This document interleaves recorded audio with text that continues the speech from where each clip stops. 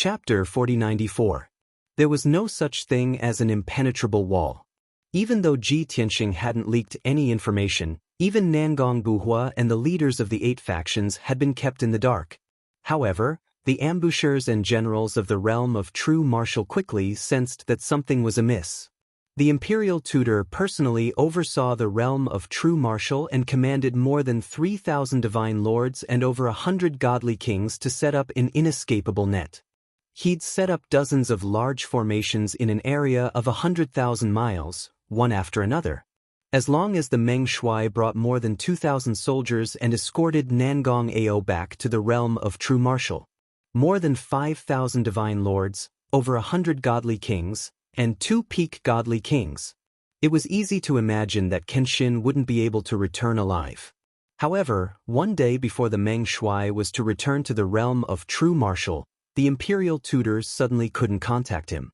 One day later, not only did he lose contact with the Meng Shuai, but he also didn't return to the realm of true martial on time.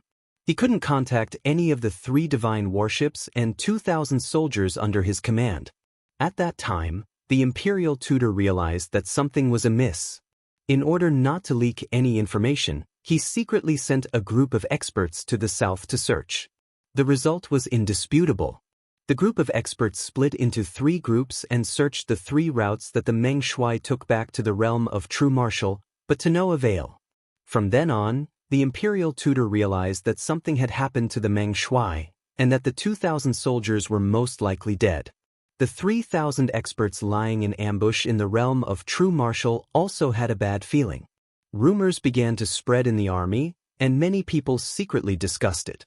On the 14th of April, the imperial tutor was certain that the Meng Shuai had most likely been intercepted and killed on his way back. He no longer held out hope that the Meng Shuai could return safely. At the same time, the news spread throughout the realm of true martial, and tens of millions of people fought over it.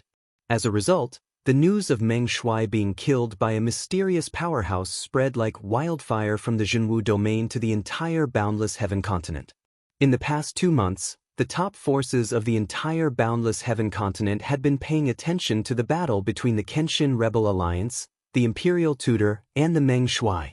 It wasn't just the 18 ancient clans and 36 top forces. Even over 100 domain lords, close to 1,000 God King experts, and billions of civilians were paying attention and discussing this matter. After all, this unprecedented battle was related to the ownership of the Boundless Heaven continent and also determined the fate and future of hundreds of billions of people. The hundreds of billions of people living in the abyss of suffering naturally leaned towards the Kenshin, hoping that the Kenshin could overthrow the dark reign of the Shura God Emperor and end their suffering. However, these common people had no strength, influence, or status. They also had no right to speak. They could not support Kenshin with their actions, so they could only silently pray for Kenshin. Only the 100 domain lords, 36 top forces, and 18 ancient clans were qualified to participate in this unprecedented battle. Now, before the battle between the Rebel Alliance, the Imperial Tutor, and the Meng Shuai had officially begun, news of Meng Shuai's death had already spread. At first, everyone expressed disbelief when they heard this news. However, when everyone calmed down and thought about it carefully, who would dare to spread rumors and spread news of Meng Shuai's death at this critical juncture? That was a heinous crime that could kill even one's friends and family. Moreover, the news came from the Zhenwu domain, so it was highly credible. As a result, the entire Boundless Heaven continent was in an uproar. Many top forces, domain lords, and God King experts, as well as billions of civilians, discussed and vied with each other to spread this news. In just 2 short days, this news had spread to every corner of the Boundless Heaven continent. Almost everyone's first reaction was disbelief, followed by shock and surprise. As long as one was not a fool, one could guess that in the entire Boundless Heaven continent, who had the courage, speed, and strength to kill the Meng Shuai who was protected by more than 2,000 soldiers? It could only be Kenshin. In fact, no one else in the entire realm of the gods could do it. Only Kenshin could create such a miracle. Most people did not know the inside story, nor did they know that Kenshin had only left the Yenshu Grotto Heaven a few days ago. It was impossible for him to kill the Meng Shuai so quickly. 95% of the people only knew that the battle between Kenshin, the imperial tutor, and the Meng Shuai had already begun. Moreover, in the first round of battle, Kenshin had emerged victorious. He had killed the Meng Shuai and eliminated one of the two leaders of the Boundless Heaven continent as soon as he made his move. How shocking and morale-boosting was this? Billions of civilians saw the dawn of hope and were filled with confidence and anticipation for Kenshin. From their point of view, Kenshin had dealt a heavy blow to the imperial tutor and the Meng Shuai from the very beginning. Next, he would be able to easily sweep across the Boundless Heaven continent and destroy the Azura God Emperor's forces. When the territorial lords, ancient clans, and top forces heard the news, they were shocked and in disbelief. Their emotions became even more complicated. They knew the inside story and that Kenshin had only left the Yenshu Grotto Heaven a few days ago. At this moment, Kenshin should have just arrived at the domain of True Martial. However, Kenshin did not even go to the domain of True Martial. He had already killed the Meng Shuai a few days ago. This was too bizarre and too horrifying. Could it be that Kenshin had mastered some kind of spatial leap that allowed him to cross half a domain at once? Otherwise, how could he have arrived at the domain of True Martial in such a short time, set up an ambush halfway, and successfully killed the Meng Shuai and more than 2,000 soldiers? Everyone knew that the battle was chaotic. Even if Kenshin had killed the Meng Shuai, some of the 2,000 soldiers would have escaped. In fact, the Meng Shuai and the 2,400 soldiers had disappeared. They might have all been killed. This indicated that the sword god must have utilized a ceiling array formation to be able to capture Meng Shuai and the others in one fell swoop. If he had to set up a ceiling formation, it would have taken a lot of time. In that case, it was very likely that Kenshin had mastered the technique to cross half a domain in a single step. This made no sense at all. When the top forces and immortal kings analyzed this, they could not help but gasp. Their hearts were filled with fear and shock. Especially the 100 territorial lords and the forces under the Azura God Emperor. They were deeply uneasy and could not suppress the fear in their hearts. Even the Meng Shuai had been easily killed by Kenshin. If Kenshin's rebel alliance attacked them, who could survive? No one could. The forces that had been wavering on the fence felt the most conflicted. On one hand, they marveled at Kenshin's terrifying strength, and on the other, they regretted not making the decision to join the Kenshin rebel alliance sooner. Otherwise, they would be celebrating excitedly and waiting to share the fruits of their victory. Some of the clan leaders and sect masters gathered their elders and protectors to discuss whether they should join the rebel alliance as soon as possible. After all, this was their last chance. When the final battle between the rebel alliance and the imperial tutor began, it would be too late for them to join. Chapter 4095. To be able to become the top clans and forces in the Boundless Heaven continent, the leaders must have the corresponding shrewdness. There were many things and reasons that everyone was well aware of. If they did not seize the opportunity this time, they would not be able to join the rebel alliance. After all, the 9 forces led by Kenshin were enough to kill the imperial tutor and destroy the Shura God Emperor's forces. What was the use of these forces? If they were in Kenshin's shoes, they would not agree either. Therefore, the leaders and powerhouses of several forces had to make a decision within 2 days. Of course, there were still more than a dozen forces that continued to remain neutral and observe the situation. These people had different ideas. Although they also wanted to overthrow the Shura God Emperor's rule and restore the glory and power of the past.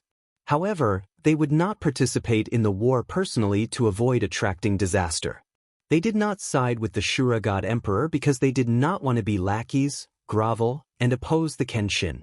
They did not side with the Kenshin and join the rebel alliance because they did not want to take the risk of starting a war with the Shura God Emperor. Even if they received news that the Kenshin had killed the Meng Shuai, they also knew that the Kenshin was very powerful. However, they knew that even if the Kenshin killed the Meng Shuai and the imperial tutor and took control of the Boundless Heaven continent, it would only be temporary. As long as the Shura God Emperor was not dead, he would definitely seek revenge on the Kenshin whenever he returned to the Boundless Heaven continent. When that time came, Kenshin would most likely be killed by the Shura God Emperor. The boundless heaven continent would still be in the hands of the Shura God Emperor. The outcome would not change. If the Kenshin was killed, the forces that joined the rebel alliance would not have a good ending. All in all, these forces that remained neutral and observed the situation wanted to protect themselves. No matter how the situation in the boundless heaven continent changed, they only wanted to protect the foundation that had been passed down for tens of thousands of years. Bai Long drove the deity-slaying warship and sped high in the sky. In another day, the battleship would be able to return to Yenshu's cave. At this moment, a communication jade slip flew from the sky and entered the pilot's cabin. It floated beside the White Dragon, shining brightly. White Dragon knew at a glance that this was a message sent to his master by someone else. However, his master was cultivating in the distorted space-time of the Divine Pagoda. The jade slip could not enter the Divine Pagoda, so his master could not receive it. Of course, the White Dragon would not receive the jade slip without permission, nor would it check the information inside. However, he thought that there might be something important waiting for his master to deal with. He couldn't delay it. Therefore, he used his consciousness to send a message to Ji Tianxing, who was in the distorted space and time. Ji Tianxing was not in seclusion. He was just cultivating. When he heard the White Dragon's call, he woke up. Only 3 days had passed in the outside world, but he had already been cultivating in the distorted space-time for 5 months. Now that his strength and spirit had fully recovered, he had reached his peak state. Shua! With a flash of white light, Ji Tianxing appeared in the cockpit of the battleship. White Dragon hurriedly got up and bowed. Ji Tianxing nodded slightly, indicating that he should focus on driving the battleship. He picked up the jade slip and knew at a glance that it was from Nangong Buhua. His consciousness entered the jade slip, and Nangong Buhua's voice immediately sounded in his mind. Young Master Dragon, now the entire boundless heaven continent is spreading that you killed Meng Shuai and more than 2,000 soldiers under his command. None of them were left alive. The news spread, and the entire boundless heaven continent was talking about it. Everyone was shocked. The patriarchs and sect masters also knew about this. They couldn't believe it and came to ask me. They all guessed the truth of the matter and joined forces to ask me to send you a message to verify the truth. Just now, after the meeting in the Divine Light Palace, I sent them back for the time being. However, they will definitely come again tonight to ask for the result. Nangong Buhua knew the truth. After Ji Tianxing finished the battle, he sent him a message to explain the situation and the result of the battle. However, Nangong Buhua had kept it a secret and did not reveal it to anyone. Even though he was pestered by the patriarchs and sect masters, he did not announce the result on his own. Instead, he asked Ji Tianxing first. Ji Tianxing was quite satisfied with this. He picked up the communication jade slip and sent a message to Nangong Buhua. Since the entire boundless heaven continent has spread the news, there's no need to hide it. It's about time. You can tell them the truth. Tell them that I'm on the way back to Yenshu Grotto Heaven. Ask their disciples to speed up. After replying to this message, Ji Tianxing returned to the distorted space-time and continued to cultivate. On the other hand, Nangong Buhua was secretly relieved after receiving the message. After all, the reaction of the 7 patriarchs and Su Balian was a little too strong. They joined forces to give him a lot of pressure. Fortunately, Ji Tianxing relented. Otherwise, there might be some awkwardness or unpleasantness. After all, the 8 experts felt that they were cheated and did not trust him. A day passed quickly. On the evening of the second day, the god-slaying battleship arrived at Yenshu Grotto Heaven. After entering Yenshu Grotto Heaven, the battleship flew across the sky at lightning speed and went straight to the main peak of the Light Palace. When the battleship arrived at the square outside the Light Palace, Nangong Buhua, the 7 patriarchs, Su Balian and the others had been waiting for a long time. Everyone had a smile on their faces. They were excited and warmly welcomed Ji Tianxing back. Ji Tianxing kept the battleship and landed on the square alone. He responded to everyone's greetings and salutes. After the greetings were over, Ji Tianxing did not go to rest. He walked into the Light Palace, surrounded by the crowd. The leaders of the 9 forces gathered in the Light Palace. Ji Tianxing took the opportunity to discuss matters. He first announced the results of the operation and then talked about the next step of the plan. Although I've successfully intercepted and killed Meng Shuai, destroyed more than 2,000 soldiers under his command, and rescued Nangong Ao, the traps and ambushes of the Zhenwu domain have been destroyed. However, this is only the beginning of the war. The enemy has lost their leader, Meng Shuai, the imperial tutor, patrol commander Qi Yan, and many other divine king experts. Especially Qi Yan. He and Meng Shuai split up and captured the 8th elder in the northwest. They then beheaded the 8th elder in public. Not only do we have to save Nangong Ao, but we also have to avenge the 8th elder. Moreover, Qi Yan is also at the top of the death list. He is one of the targets that must be eliminated.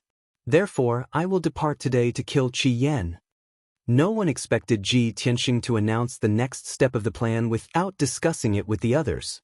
However, if he could kill Meng Shuai, it would be easy for him to kill Qi Yan. However, they still had to express their opinions and show their concern. Alliance Master, you have just returned from a mission. You should rest for 2 days before killing Qi Yan. That's right. You are our leader. You shouldn't put yourself in danger so many times. Everyone is worried about your safety. Alliance Master, I am willing to lead the 4 elders of my clan to follow you into battle. I am also willing to follow you to kill Qi Yan. Chapter 4096. Everyone present was a sly old fox. Of course, they knew how to seize the opportunity to take the credit. Qi Yan was not strong. He was only in the 9th level of the Divine King realm. Many of the experts present were confident that they could kill him. However, Qi Yan was of noble status. He was the commander of the patrol. Killing him would be a great achievement.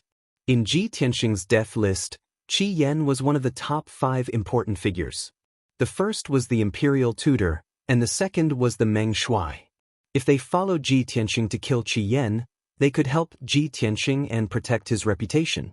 At the same time, they could get credit for killing Qi Yan.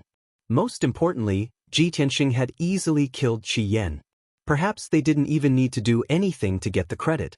Who would not want to take advantage of such an opportunity?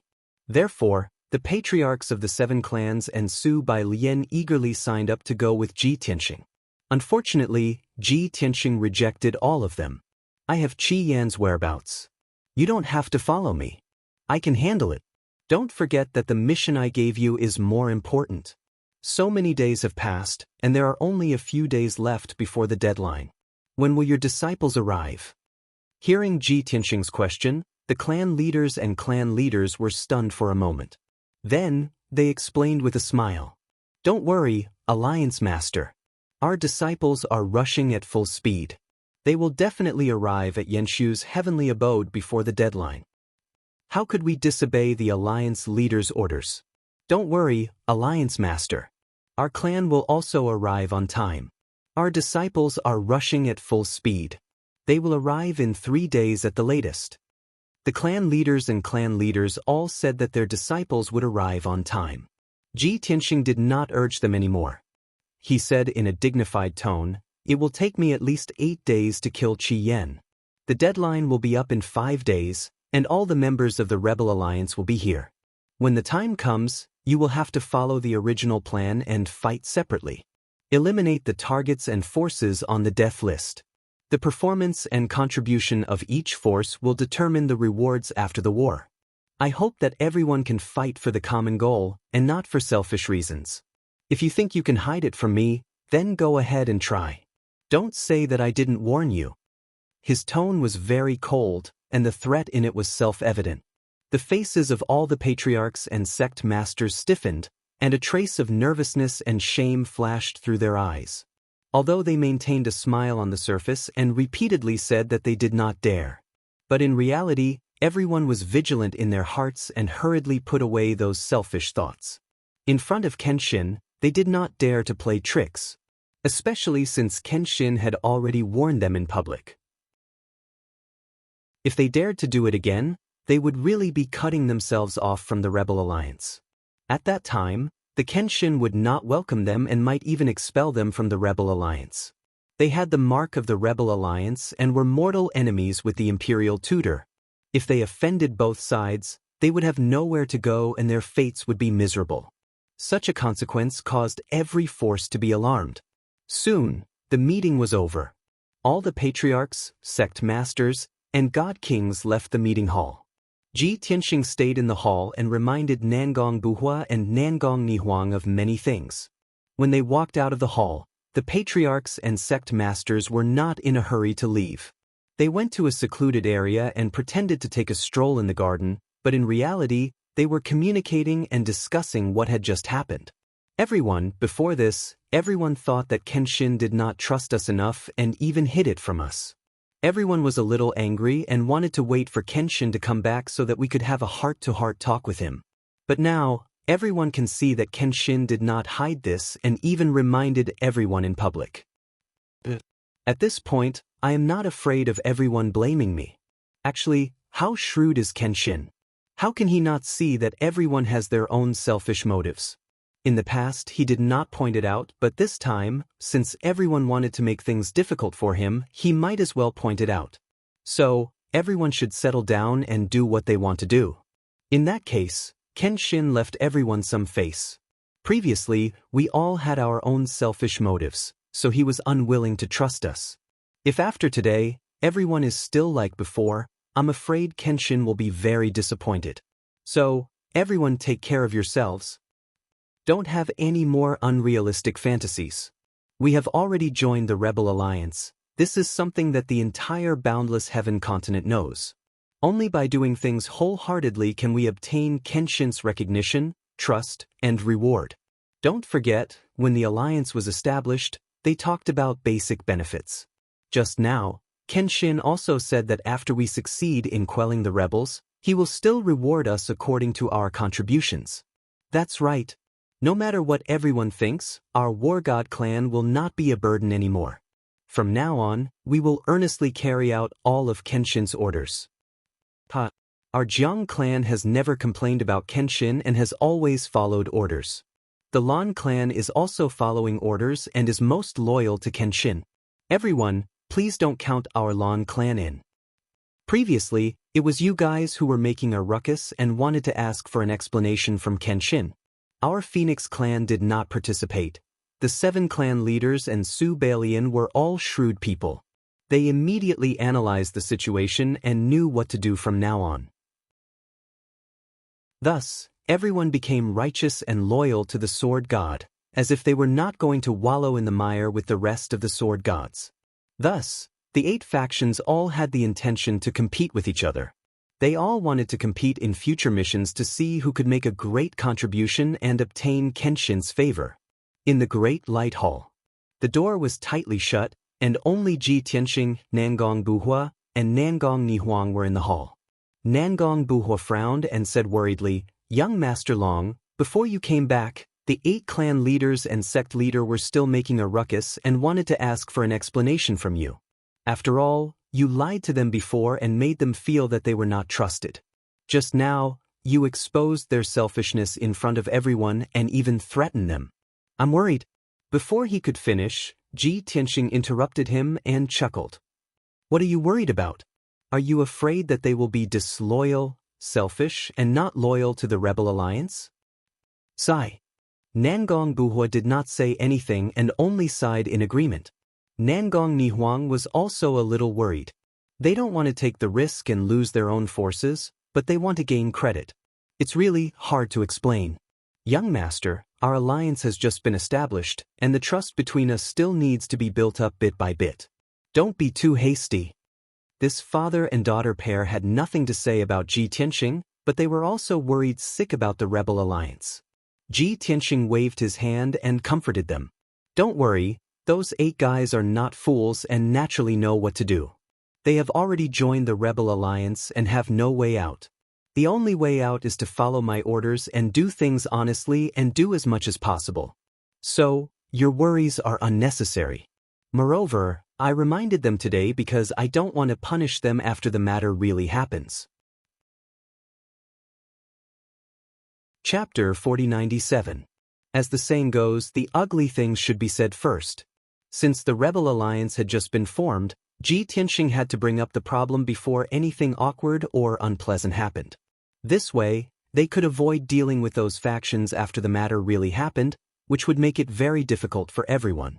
Most importantly, Ji Tianxing's forces, methods, and schemes were all here.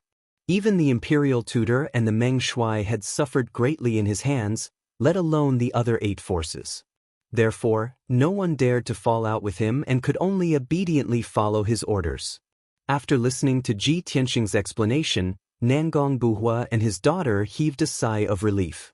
Since Ji Tianxing was confident that he could defeat those 8 forces, they had nothing to worry about. Then, Nangong Buhua continued to report, "Young Master Long, just before you came back, I received 4 messages."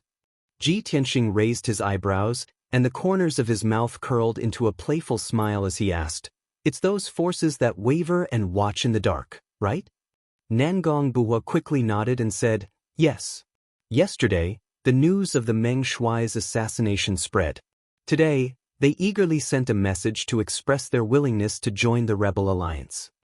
Nangong Nihuang curled her lips in disdain and said, "These guys are too arrogant. They think they are very smart, but they are actually a bunch of clowns. Now that they saw you easily kill the Meng Shuai and more than 2,000 experts, they finally made up their minds." Since Nangong Buhua had already said what he wanted to say, he did not make any more comments and asked directly, "Young Master Long, how do you think we should deal with this matter? Do you agree or disagree?" Ji Tianxing smiled and said, "When the rebel alliance was just formed, I already said it. As long as those clans and top forces are willing to help us overthrow the Shura God Emperor, I will not reject them. Of course, I have to agree. However, I am not in a hurry to give them an answer. In the next 2 days, there should be a few more forces that have made up their minds and sent messages to request to join us. When the time comes, we will deal with them together." Nangong Buhua immediately revealed a fox-like smile, as if he understood. He nodded and said, "Okay, let's do as you say. Let's leave them alone first." After hesitating for a moment, he asked again, "Young Master Long, may I ask what kind of treatment do you plan to give those forces if they join the rebel alliance?" Before Ji Tianxing could answer, Nangong Nihuang frowned and said, "They joined later and obviously do not have the determination and sincerity." Ji Tianxing smiled and said, "Of course they don't have the qualifications to talk about conditions, but if you want them to work hard, you still have to promise them certain benefits. How about this? I'll grant them a region of land limited to their respective regions. If they think the conditions are too," Nangong Buhua said with a playful smile, "Of course. If they want to haggle, then tell them to scram." Being able to get them to join the alliance and obtain a region of land was already good enough. At the very least, they would be able to preserve their foundation after the matter was settled. Those forces that go against us can't even protect their 10,000 years of foundation. Comparing the two, they will be satisfied. Ji Tianxing nodded and said, "Very good, I will leave this matter to you. Also, I have divided the death list into 2 and will give it to you now. You will lead those forces to deal with the experts and forces on the first list. I will command those 3 forces to deal with the second list." Nangong Buhua nodded and asked, "Nangong Ao and the 8th Elder have not collected enough information, and the death list is only 80% complete. What about the remaining 20%? Do we still need to send people to investigate?" "No need." Ji Tianxing waved his hand and said, "When we fight with the Imperial Tutor, many forces hiding in the dark will jump out. Even if there are some forces hiding very deeply, don't bother about them for now. After we take control of the Boundless Heaven continent, you can slowly investigate and eliminate them. You must know that even if we take control of the Boundless Heaven continent, you will still have many things to do." When Nangong Buhua heard this, not only did he not feel tired, but he also felt flattered and pleasantly surprised. Of course, he understood the meaning behind Ji Tianxing's words. He was clearly saying that after Ji Tianxing took control of the Boundless Heaven continent, he would go to other continents. And as Ji Tianxing's spokesperson, he would take control of the Boundless Heaven continent. What kind of glory and power was this? It also showed how much Ji Tianxing trusted and valued him. How could Nangong Buhua not be excited? Nangong Nihuang was also very smart. She understood Ji Tianxing's deep meaning, and her beautiful eyes couldn't help but light up. She looked at Ji Tianxing with eyes full of gratitude. Ji Tianxing did not say anything else.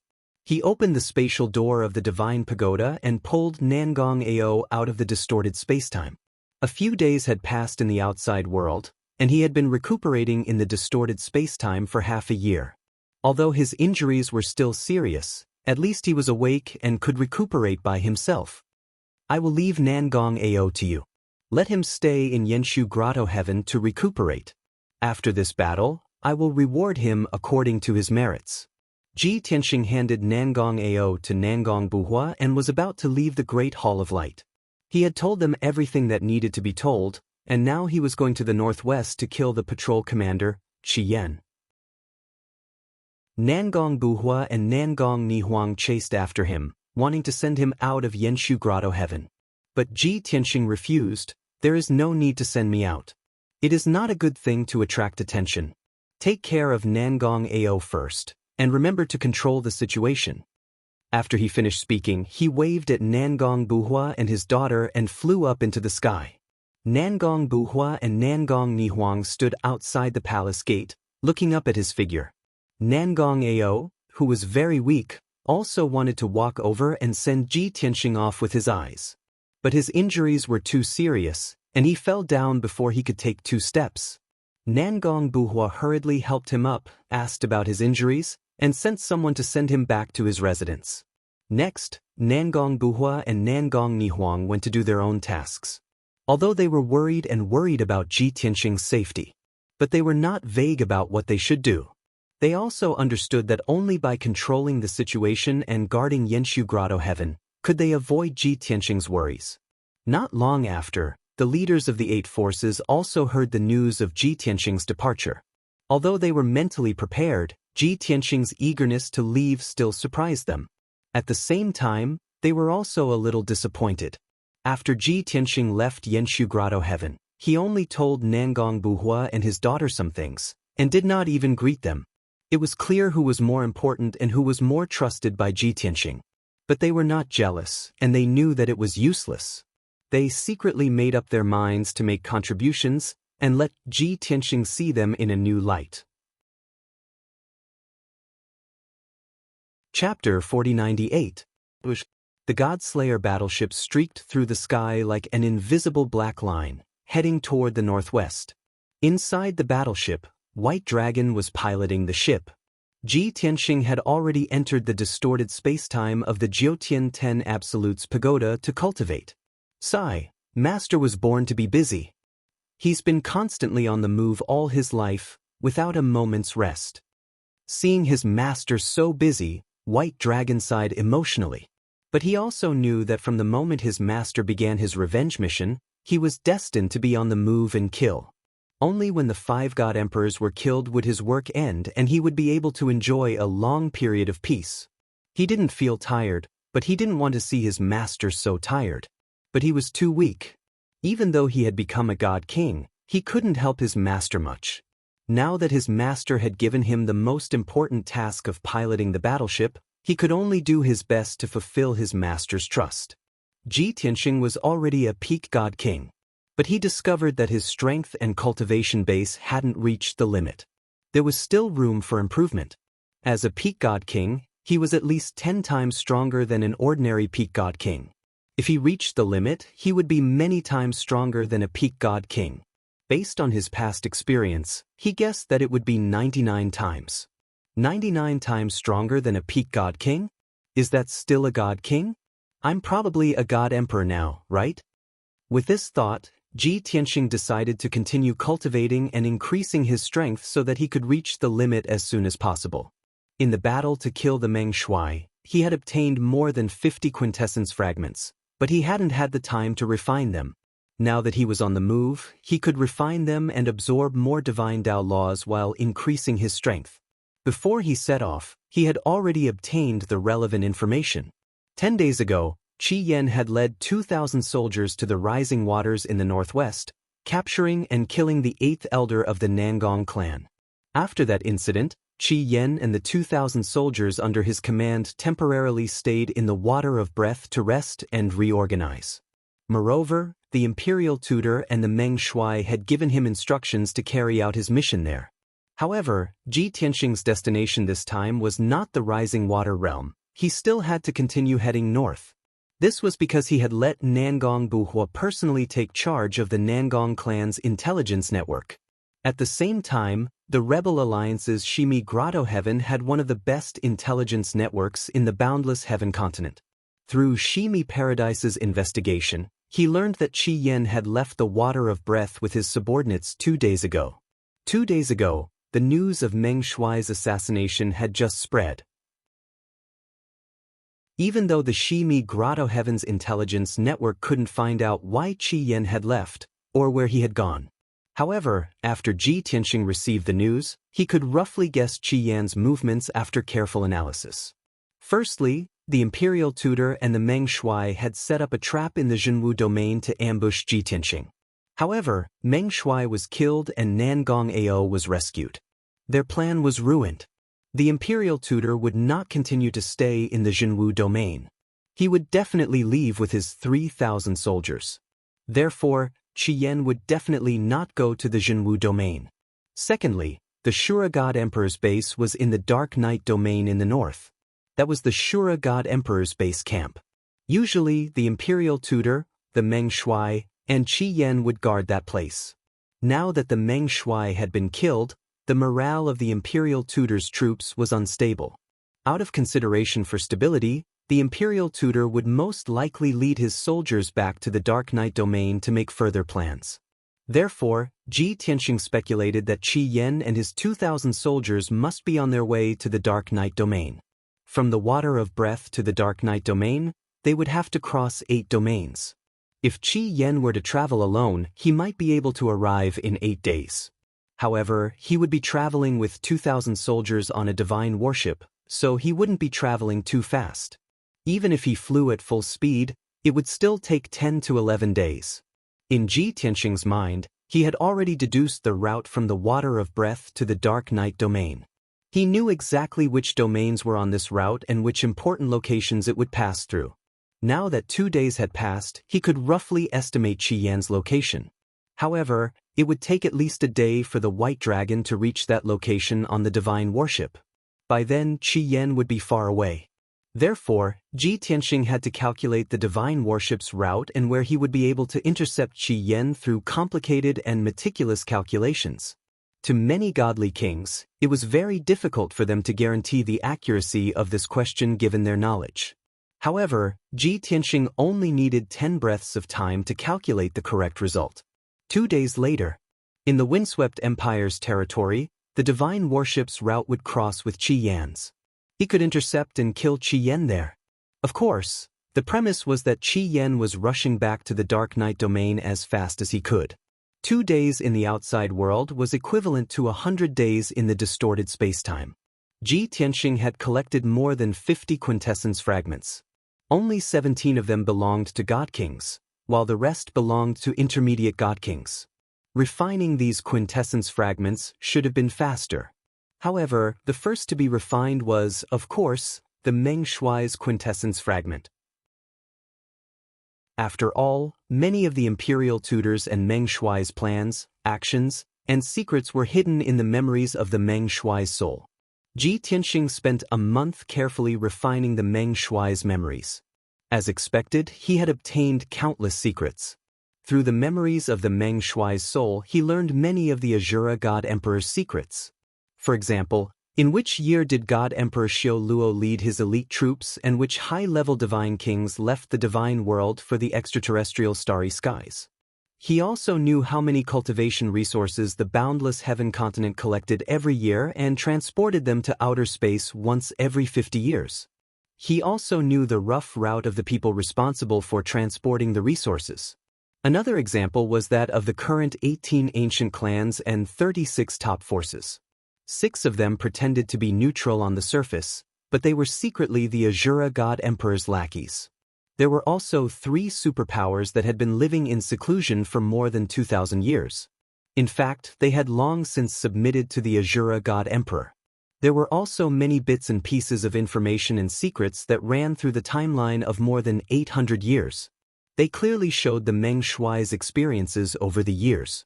After refining the Meng Shuai's quintessence fragment, Ji Tianxing gained a deeper and more thorough understanding of the boundless heaven continent. The number of experts the Azura God Emperor had left on the boundless heaven continent, the distribution of their forces, and the battle plans of the imperial tutor and the Meng Shuai were all in Ji Tianxing's hands. To him, this was an immeasurably valuable gain. It was as valuable as a supreme-grade king-level divine artifact. At the very least, it would allow his rebel alliance to avoid detours and reduce casualties in their future operations against the imperial tutor. They could even gain insight into opportunities. Among the many secrets the Meng Shuai knew, there was one that was particularly important. That was, the Azura God Emperor knew that Kenshin had returned to the God realm and wanted to destroy his forces on the boundless heaven continent. However, the Azura God Emperor did not intend to pay attention to it. That was because the research in outer space had finally reached a critical juncture. Chapter 4099. Ji Tianxing had thought that he'd be able to learn more about the gray mist from the Meng Shuai's memories. He hadn't expected that even the Meng Shuai wouldn't know much about the Azura God Emperor's plans. After all, the Meng Shuai and the imperial tutor had been ordered to guard the boundless heaven continent and hadn't left the God realm for nearly 1,000 years. Somewhat disappointed, Ji Tianxing thought to himself, "It seems that I'll have to go to the stars if I want to investigate the gray mist."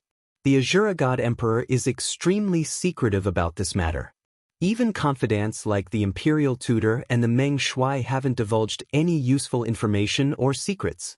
After refining the Meng Shuai's quintessence fragment, Ji Tianxing moved on to the other God King's quintessence fragments. Before he knew it, 100 days had passed. In total, he'd refined 10 quintessence fragments and gained 100 new laws of the divine Tao. The Meng Shuai was the main reason he'd gained so many laws of the divine Tao. After all, the Meng Shuai was a bona fide peak God King who'd mastered nearly 900 laws of the divine Tao. After this round of cultivation, Ji Tianxing's mastery of the divine Tao had reached 1,300 laws of the divine Tao. He still didn't know how many laws of the divine Tao a God Emperor could master. However, he knew that within the God King realm, he was already unprecedented and would not be surpassed in the future. That evening, the White Dragon steered the God-Slayer warship toward the predetermined location. Ji Tianxing had no choice but to call it a day after cultivating for 100 days in the distorted spacetime. He'd have to wait until he killed Qi Yan to refine the remaining 40 or so quintessence fragments. The setting sun was as red as blood. Outside Heaven's Bridge Pass, cold winds rustled. A dark green forest stretched in the distance, while withered yellow weeds swayed in the wind nearby. The God-Slayer warship flew straight toward Heaven's Bridge Pass. According to Ji Tianxing's calculations, Qi Yan and his subordinates would pass by when he arrived at Heaven's Bridge Pass. After all, this was where Qi Yan had to pass on his way back to the Dark Night Domain. Heaven's Bridge Pass was a cliff between two mountain peaks that was more than 2,000 feet deep. Below the cliff was a 1,000-foot-wide river with endless water. The cliffs on both sides were straight and precipitous. The mountain peaks were more than 2,000 feet in height. Looking down at this cliff from high up in the sky, it looked as if it had been hacked by the heavens with a giant axe. That was why it had the name Heaven Chiming Pass. Below the cliff was filled with water vapor and clouds.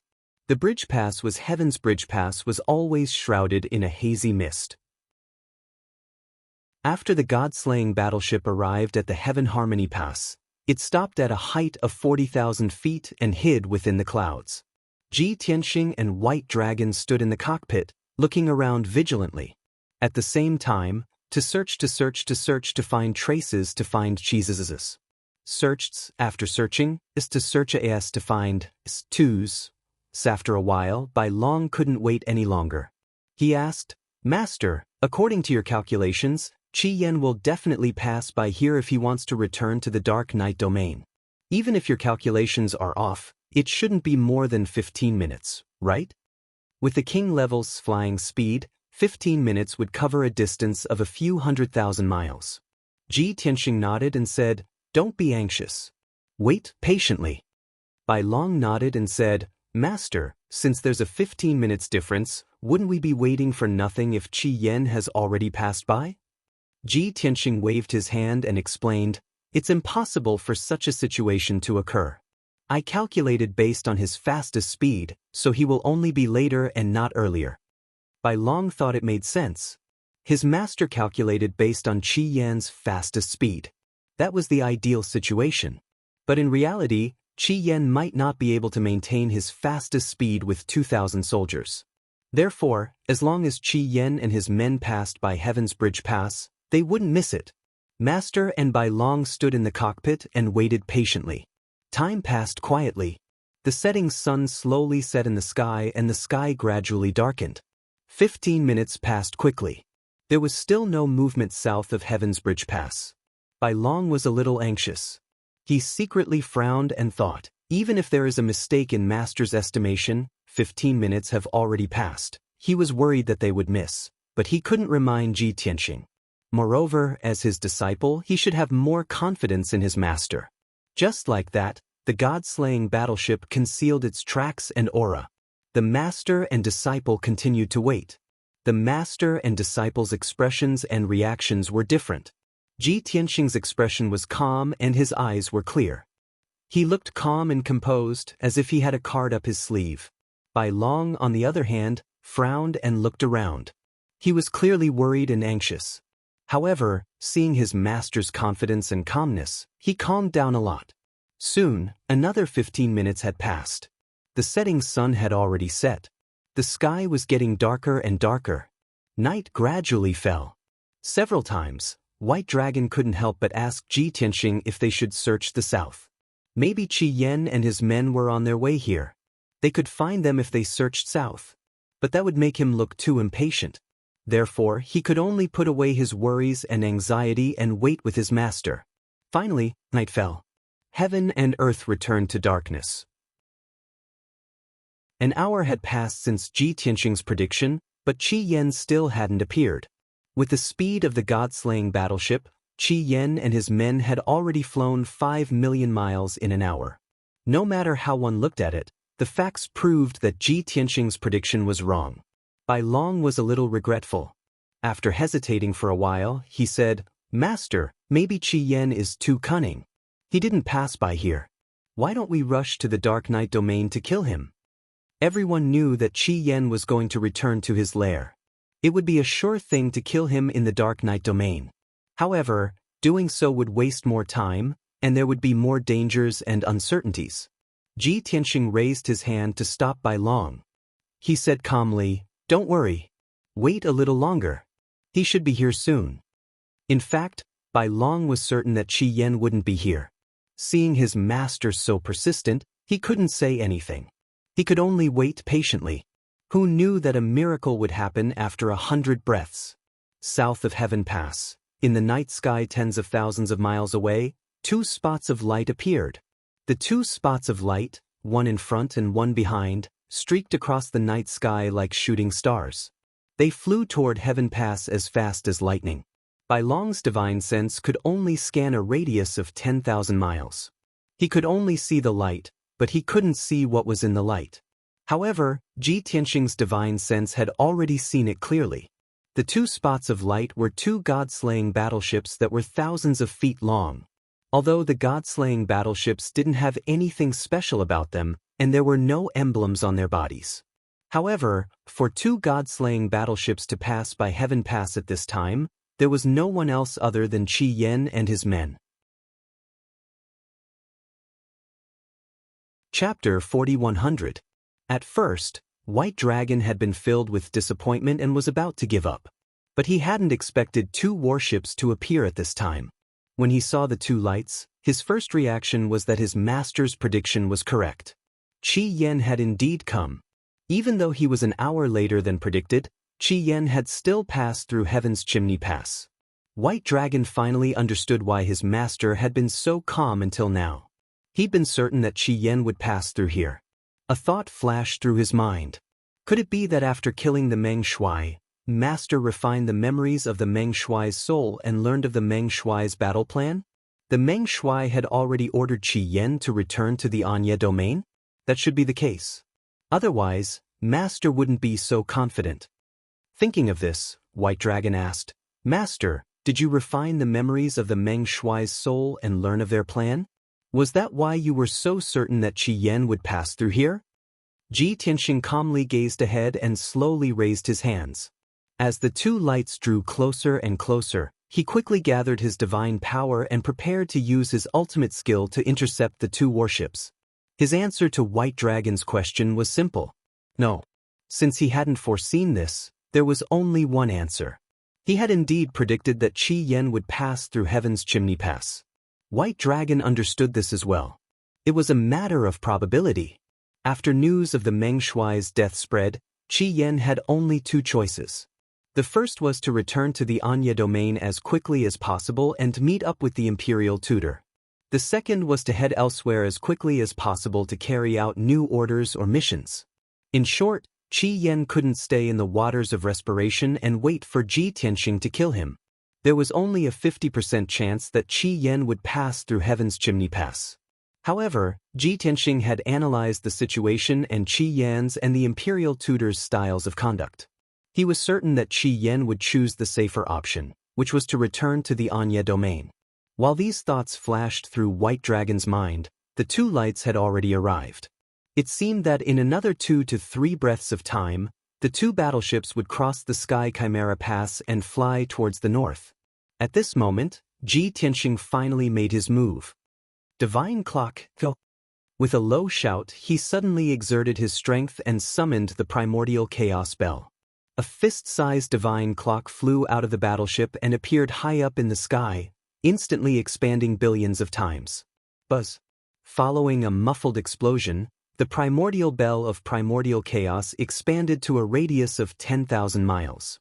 It descended from the sky and covered the surroundings of Heaven Chiming Pass.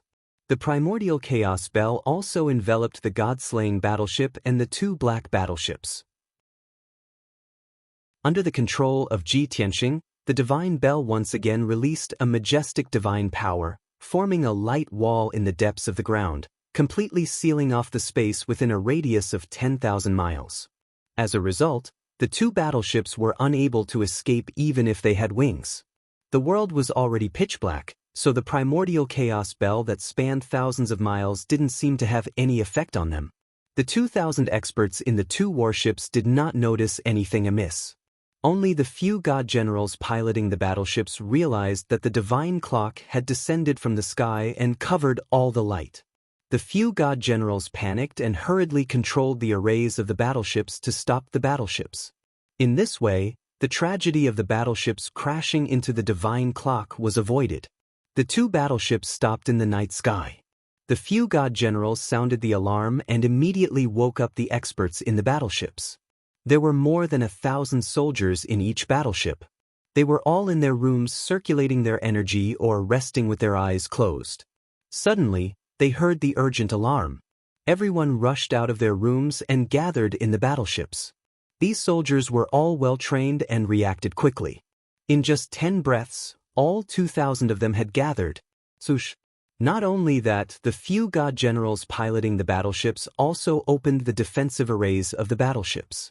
More than 200 cannons popped out and looked around cautiously. Once enemies appeared, they would open fire without hesitation. In fact, Ji Tianxing's speculation was right. The 2,000 well-trained soldiers in the two battleships were Qi Yan's subordinates. At this moment, Qi Yan was sitting in the main hall of the first battleship. He looked dignified as he issued a series of orders. He also spread out his divine consciousness to check the situation outside. Originally, he was a 9th-level Divine King Realm expert. His divine consciousness could cover a radius of 90,000 miles.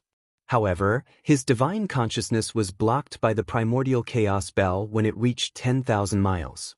He could not extend it no matter how hard he tried. Qi Yan immediately realized that the divine artifact that sealed them was of a very high grade and powerful divine artifact. Then, his divine sense probed into the ground and came into contact with the underground light wall. The light wall was very powerful. Not only could it block his divine consciousness, but it also gave him great pressure. Qi Yan had a few upper king-grade divine artifacts. He was well aware of the power of upper king-grade divine artifacts. Therefore, he immediately determined that the divine clock that sealed them was most likely a superior king-grade divine artifact. Based on Qi Yan's experience, even a peak divine king might not have a superior king-grade divine artifact. Originally, when he knew that the Meng Shuai was intercepted by Kenshin, he was deeply afraid and fearful. On the way back to the Anya region, he was constantly on tenterhooks, guarding against Kenshin coming to kill him. The heavenly generals under his command kept persuading him that Kenshin had returned to Yenshu's grotto heaven and would not come to kill him. No matter how much the people analyzed and spoke with certainty, he did not let down his guard and worry. Even though he did not want to lose his dignity in front of his subordinates and appear to be timid and weak. However, he knew that Kenshin could not be judged by common sense. He was best at creating miracles and creating the unthinkable. Just like how Kenshin intercepted and killed the Meng Shuai. That was also impossible in the eyes of ordinary people. However, Kenshin still managed to do it. Just like now, the soldiers thought that Kenshin would not come to kill him. However, who could be sure? Who could guarantee? At least, Qi Yan thought that there was a 50% chance that Kenshin would come to kill him. Reality proved that Qi Yan was right. However, he was not happy at all. Instead, his mood became heavier and his expression turned uglier. Kenshin, it must be you. Qi Yan looked sharply at the night sky outside the warship and roared silently in his heart. Only you have the guts and strength to ambush me at Tianxiang Pass. Only you can take out a superior king-grade divine artifact so casually. It seemed to be to verify his guess. Not far away, Ji Tianxing put away the deity-slaying warship that had been in an invisible state and had concealed its aura. Sush. He appeared alone in the night sky and stood proudly. His expression was indifferent. With his hands behind his back, he quietly looked at the two divine warships. His cold and sharp gaze seemed to be able to see through the cover of the warship and was directed at Qi Yan in the crowd. Even though he did not speak, there was an invisible murderous aura and power that spread between heaven and earth. Chapter 4101. When Ji Tianxing put away the god-slaying battleship and removed his disguise and invisibility, he appeared in the night sky. The 2,000 soldiers in the two divine warships all noticed him. Everyone's divine consciousness was focused on him. Everyone was sizing him up. When they saw his face clearly, their expressions changed drastically. They were filled with shock and fear. It's Kenshin. Oh my God, it's Kenshin. No wonder he dared to ambush us alone. He's Kenshin. This is impossible. Didn't he return to the Yenshu cave? How could he be here? It's over. It's all over now. We're all dead. There was no doubt that although the 2,000 soldiers had not seen Kenshin with their own eyes, they knew what Kenshin looked like. After all, a month or two ago, the imperial preceptor and Meng Shuai had given the order to send the appearance of the sword god to all the soldiers under their command. To the soldiers under the imperial tutor and the Meng Shuai, Kenshin was their ultimate target. How could they not recognize him? Before this, except for Qi Yan, no one would have thought that Kenshin would ambush them here. However, when it really happened, everyone was terrified and felt a deep sense of despair. Even if they had an absolute advantage in numbers, 2,000 against one Kenshin.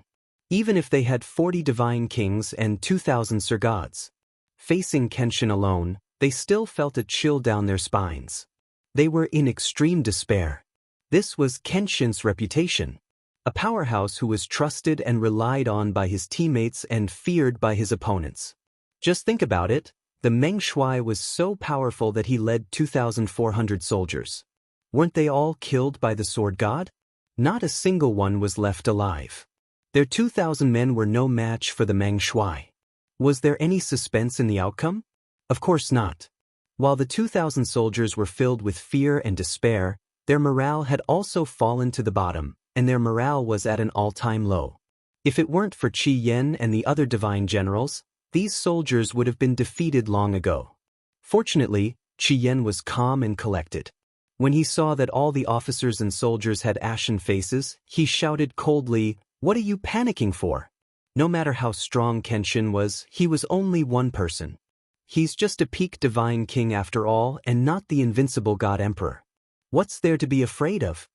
Qi Yan's deep, dignified voice reverberated throughout the warship. At the same time, it was transmitted to another warship. The 2,000 soldiers who were slightly panicked and frightened quieted down a lot, but the fear in their hearts did not decrease. After all, Qi Yan's words didn't have much effect and couldn't change the outcome. Qi Yan continued, "I know you're afraid of the sword god's reputation. But could fear solve the problem?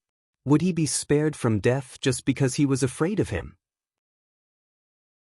He's already used a supreme-grade king-grade divine clock to seal off an area of 10,000 miles. We have no way out. Even if it's me, it's impossible to escape." Hearing his words, the 2,000 soldiers became even more panicked. Many of their expressions and eyes were filled with fear and despair. They had no morale left at all. If it weren't for military rules and discipline, they would have already scattered and fled for their lives. However, they didn't do so. First, they were restricted by military rules. Second, they knew they couldn't escape. Even their commander, Qi Yan, admitted that they couldn't escape. How could they survive? The only thing they could do now was to stick together and listen to their commander's orders. Only then would they have a slim chance of survival. Seeing the soldiers gradually calm down, Qi Yan felt slightly comforted. He said earnestly, "I believe everyone understands that we're in a desperate situation. Since we can't escape or hide, fear won't solve the problem. Then we can only fight with our backs to the river and fight to the death. Yes, we're not as strong as Kenshin. 2,000 soldiers are just cannon fodder in front of him.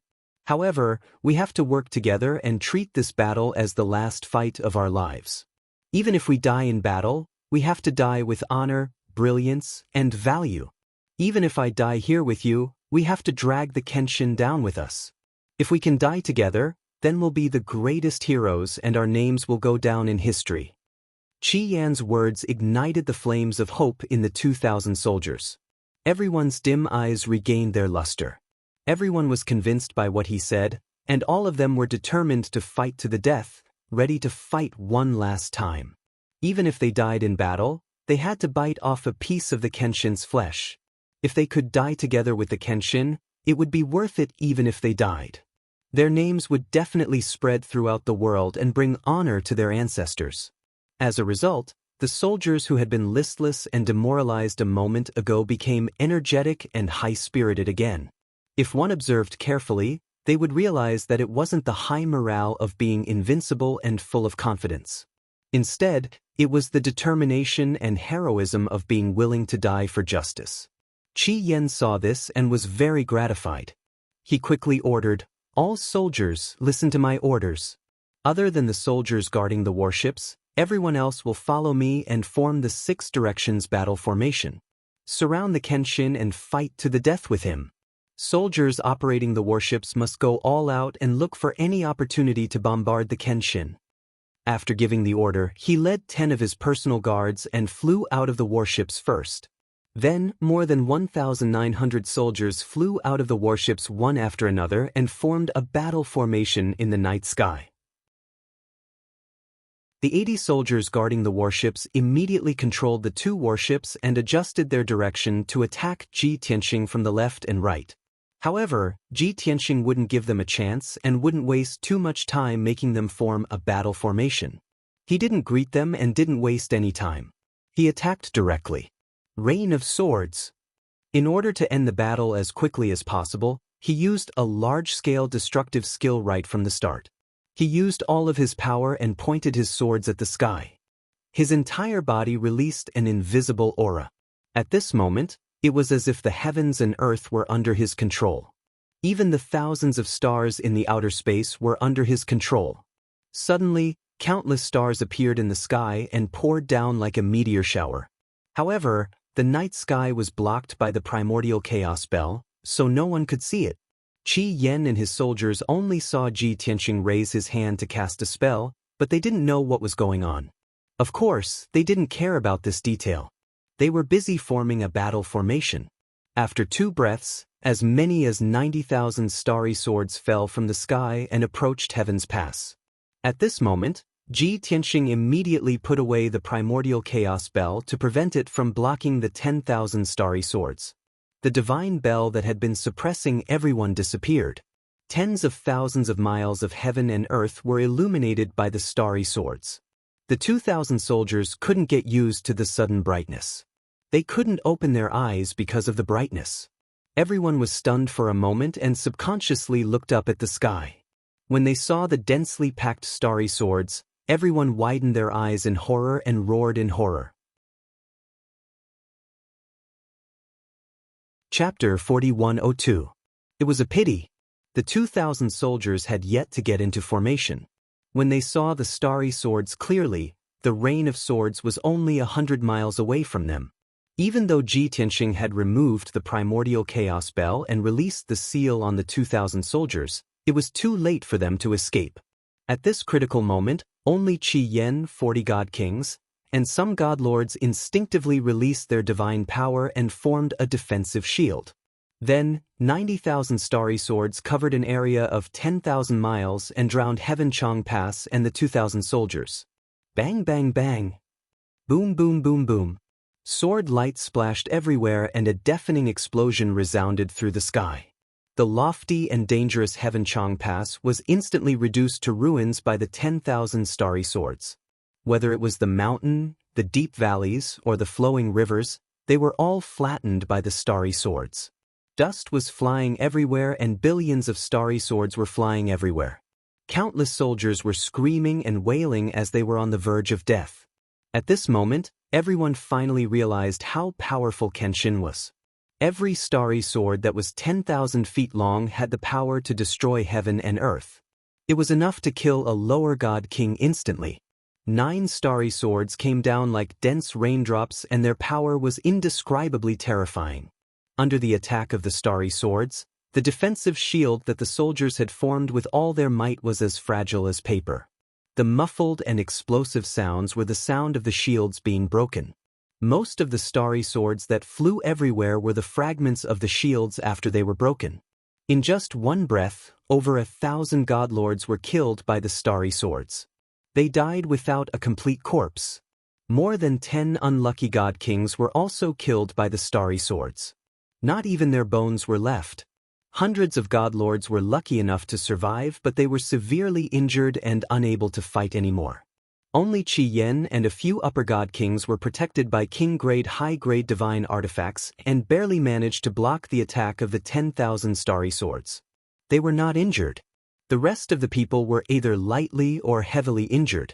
Even the 2 warships that were glittering and ready to fire at Ji Tianxing were blown into smithereens by the giant swords and scattered in the ruins. The morale that the soldiers had accumulated with great difficulty was immediately extinguished by the rain of swords. The surviving soldiers looked at the wreckage around them and the tragic scene of flesh and blood flying in the air. They were all horrified and frightened. They no longer had the slightest bit of fighting spirit, and their minds were in a mess as they fled in all directions with all their might. However, the effect and power of the rain of swords was far more than just a single attack. After falling to the ground, tens of thousands of starry swords were shattered. However, there were still 80,000 starry swords flying back and forth in the sky, forming a huge sword net. Swish, swish. The sword light shuttled back and forth, and everything within a radius of 10,000 miles was a world of starlight. This terrifying sword net was like a ball of starlight with a radius of 10,000 miles. It illuminated the surrounding 10,000 miles, and it was as bright as the moon. However, its lethality and the terrifying consequences it caused were completely different from that of the moon. The hundreds of injured monarch god experts were instantly sliced into pieces, turning into a rain of blood that filled the sky. Even many mid-level divine kings couldn't withstand the attack of the giant swords. They couldn't last more than 3 breaths before they were cut into pieces. After a long time, the power of the 80,000 starry swords was used up and gradually dissipated. The world returned to peace, and the ruins returned to darkness. Only the rain of blood was still falling, and the ruins were dyed red. The world was silent. The 20 or so survivors were dumbfounded. Qi Yan was also stunned. 2,000 divine monarchs and a dozen low-level and mid-level divine kings were all dead. Only Qi Yan, 8 high-level divine kings, and 14 mid-level divine kings survived by luck. Moreover, only Qi Yan was lightly injured. The others were all heavily injured, and they looked very pathetic and miserable. In the rain of blood, Ji Tianxing was still standing in the night sky with his hands behind his back. He didn't take out any weapons. He quietly looked at Qi Yan and the others. He didn't say anything and just slowly walked over. Instantly, Qi Yan and the others trembled in fear and instinctively stepped back. A few mid-level divine kings who were severely injured were so scared that their teeth chattered. Before this, Qi Yan and the other divine kings couldn't understand. Did Kenshin really kill the Meng Shuai and his 2,400 soldiers by himself? It was too unbelievable. Kenshin must have a large number of divine kings helping him. Otherwise, he couldn't have done it. Now they finally knew the answer. That's right, Kenshin killed the Meng Shuai and his subordinates by himself. As for how Kenshin did it, they had already seen it with their own eyes. Kenshin, you win. Seeing Ji Tianxing approach step by step, Qi Yan's heart was dead. He was full of despair and he sighed with a dejected expression. More than 20 elders also endured their injuries and stared vigilantly at Ji Tianxing. They slowly stepped back. Ji Tianxing continued to approach. He looked straight at Qi Yan and asked, "Qi Yan, do you know why I am here to kill you?" Ha! Qi Yan sneered and said, "As everyone knows, you sent Nangong Ao and Nangong Qing to lead the Nangong clan's intelligence network to investigate our generals. You're making a death list. As the inspector commander, I am one of the top experts in the boundless heaven continent. Of course, I am on your death list. From the moment you killed Jin Shuang, I knew that you would come to kill me sooner or later." Ji Tianxing frowned and said coldly, "That's only part of the reason. I can wait and kill you when the time comes. But I didn't. I calculated the path you would take to return to the Dark Night domain and killed you here. Think carefully, what other reason could there be?" Qi Yan also frowned and asked doubtfully, "Isn't this reason enough? Other than this reason, I have no enmity with you. I didn't attack you back then." Seeing that he couldn't think of a second reason, Ji Tianxing's eyes became even colder. He answered directly, "The second reason is that I want to kill you to avenge the 8th elder, Nangong Qing." Qi Yan was even more confused. He said with a startled face, "You want to avenge Nangong Qing? But as far as I know, you have no relationship with Nangong Qing. You are such a cold-blooded and heartless person, Kenshin. How can you avenge a stranger? You saved Nangong Ao first and then avenged Nangong Qing. In fact, it was just an act for the Nangong clan and other forces to see, right? You have to let everyone think that you, Kenshin, sympathize with your subordinates and are very loyal. Only then can you buy people's hearts." I didn't expect that the high and mighty Kenshin would play such a childish trick. Knowing that he was going to die, Qi Yan was no longer afraid and mocked Ji Tianxing with disdain. Book Guest House Reading Website. Chapter 4103. The 20 God Kings nodded in agreement with Qi Yan's analysis. Everyone felt that it was reasonable. They were very disdainful and contemptuous of Ji Tianxing, and they all started to mock him. They probably knew that they were going to die, so they felt a sense of relief. They were not afraid at all, so they were very indulgent. Being able to laugh at the sword god once before he died was probably a form of consolation. Ji Tianxing could understand their feelings. He knew that this was their last release before they died, so he was not angry. He looked at Qi Yan and the others indifferently and said calmly, "You sinister, despicable and inhumane people are used to seeing other people's lives as nothing. Therefore, your way of thinking and thinking only cares about benefits. It's normal for you to think this way, and I don't bother to explain. After all, your lives have come to an end. I won't see you again." After saying the last 3 words, he took out the sword of burial of heaven and prepared to send Qi Yan and the others on their way. Qi Yan also gripped his two swords tightly and stared at Ji Tianxing with murderous intent. He roared, "Soldiers, although we are not Kenshin's match, we would rather die standing than live kneeling. Even if we bleed to the last drop of our blood, we will never surrender. Charge with me, kill." After roaring, Qi Yan waved his two swords and his entire body exploded with killing intent. The 20 God Kings were affected by his solemn and stirring aura. Even though they were heavily injured, they threw aside their lives and waved their divine weapons recklessly, shouting as they charged toward Ji Tianxing. However, an extremely ironic scene occurred. More than 20 God Kings charged at Ji Tianxing without any regard for their own safety. They solemnly and resolutely charged at Ji Tianxing. Qi Yan, who was shouting the battle cry, stayed where he was and did not move. When everyone charged toward Ji Tianxing and both sides were about to clash, he quickly retreated and teleported away. That's right. He urged the injured God Kings to charge toward Ji Tianxing, hoping that they could hold Ji Tianxing back. As for himself, he had already made up his mind to take the opportunity to escape. Previously, the primordial chaos bell had sealed off a radius of 5,000 miles. He could not escape even if he wanted to. However, it was different now. Ji Tianxing had already put away the divine clock. There were no seals or restrictions around them. If he didn't escape now, when would he? Ah, you are indeed sinister and shameless. Ji Tianxing's divine sense had been locked onto Qi Yan the entire time. In fact, he had already guessed that Qi Yan was going to take the opportunity to flee when he heard Qi Yan's solemn, stirring, and heroic roar. The corners of his mouth curled into a contemptuous sneer. He threw out the sword of burial of heaven with his right hand and thrust it at Qi Yan. Burial of heaven had also locked onto Qi Yan's divine soul aura. Like a meteor streaking across the night sky, it chased after Qi Yan. No matter how far Qi Yan ran, he would never be able to shake it off. At the same time, Ji Tianxing took out his divine hammer and swung it at the 20 over divine kings. Kill! I would rather die in battle than surrender. The divine kings roared as they waved their divine weapons and unleashed all kinds of divine abilities. Divine techniques covered the sky and poured down like a torrential flood.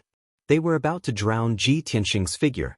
However, Ji Tianxing swung his divine hammer and smashed everyone's divine abilities to pieces. Immediately after, he swung his palm and sent out a few sword lights into the crowd. Bam, bam, bam, bam, bam, bam, bam, bam. One divine king after another was cleaved in half by the sword lights. Ji Tianxing was like a torrent of steel. He was unstoppable as he rampaged through the crowd. Wherever he swept past, the God Kings would be smashed to pieces and their flesh and blood would splatter everywhere.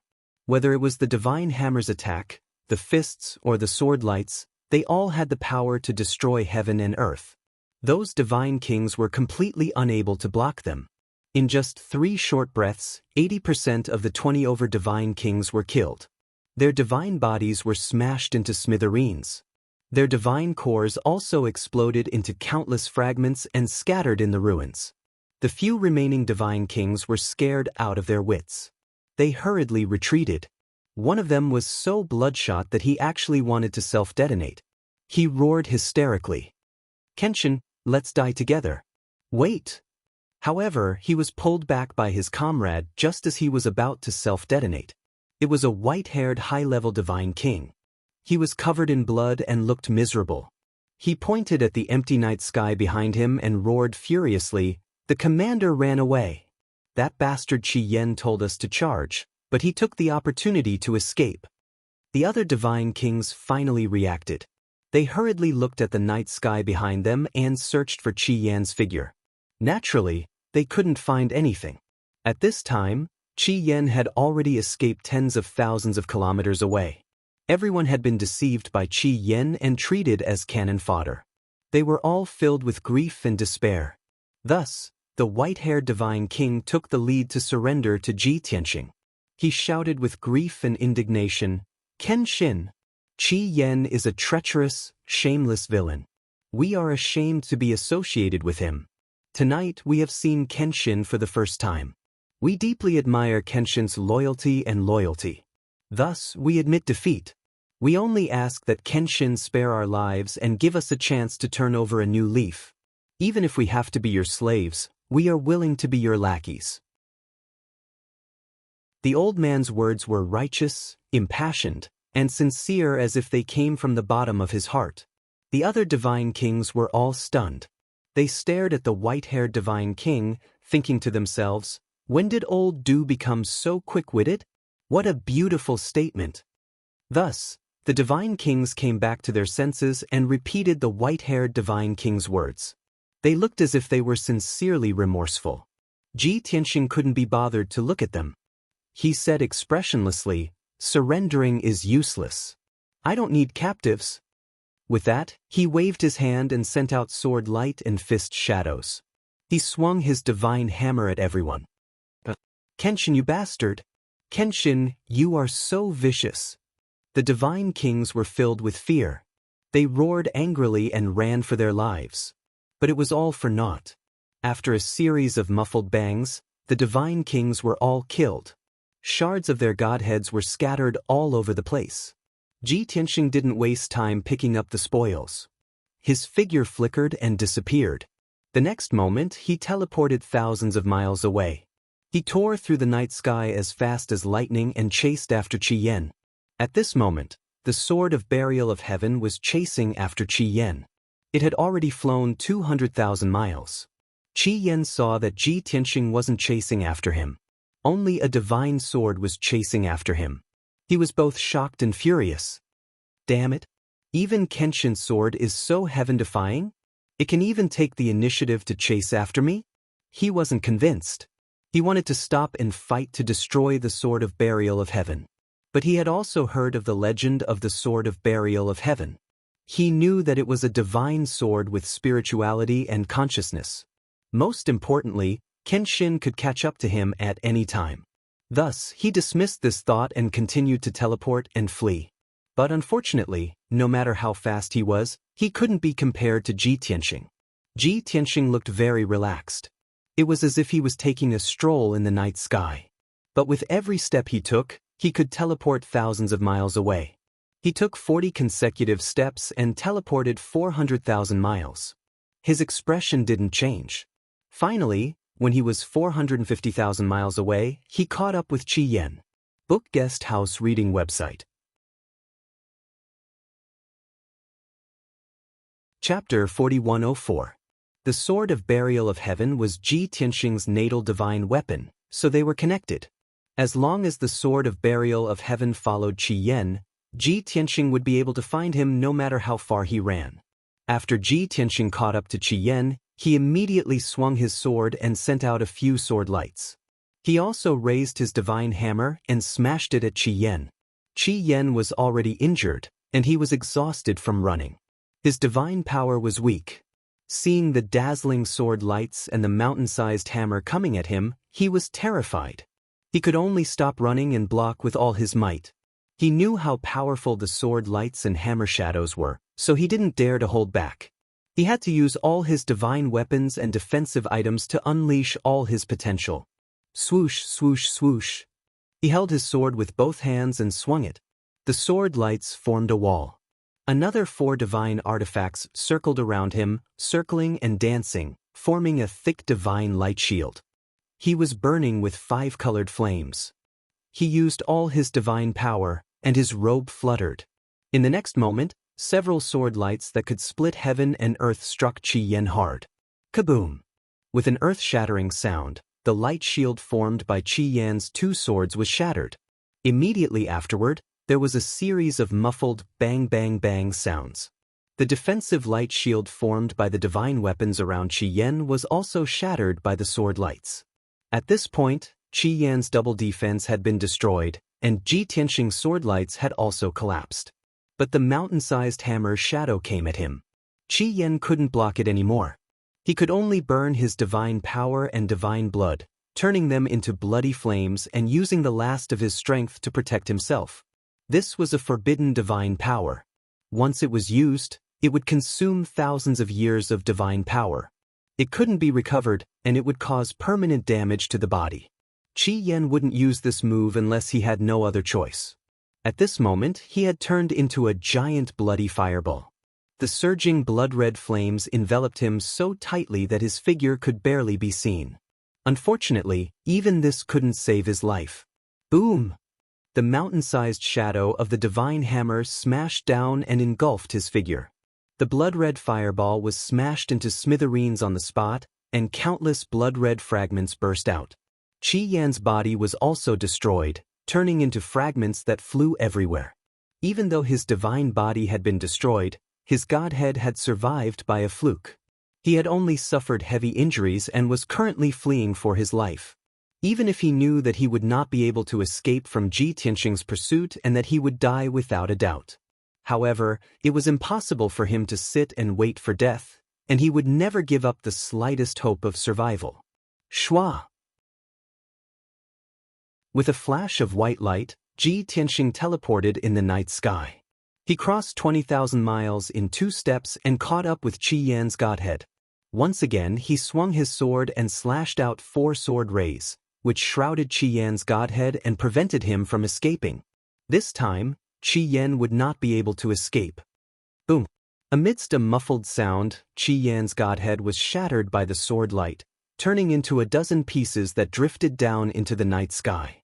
A 9th stage realm divine king expert, Boundless Heaven Continent's patrol commander, had fallen just like that. When the divine light scattered, heaven and earth returned to darkness. Ji Tianxing also picked up Qi Yan's godhead fragments and flew away.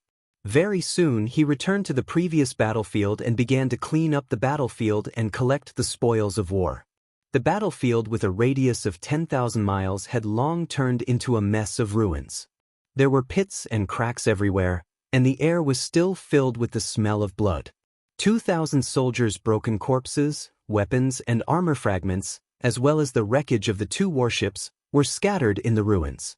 Ji Tianxing's divine sense covered a radius of 10,000 miles and accurately collected close to 2,000 interspatial rings, as well as 40 pieces of the divine king expert's godhead fragments. As for everyone's armors and weapons, most of them had been shattered by the sword rain, so there was no need for them. After collecting the spoils of war, Ji Tianxing struck out a powerful force of earth with his palm, reversing the ground within a radius of 10,000 miles. Rumble. After a series of muffled noises, the ground returned to its original level. The traces of the battle, fragments, and wreckage were all buried in the depths of the ground. Ji Tianxing then took out the god-slaying warship and let Bai Long drive the warship away. After returning to the warship, Ji Tianxing did not meditate. After all, he was not injured in the battle, nor did he consume too much divine power. He was still in good condition. Bai Long activated the formation of the warship, but did not know where to go. He asked, "Master, where are we going next? Back to Xianxu's paradise?" Ji Tianxing waved his hand and said, "We don't have to go back to Xianxu's paradise. Fly south first, and I'll ask Nangong Buhua." Bai Long acknowledged his master's order and drove the warship to the south. He knew that his master did not want to return to Xianxu's paradise. It was a waste of time. His master wanted to ask Nangong Buhua if all the disciples of the 8 forces had arrived.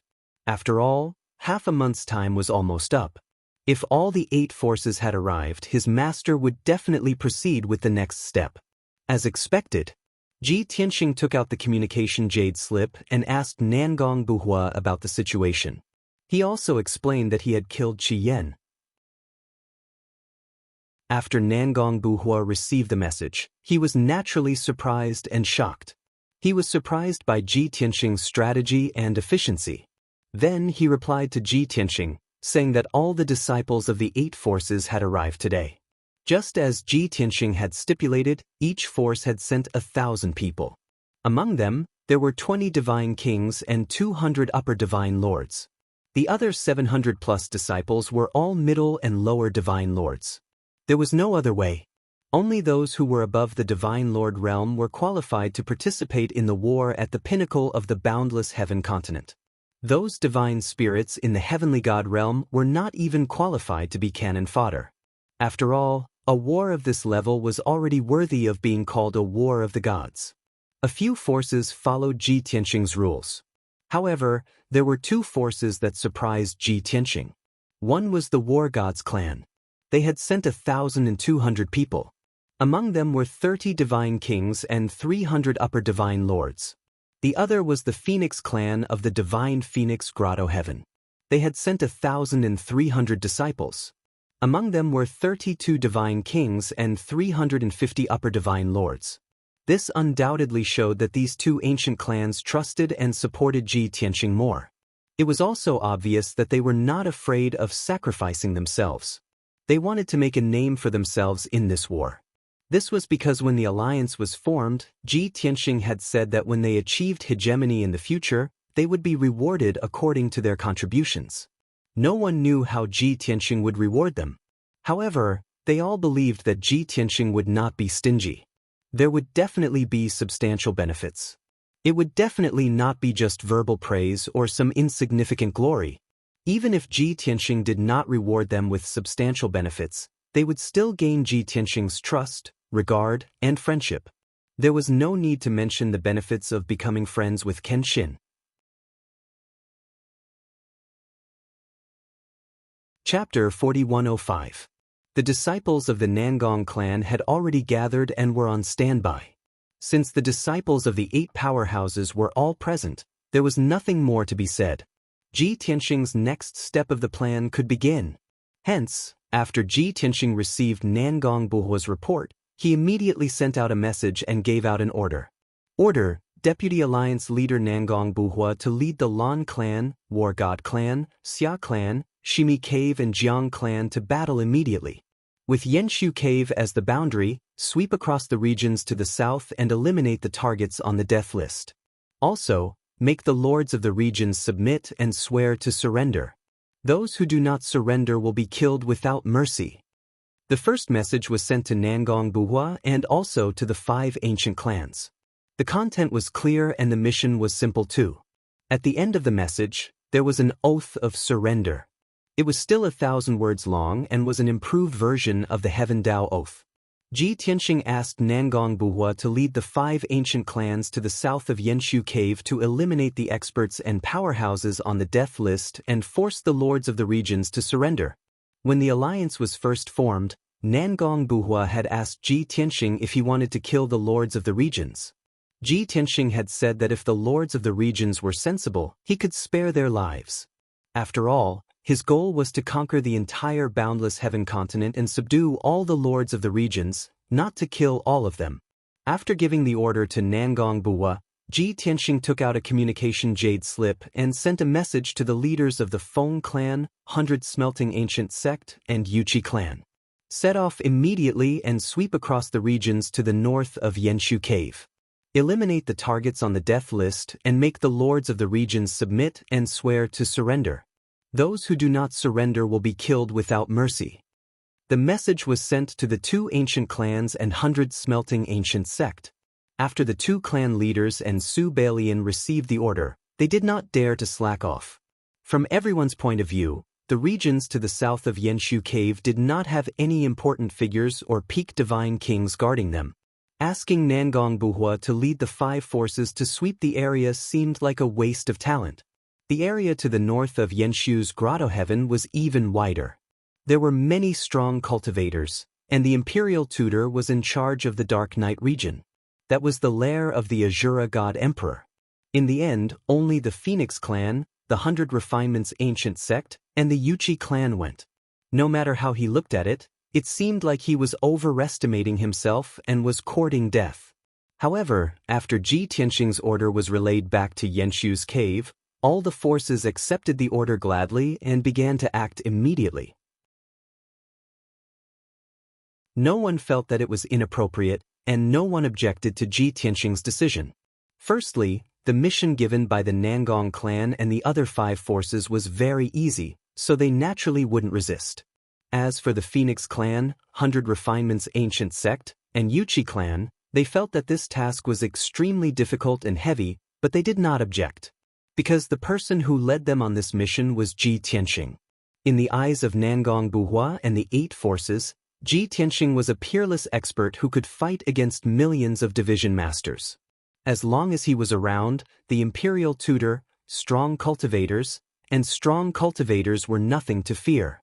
When the Phoenix clan, Yuchi clan, and 100 Refinements ancient sect left Yenshu's grotto heaven, they unanimously decided to make Qingfeng region their first target after a short discussion. Qingfeng region was located in the north of Yenshu's grotto heaven, so it was the closest. Ever since the Kenshin established the rebel alliance, all kinds of news were flying around. The entire boundless heaven continent was abuzz with discussions.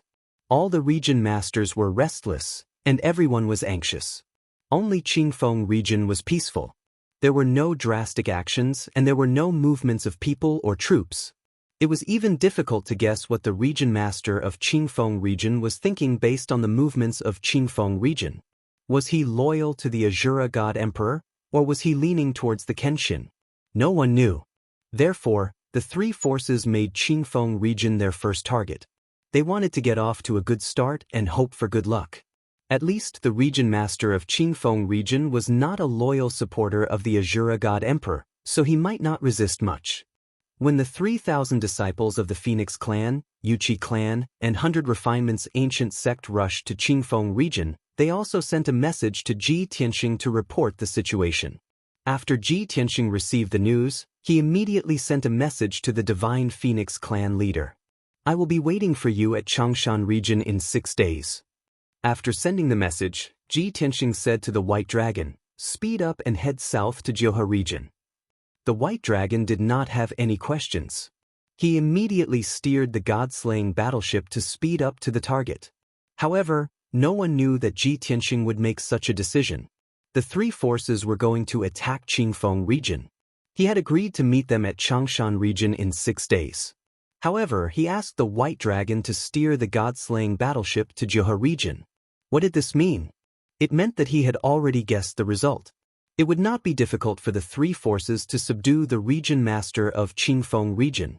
Therefore, he had to subdue the region master of Johua region alone in 6 days. He also had to rush to Changshan region. He was saving time by splitting up with the three forces and advancing side by side. If the three forces were to find out about this, who knew what their reactions would be? 3 days passed in the blink of an eye. The Phoenix clan, Yuchi clan, and 100 Refinements ancient sect each set up a battleship and entered the central region of Qingfeng region. These 3 battleships were all king grade upper grade, and they were equipped with many defensive and offensive formations. They were the fruits of the efforts of the three forces. Along the way, they did not encounter any danger or ambush. It was a peaceful journey. However, when they entered the central region of Qingfeng region and approached the Qingfeng region master's cave residence, they slowed down and concealed their tracks and auras. At first, the Divine Phoenix clan leader suggested that they attack the Qingfeng region master's cave residence openly to show the power of the rebel alliance. However, the Yuchi clan and 100 Refinements ancient sect strongly disagreed. They thought that it was too risky. If they were ambushed and attacked by the Qingfeng region master in advance, they would suffer great losses. It would be too embarrassing. This was their first operation. They would rather not be dazzling than make a fool of themselves. Therefore, the 3 battleships chose to hide their auras and keep a low profile. Finally, in the afternoon, the 3 battleships arrived outside the Qingfeng region master's cave residence.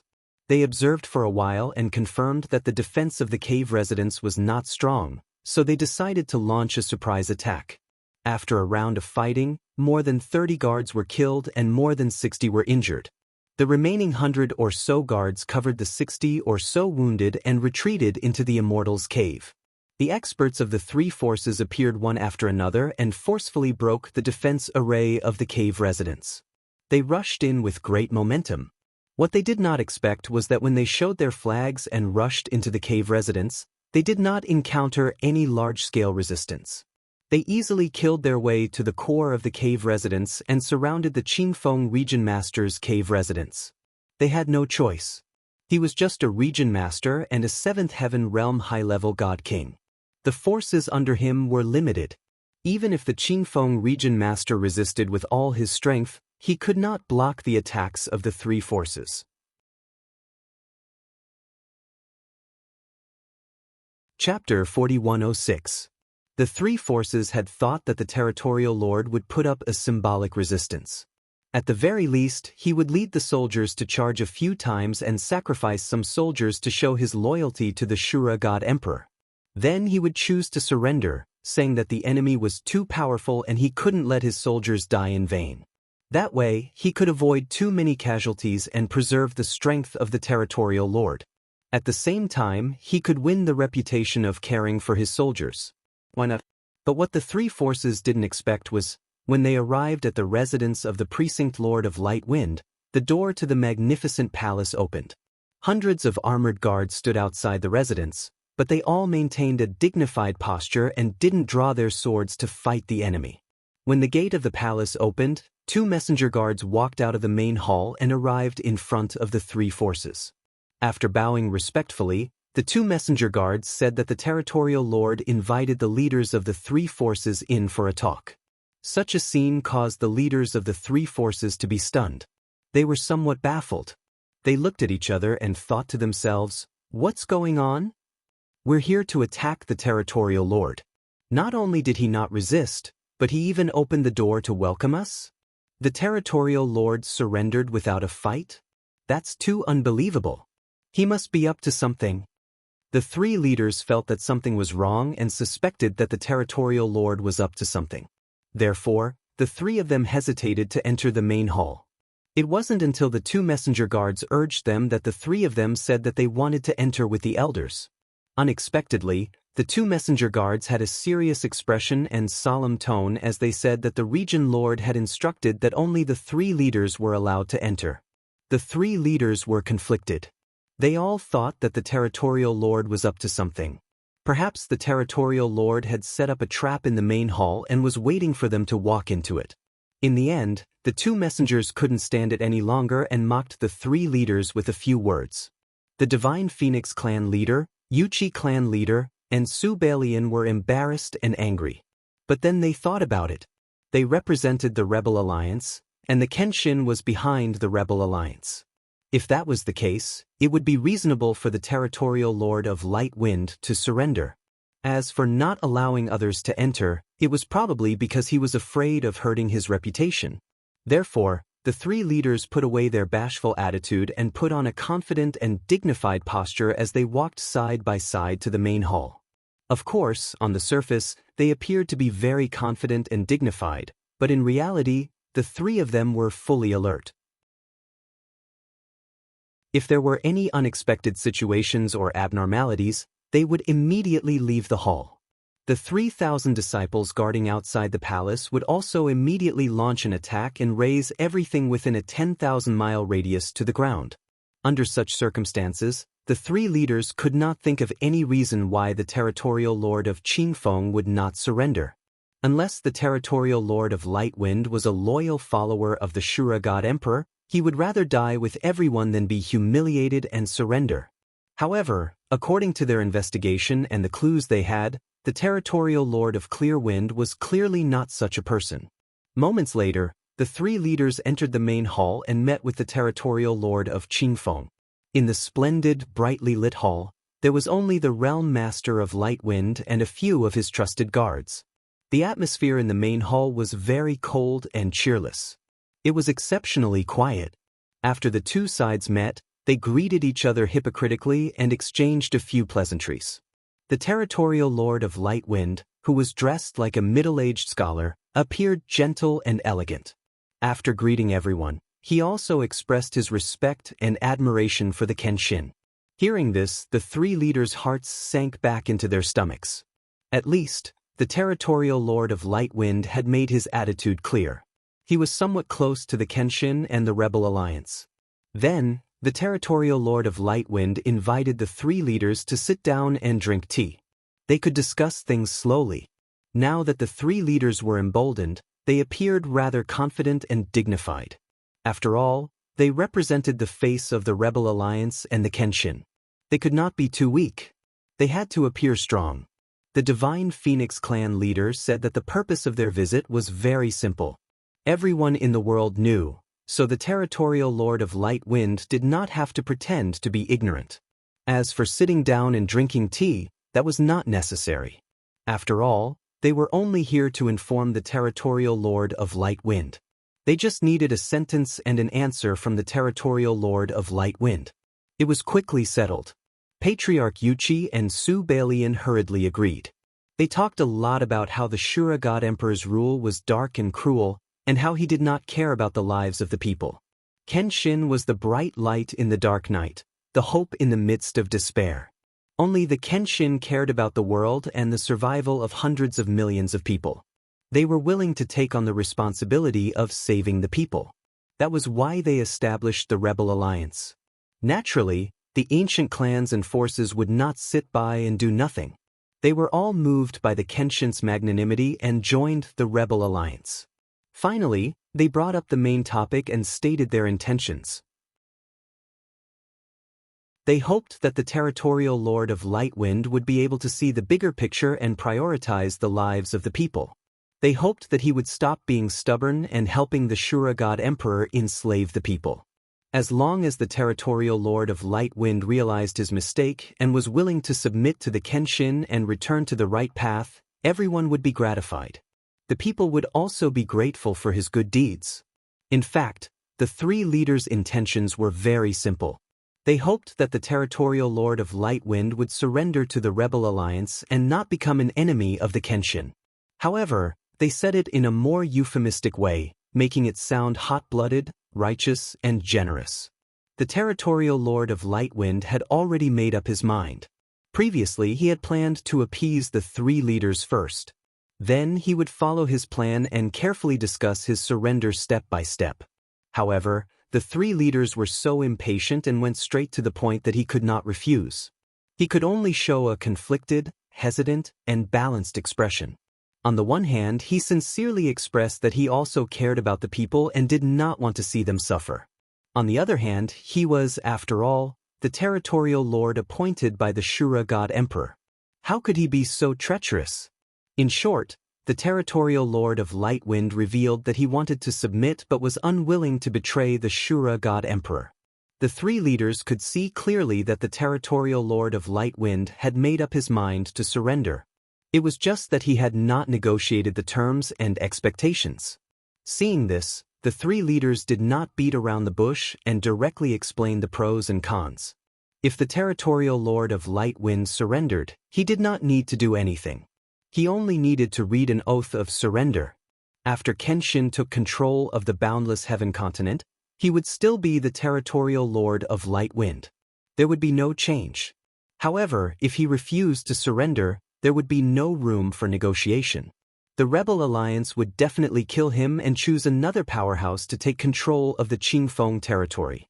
In any case, there was no shortage of divine king powerhouses on this continent, nor was there a shortage of talents who could take control of a territory.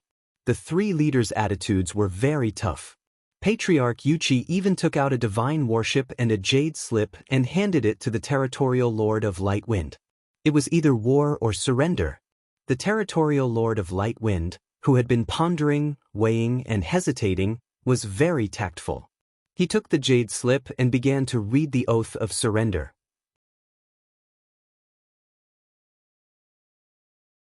Chapter 4107.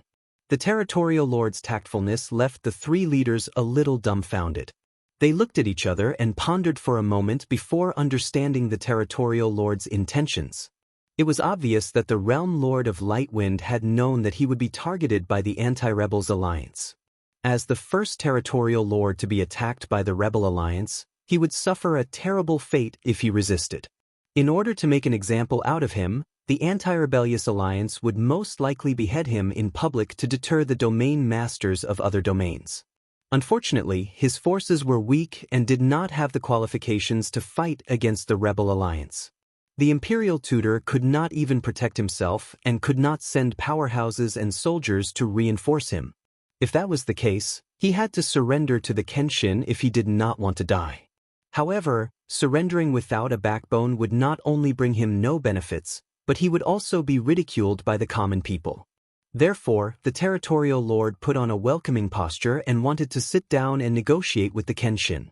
Unexpectedly, the Kenshin did not come. Only three forces came.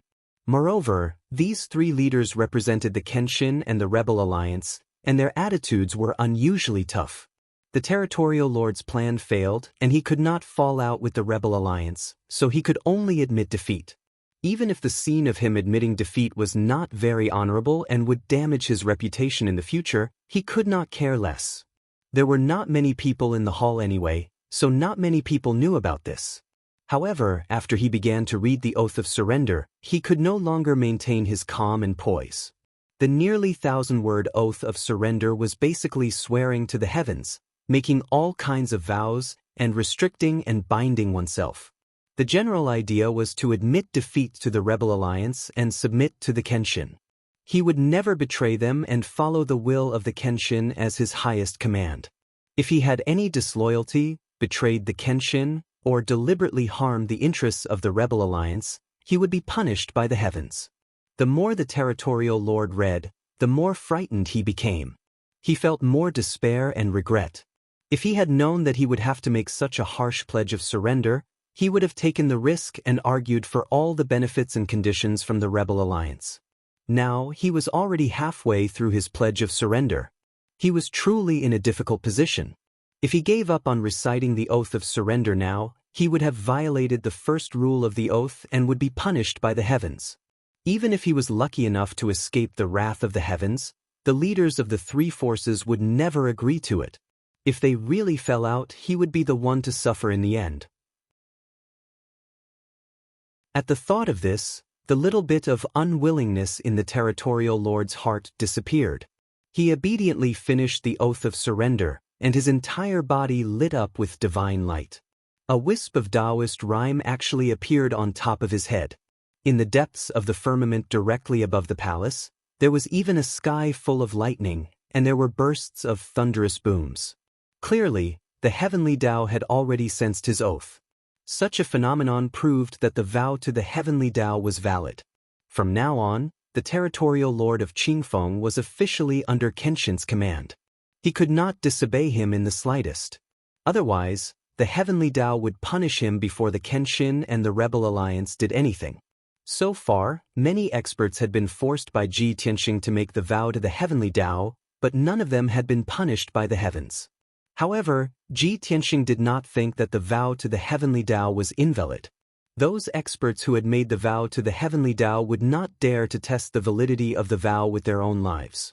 Similarly, when the territorial lord of Qingfeng saw the divine light around him, the Daoist rhyme above his head, and heard the thunderous booms deep in the firmament, he was also very afraid. He could clearly sense the vast and terrifying heavenly might. He no longer dared to have the slightest bit of hope. After the phenomenon of heaven and earth ended, he returned the jade slip to the Divine Phoenix Clan leader. The Divine Phoenix Clan leader put away the jade slip and saluted him. He said, "As the saying goes, a wise man submits to circumstances. Territorial Lord of Qingfeng, you will definitely be grateful for the wise choice you made today. Since the matter has been settled, Territorial Lord of Qingfeng, please go ahead. We will take our leave now." The three leaders did not forget that Ji Tianxing had given them a deadline of 6 days to meet in the Changshan territory. Now that half of the agreed time had passed, they could not delay any longer. They had to get to the Changshan territory as soon as possible. The territorial lord of Qingfeng frowned in confusion. He asked, "Everyone, does Kenshin not have any instructions for me?" He thought that since he had already joined the Rebel Alliance, Kenshin should at least give him some instructions or assign him some tasks, right? Unexpectedly, the three leaders shook their heads at the same time.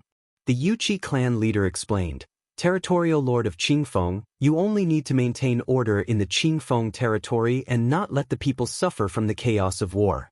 If there are any tasks that you need to complete, the alliance leader will give you another order." The territorial lord of Qingfeng nodded in understanding and sighed in relief. In fact, he had mixed feelings. He hoped that Kenshin would give him some instructions, which at least meant that Kenshin was paying attention to him and had expectations of him. But he was also afraid that Kenshin would order him to gather elite soldiers and join the battle. In that case, he would have to risk his life fighting against the Shura God Emperor soldiers. It would be very dangerous. Fortunately, Kenshin did not give him any instructions. He was told to wait for orders, which was the best outcome. Seeing that the three leaders were about to turn and leave, he hurried to catch up with them. He said worriedly, "The three of you, I hope you can keep what happened today a secret. Don't spread it." He did not say the second half of the sentence, but everyone understood what he meant. If word got out, it would damage his image and reputation. The three patriarchs and the sect leader turned around to look at him, revealing a playful smile. Su Balian chuckled. "Territorial Lord of Qingfeng will keep it a secret, and we will not spread it.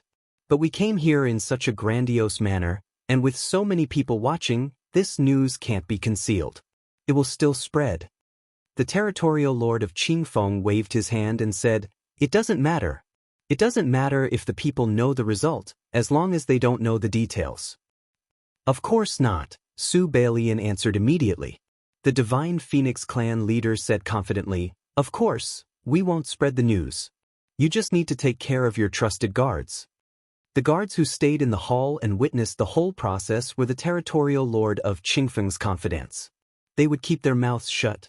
Therefore, the Territorial Lord of Qingfeng's face and reputation would not be damaged too much. The gate of the palace opened.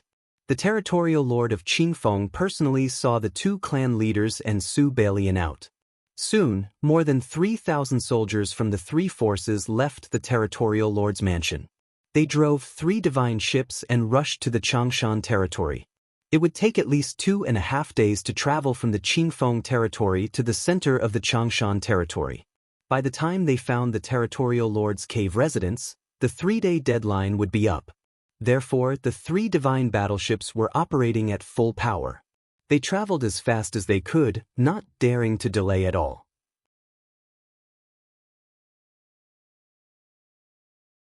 Chapter 4108. Just as the 3 forces were leaving the Clear Wind Domain Chief's manor, White Dragon's god-slaying warship had just entered the 9 Union region. There was no choice. When Ji Tianxing intercepted Qi Yan in the north, he was very far away from here. If it were the forces of the Rebel Alliance, they would need at least 7 to 8 days to rush back.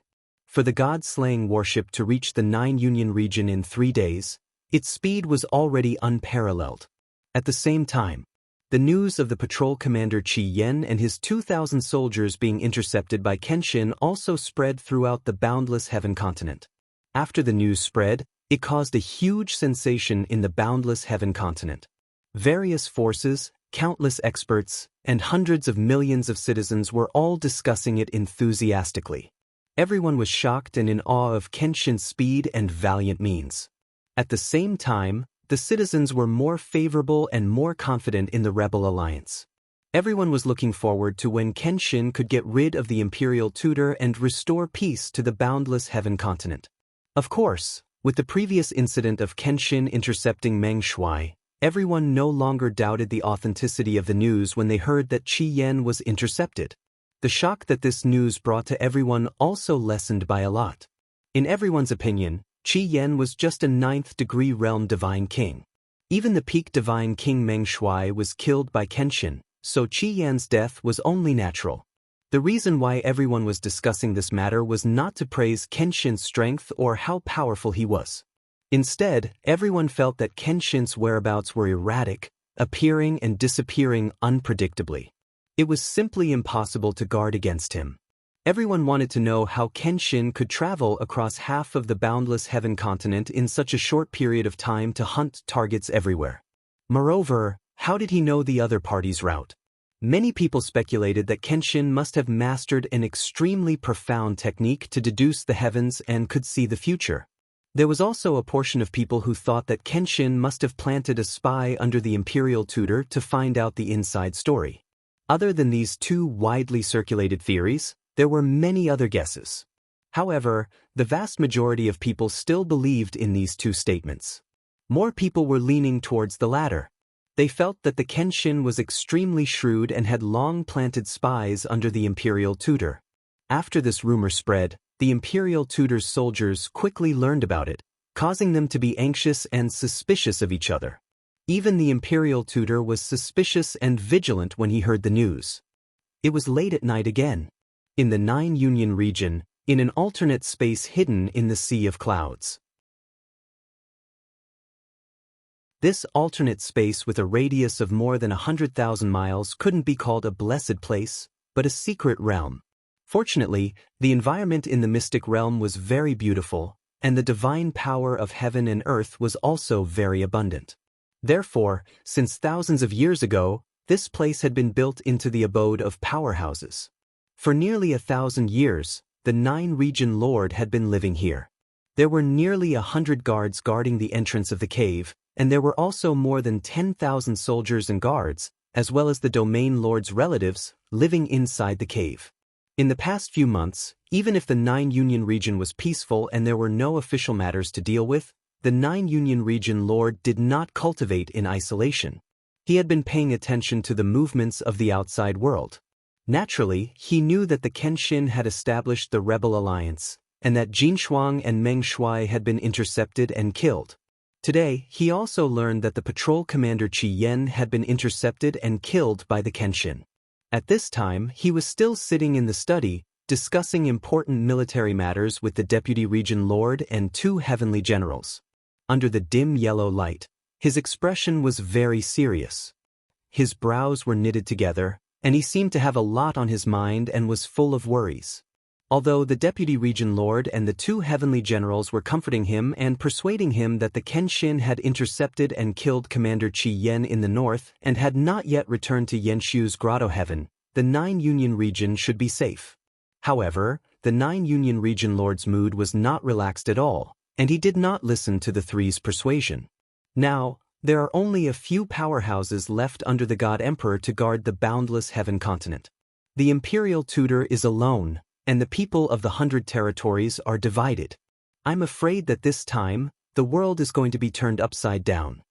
The 9-union region lord said earnestly, Kenshin has just killed Qi Yan, and now he has 2 choices. The first is to continue to the north and assassinate the imperial tutor. As long as he kills the imperial tutor, the 100 territories will be leaderless, and the rebel alliance will win without a fight.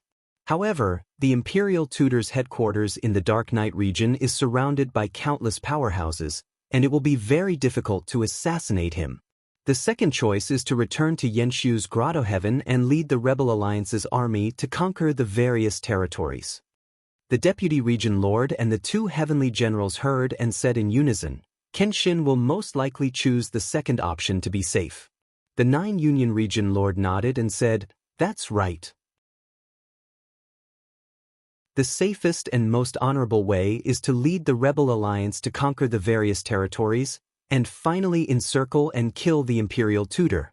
Therefore, we don't have much time left, and we have to make a choice as soon as possible.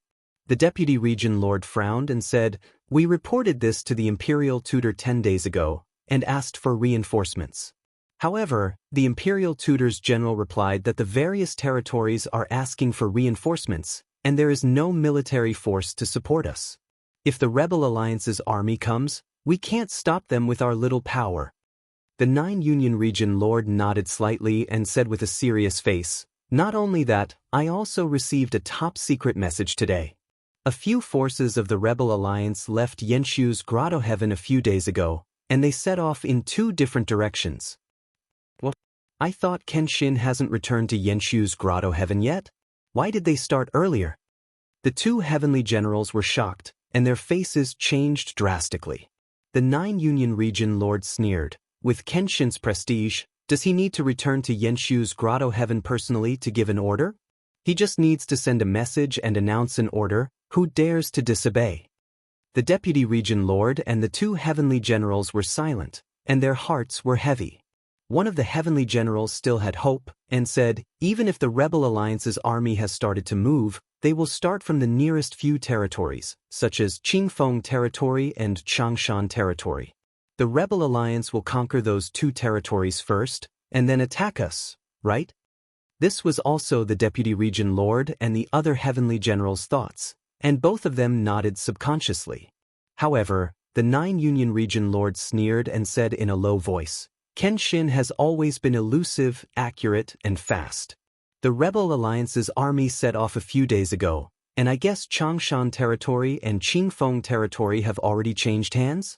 I'm afraid it will be our turn in 2 days at the latest.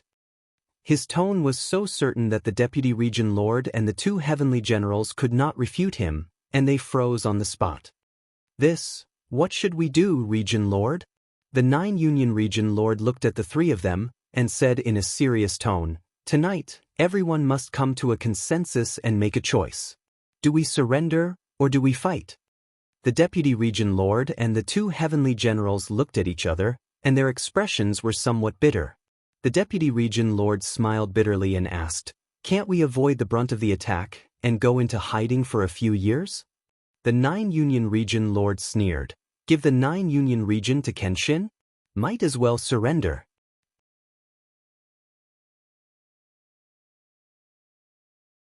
Chapter 4109. Of course, running away was unrealistic. There were only 2 choices in front of everyone: surrender or resist. After a moment of silence, the deputy region master and the 2 heavenly generals raised their heads at the same time and said in unison, "Then surrender." They all knew their limits.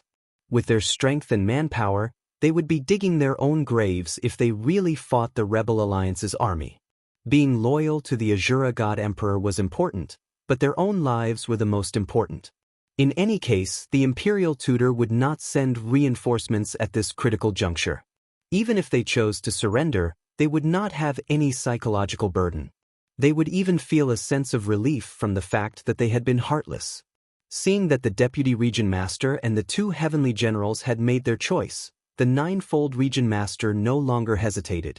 She nodded and said, "If that's the case, then surrender. There's no shame in losing to the Rebel Alliance and surrendering to the Kenshin. It's not just us. I'm afraid no one in the entire Boundless Heaven continent is a match for the Kenshin. Even the Imperial Tutor has no chance of winning against the Kenshin. So, it's pardonable for us to surrender, isn't it?" Perhaps she was afraid that the atmosphere would be awkward, so the 9-fold Region Master explained a lot to absolve herself. The Deputy Region Master and the 2 heavenly generals hurriedly nodded in agreement. At first, they were a little ashamed, afraid that the news would spread and they would be laughed at by the people. After hearing the 9-fold Region Master's words, they felt more at ease. Next, the 4 of them prepared to discuss how to surrender to the Rebel Alliance, how to negotiate with the other party, and what conditions to put forward. Surrendering was surrendering, but they still had to discuss the conditions that should be discussed and the benefits that should be obtained. However, at this moment, the door of the study suddenly opened. With a soft creak, the door opened as if it had been blown open by a gust of wind. The 9-fold Region Master, the Deputy Region Master, and the 2 heavenly generals were all shocked and instinctively turned to look at the door. When they entered the study to discuss matters, they had clearly closed the door of the study and activated the defensive formation. Not to mention being blown open by the wind, even if the guards forced the door open, it would not be able to open it. At this moment, the same thought appeared in everyone's minds at the same time. Could it be that a powerhouse broke into the cave residence to assassinate us? But when everyone thought about it, that didn't seem right either. If there really was an expert who came to assassinate us, they would have been discovered long ago. There should also be sounds of fighting outside. That is, unless the person who came is very strong, and the guards and hidden sentries we set up didn't discover him. At the thought of this, the hearts of the 4 divine kings were raised, and they subconsciously took out their divine weapons. At the same time, a white light flashed and the door of the study closed with a bang. The 4 of them were frightened and stood up subconsciously. They only saw a blur in front of their eyes before a figure appeared in the study. It was a handsome young man in a white robe, who exuded an invisible pressure and aura. Even though this young man did not have a trace of killing intent, and his expression and eyes were very calm as he looked at them. However, the 4 of them were filled with fear. It was as if they had fallen into an ice cellar and their bodies were cold. Their expressions changed drastically, and their eyes widened in fear. Even their hands began to tremble. Among the 4 of them, only the 9-fold Region Master was relatively calm. No matter how nervous and frightened he was, at least he didn't lose his composure. "Kenshin?" After a moment, The four of them calmed down a lot, and the ninefold region master tried to ask. In fact, they had not seen Kenshin with their own eyes, but they had seen Kenshin's portrait and heard many descriptions of Kenshin's appearance. They already had an answer in their hearts. They were 80% sure that the white-robed young man in front of them was Kenshin. However, they still had to ask to confirm the other party's identity. Ji Tianxing did not answer the ninefold region master. Instead, he took out a jade slip and threw it in front of the ninefold region master. He said calmly, "Since you've decided to surrender, then recite the oath of surrender." Seeing his reaction, the ninefold region master and the other three were basically sure that the white-robed young man was Kenshin. At the same time, they also understood that their previous conversation had been heard by Kenshin a long time ago. When they thought of this, the four of them felt even more ashamed and humiliated. Fortunately, other than that sentence, Kenshin did not say anything else, nor did he mock or humiliate them. Kenshin only looked at the ninefold region master quietly and waited patiently. The study was very quiet, and the atmosphere was somewhat awkward and depressing. The deputy region master and the two divine generals did not know what to do. They all looked at the ninefold region master and waited for him to make a decision. The ninefold region master looked at the jade slip on the table and hesitated for a moment. However, he did not reach out to take it. He mustered up his courage and looked at Ji Tianxing. He tried to say, "Kenshin, everyone knows that you are very powerful. Naturally, we are no match for you. However, we are the subjects of the Shura God Emperor after all. We cannot surrender to the rebel alliance for no reason. There has to be an explanation." The ninefold region master was still dilly-dallying, thinking about how to phrase it. However, before he could finish speaking, Ji Tianxing interrupted him. Ji Tianxing glanced at him and said coldly, "You want to discuss terms with me?" The ninefold region master was at a loss for words. He did not know how to answer. He also did not expect Kenshin to be so direct. He did not know how to respond. Without waiting for him to answer, Ji Tianxing continued, "You are not qualified to discuss terms with me. There are only two choices in front of you. You can either surrender or die." After saying this, Ji Tianxing released an invisible pressure that enveloped the entire study. Suddenly, the ninefold region master and the others found it difficult to breathe. The circulation of their divine power was also slowed and blocked. A haze of fear covered their hearts. The entire study was sealed off by Ji Tianxing's invisible aura, so they could not call for help. Even if they shouted themselves hoarse, the guards outside the study would not be able to hear them. Moreover, the four of them knew that Kenshin was very powerful. If they desperately called for help, they were afraid that Kenshin would kill them instantly before the guards could come to their rescue. Therefore, the four of them wisely chose to shut up and gave up on the idea of calling for help. After all, they were the most powerful people. It was not realistic to expect the 2,000 to 3,000 divine lords to save them. Looking at the situation before them, Kenshin was certain to defeat them. Moreover, they did not doubt Kenshin's determination and methods at all. Kenshin had killed powerful people like Lian Jinshuang, Qi Yan, and Meng Shuai without batting an eyelid. For small fries like them, if they really angered the sword god, it would be as simple as crushing a few ants.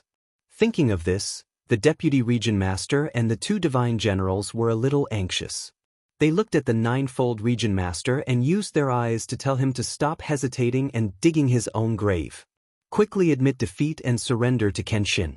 It would be good for you, good for me, and good for everyone. If we really angered the sword god and casually killed the few of us, then our deaths would be too aggrieved. The ninefold region master saw the meaning in their eyes. His heart was filled with sadness and despair. Helplessly, he held on for less than 10 seconds before bowing his head to Ji Tianxing. "Kenshin, please calm down. I admit defeat and surrender to you."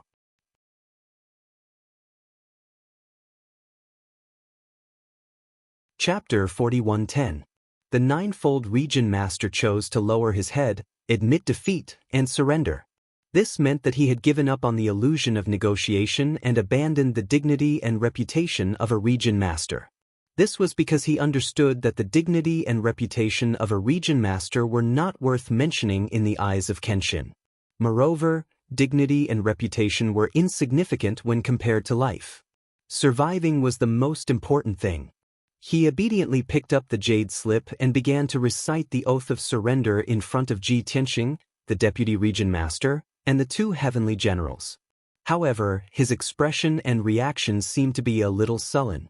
After reading the oath of surrender, not only him, but even the deputy region master and the two heavenly generals felt even more sullen.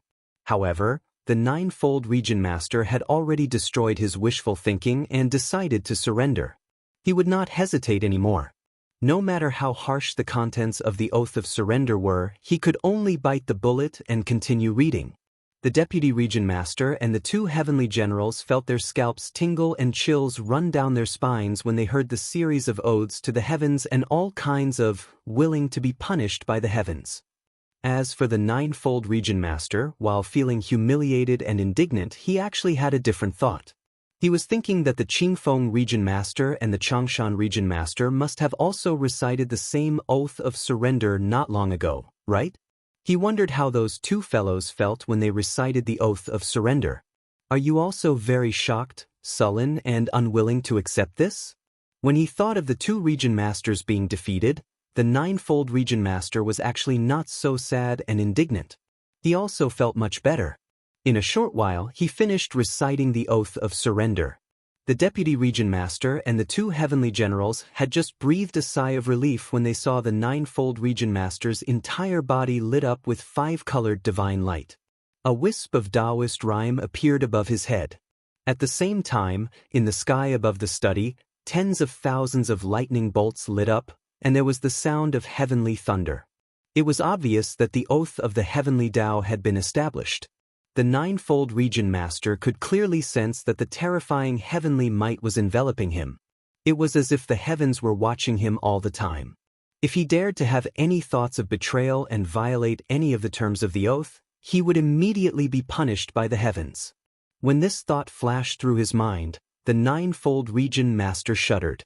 Although the deputy region master and the two heavenly generals did not understand what was going on, they had a premonition that the matter was very serious. They immediately felt a trace of sympathy for the ninefold region master. A moment later, the phenomenon disappeared. The nine-region lord respectfully returned the jade slip to Ji Tianxing. Since he had already surrendered and pledged his allegiance to Kenshin, he no longer harbored any illusions. He respectfully said, "King-sama, this subordinate has sincerely surrendered. From now on, I will be Lord Kenshin's lackey. If there is anything you need, please do not hesitate to tell me." Ji Tianxing put away the jade slip and said expressionlessly, "Guard the nine-union region well, and don't let the people suffer the pain of war." In addition, the enslavement of the common people was to be stopped immediately and their freedom restored. If there is anything else, I will send another order to inform you. After that, Ji Tianxing turned around and pushed open the door of the study, his figure disappearing into the darkness. The nine-unity region master and the other three hurriedly walked to the door of the study and respectfully sent Ji Tianxing off. After Ji Tianxing had disappeared for a long time, the four of them finished their salutes and silently returned to the study. The door of the study closed again. It was also very quiet outside, as if nothing had happened. The four of them were silent for a long time. In order to ease the awkwardness, the deputy region lord said, "I have always heard about how extraordinary Kenshin's demeanor is. After seeing it with my own eyes tonight, the rumors are indeed true." The two heavenly generals hurriedly nodded in agreement and praised, as expected of Kenshin. Not to mention his appearance and temperament, just his pressure and aura alone are superior to that of any god king. In this world, I'm afraid that other than the five god emperors, no one can compete with Kenshin. For insignificant characters like us to be able to see Kenshin in person and come out unscathed, that is also an amazing thing. The deputy region lord and the two heavenly generals desperately flattered Kenshin, calling him the most powerful person below the five god emperors. Their purpose was to show that their side's surrender to Kenshin was pardonable and understandable. Not to mention that they had to surrender to Kenshin. Any other god king would not be able to withstand Kenshin's pressure. Therefore, it was only natural for them to admit defeat, surrender, and recite the humiliating oath of surrender. Sure enough, the ninefold region lord's expression eased a lot. He stopped talking about this topic and muttered to himself, "I really didn't expect the sword god's speed to be so fast. I just received news today that he had intercepted and killed Commander Qi Yan in the north. As a result, he came to the ninefold region tonight. Such speed is unparalleled in the world, and no one can match him." The deputy region lord and the two heavenly generals hurriedly nodded in agreement. The ninefold region lord continued, "I have thought many times about what to do after meeting Kenshin. I did not expect it to be in such a way. Even admitting defeat and surrendering was done so carelessly. More importantly, Kenshin did not take me seriously at all. He did not even give me any instructions, let alone assign me any tasks." At this point, the ninefold region lord laughed self-deprecatingly. The deputy region lord hurriedly comforted him and said, "Your Excellency, Kenshin's speed shows that he is very busy. Naturally, he would not waste time. Moreover, it is not just you. The Changshan region lord and the Qingfeng region lord must have received the same treatment. If you don't believe me, you can see what they will do in the future." The two heavenly generals also comforted the ninefold region lord and said, "Your Excellency, didn't Kenshin assign you a task?" "That's right. Kenshin asked you to save the people of the ninefold region and return their freedom. This is a great good deed and merit. When the time comes, millions of people will be deeply grateful to you." Hearing this, the ninefold region lord's eyes lit up, and he was in high spirits.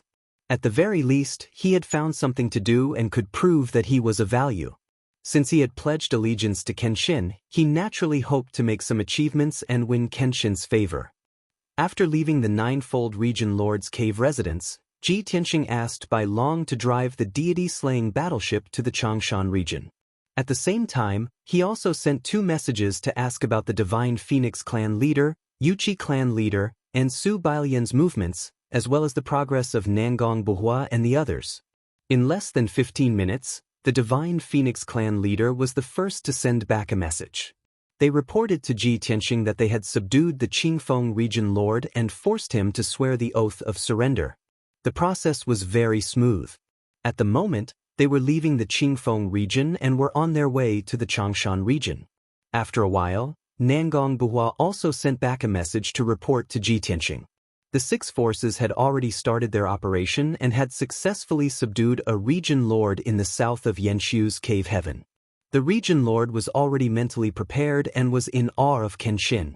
Therefore, when Nangong Buhua and the others found the region lord, they did not encounter any strong resistance. The region lord naturally surrendered.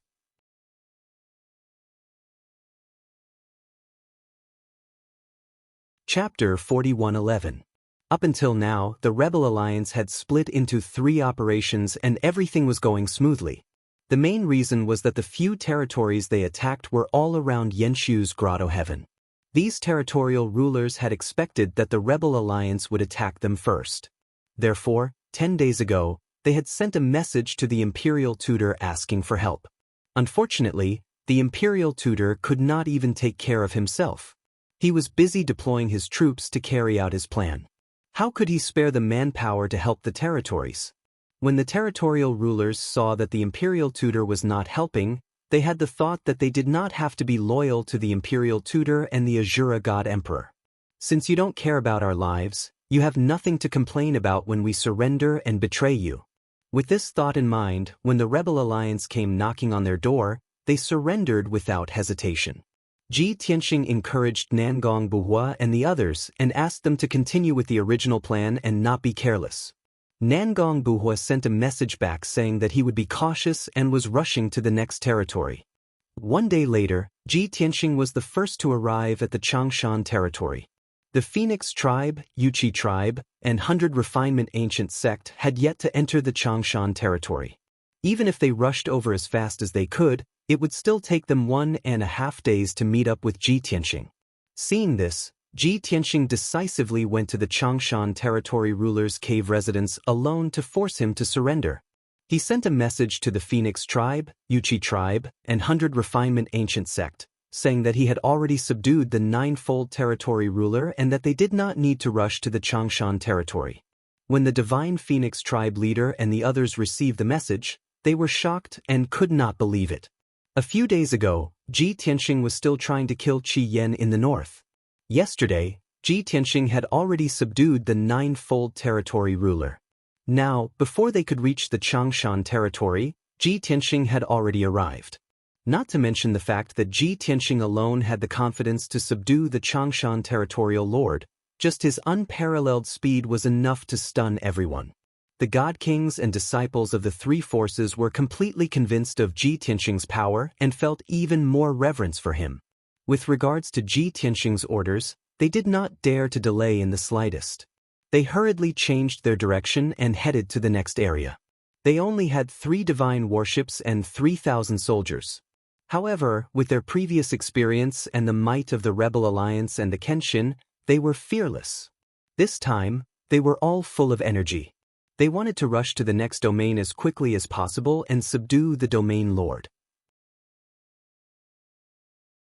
They also wanted the sword god to look at them in a different light and recognize their efficiency. For the same reason, Nangong Buhua and the others who were marching on the other side had the same thought.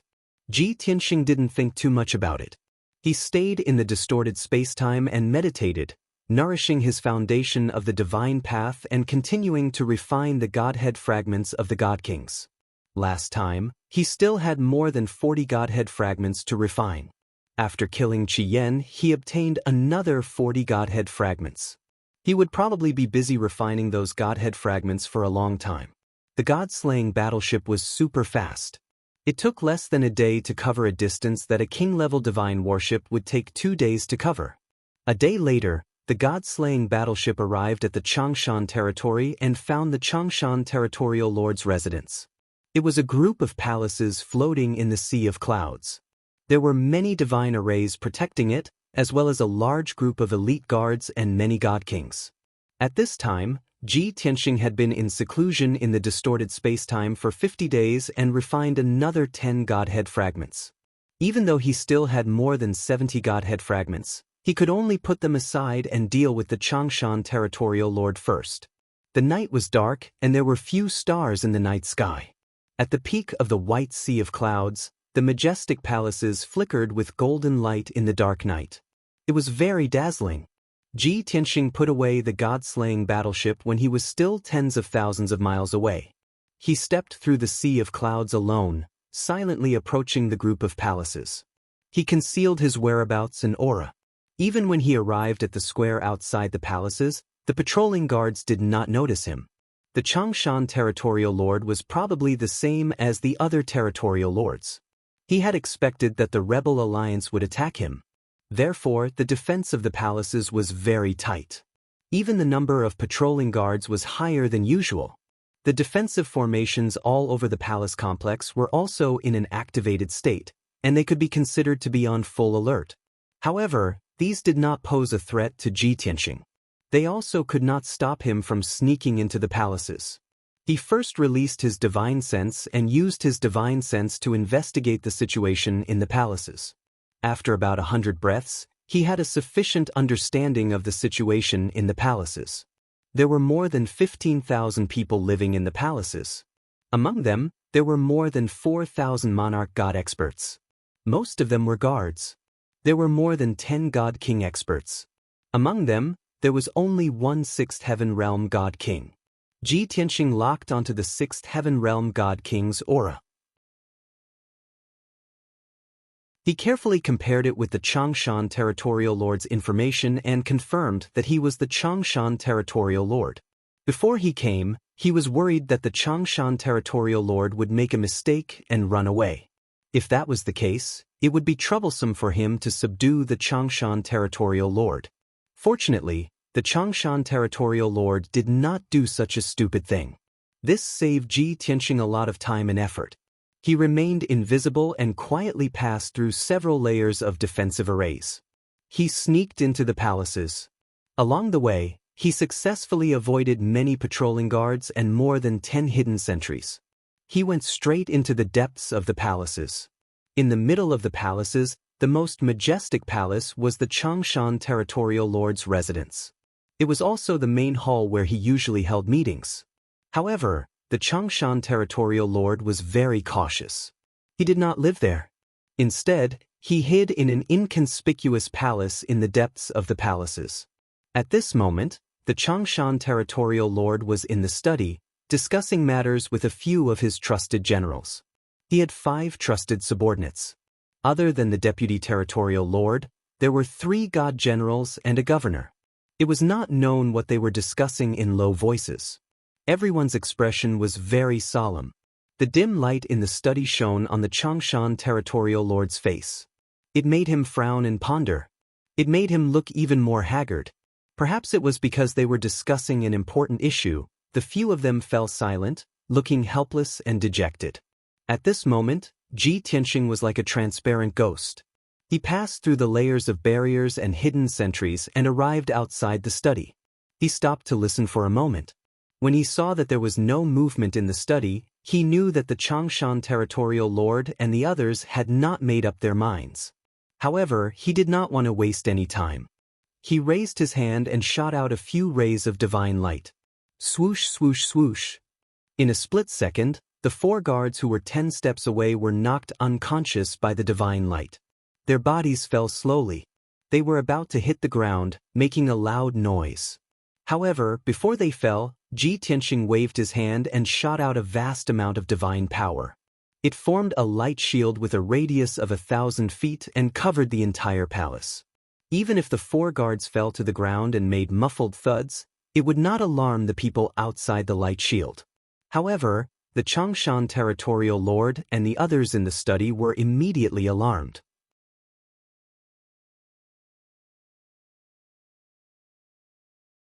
Chapter 41:12. The Changshan Territorial Lord and the others were startled when they heard the commotion outside the study and sensed the fluctuation of divine power. Their expressions changed at the same time. Without any hesitation, they drew out their divine weapons and held them in their hands. They then let out a furious roar. "Who's there?" As soon as they roared, they sensed an invisible, majestic divine power sealing off the entire palace. Then, they heard the thuds of 4 guards falling to the ground. The few divine kings were all people with abundant experience and immediately realized that there was a powerful enemy attacking. They spread out and occupied every corner of the study. They stared at the door warily. No one opened the door of the study to avoid being attacked by a powerful enemy.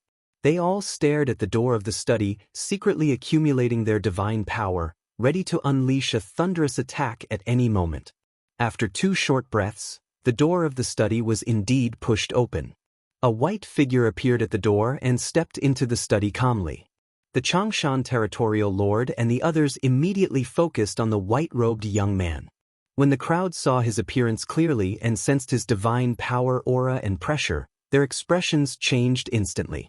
They were extremely shocked and terrified. Although they had never seen Kenshin with their own eyes, they knew that the white-robed young man was Kenshin the moment they saw him. They were just discussing how to deal with the Rebel Alliance's upcoming attack, how to face Kenshin and negotiate with Kenshin. They did not expect that Kenshin would come to them before they could come to a conclusion. He came so quickly and so suddenly that they were caught off guard. For a moment, the Changshan Territorial Lord and the others were stunned. They stared blankly as Kenshin walked into the study. They did not make a sound or move. It was not until Kenshin walked to the large desk and sat down that the Changshan Territorial Lord and the others came back to their senses. They looked at each other and saw the panic and nervousness in each other's eyes, as well as deep worry. Ji Tianxing sat down casually. He glanced at everyone indifferently and finally fixed his gaze on the Changshan Territorial Lord. "What, aren't you going to say hello to me?" This was unreasonable. He was the one who had barged into the Changshan Territorial Lord's residence in the middle of the night, uninvited, and barged into his study. Instead of greeting the other party, he asked the other party to greet him. They had gone too far. But who was he? "He's a Kenshin." The Changshan domain lord and the others didn't find anything wrong with it, nor did they get angry over it. The main thing was that he did not dare to do so. Cough cough. No, I am the Changshan territorial lord. Greetings to Lord Kenshin.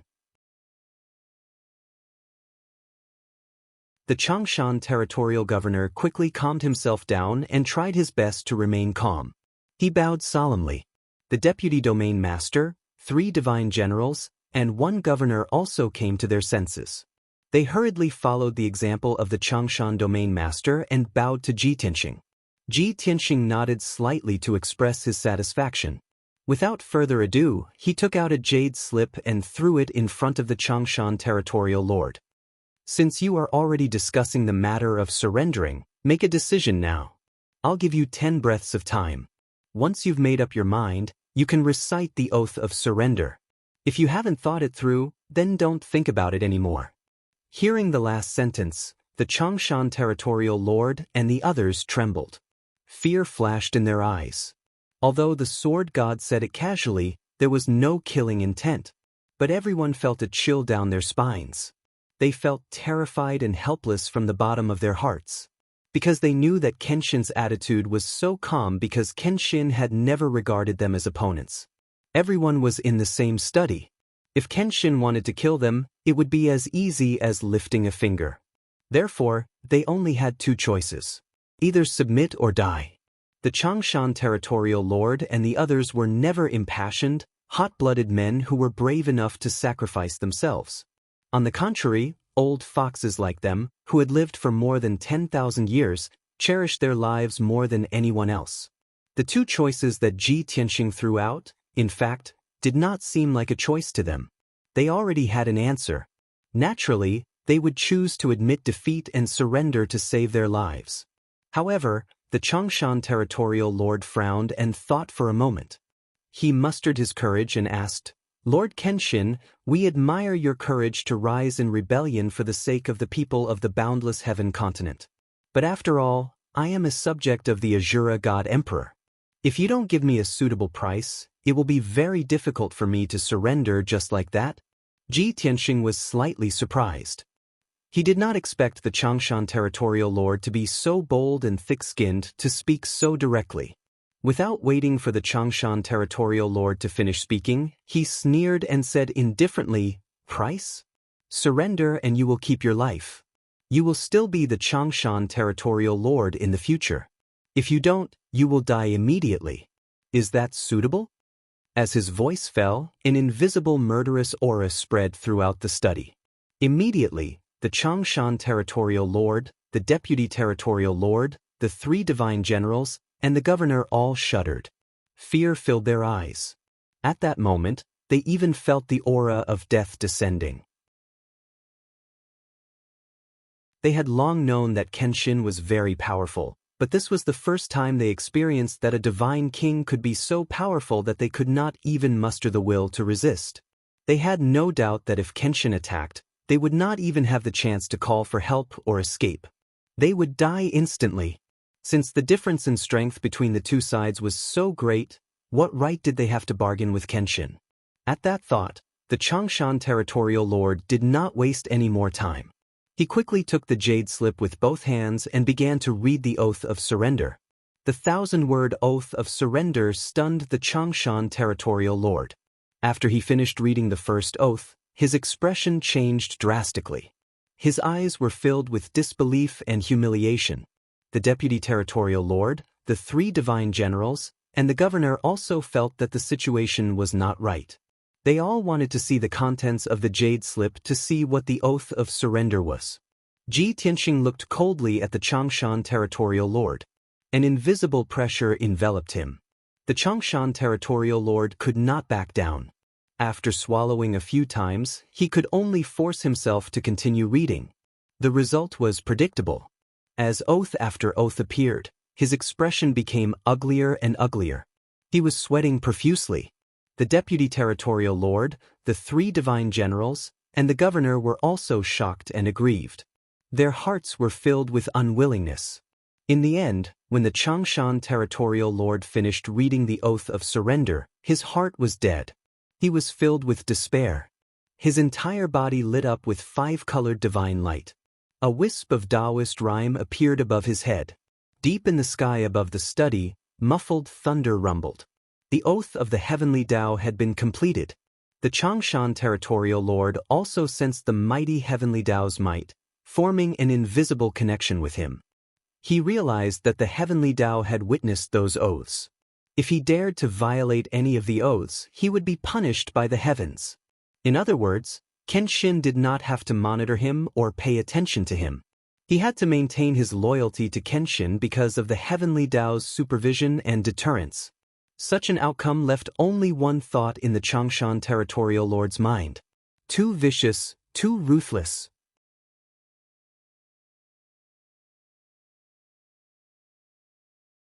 Chapter 41:13.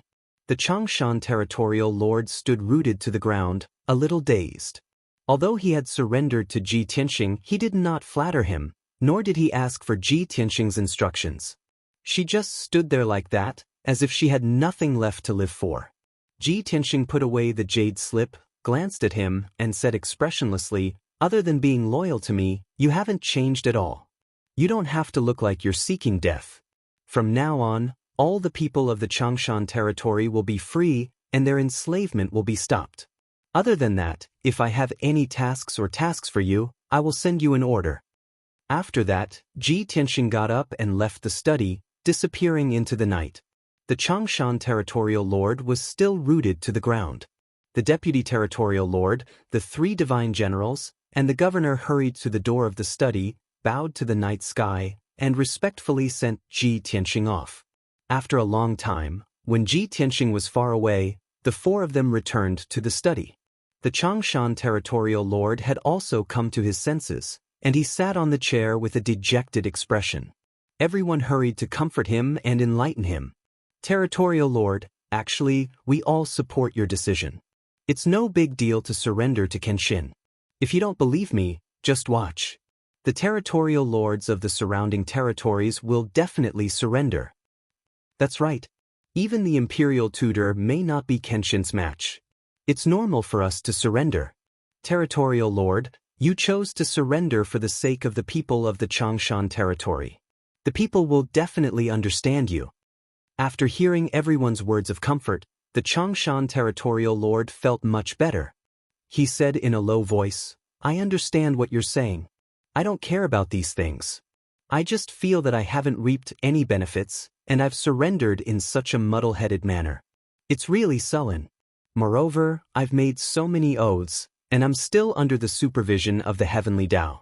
From now on, I can only be loyal to Kenshin. There are no other choices or possibilities. If the Sword God's rebellion fails, I can only accompany him in death." It turned out that the reason why the Changshan domain master felt aggrieved and helpless was that he had lost his freedom and choice. If he could remain neutral, he could wait for the right price and obtain more benefits in the future. However, due to his vow to the heavenly Dao, he could only be loyal to Kenshin, so there was no possibility of that happening. The deputy region master, the three heavenly generals, and the governor looked at each other and tried to comfort him. Since there is no other choice, we can only pray that Kenshin succeeds. That's right. Looking at the current situation, as long as the Azura God Emperor doesn't return, Kenshin sweeping through the entire boundless heaven continent is practically a done deal. The few of them whispered in the study for a while. Not long after, the Changshan domain lord finally untied the knot in his heart and gradually calmed down. Next, he had to pull himself together and carry out the task given to him by Ji Tianxing. Restoring the freedom of all the citizens of the Long Mountain region was a huge project that could not be completed overnight. Ji Tianxing left the residence of the Changshan domain master. Bai Long steered the deity-slaying battleship and flew towards the northeast at lightning speed. He headed towards the next region to meet up with the Divine Phoenix clan leader and the rest. Although Ji Tianxing departed a day later, the distance was still slightly further. However, the speed of the deity-slaying battleship ensured that he and the Divine Phoenix clan leader and the rest would arrive at their destination at the same time. The next morning, the deity-slaying battleship was still on its way. A piece of news that came out of nowhere began to spread around Yanxu's heavenly abode. The rebel alliance led by Kenshin has begun their operation. In just a few days, Qingfeng, Zhuhe, and the other regions have been conquered by the rebel alliance. All the domain masters have surrendered. It was just a simple piece of news, but after it spread, it had an explosive effect and caused a huge sensation. In just a few hours, the news seemed to have grown wings and spread to the surrounding regions. Not only the major forces and empires, but also many citizens were talking about it. With all their previous experiences, the citizens had high hopes for the Kenshin Rebel Alliance. Even when they heard this shocking news, they did not think it was fake. Instead, they believed it to be true. Soon, the news was confirmed in Qingfeng, Zhuhe, and the other regions. After all, those two regions were the first to be conquered. The domain masters had followed Ji Tianxing's orders and issued orders to gradually restore the citizens' freedom. For nearly 1,000 years, the citizens had been under the dark rule of the Azura God Emperor. They had been oppressed and enslaved. If the Kenshin had not conquered those few regions, how could the domain masters issue orders to restore the citizens' freedom and stop their oppression and enslavement? After the news was confirmed, it spread even faster. With those few regions as the center, the news quickly spread in all directions. It had the potential to engulf the entire boundless heaven continent. The citizens were in an uproar. They cheered and celebrated the Kenshin and the Rebel Alliance. They treated the Kenshin as their saviors, their saviors. A day later, more than 40 regions and half of the boundless heaven continent knew about this news. Thus, countless domain masters were in a state of panic. Hundreds of millions of citizens were filled with excitement and anticipation. They looked forward to the arrival of the Rebel Alliance's powerhouses. They also wanted the citizens of Qingfeng, Zhuhe, and the other regions to regain their freedom as soon as possible and no longer be oppressed and enslaved. Of course, when this news spread across half of the continent, the imperial tutor in the Dark Night region in the far north also received the news. The news he received was far more detailed than the rumors outside.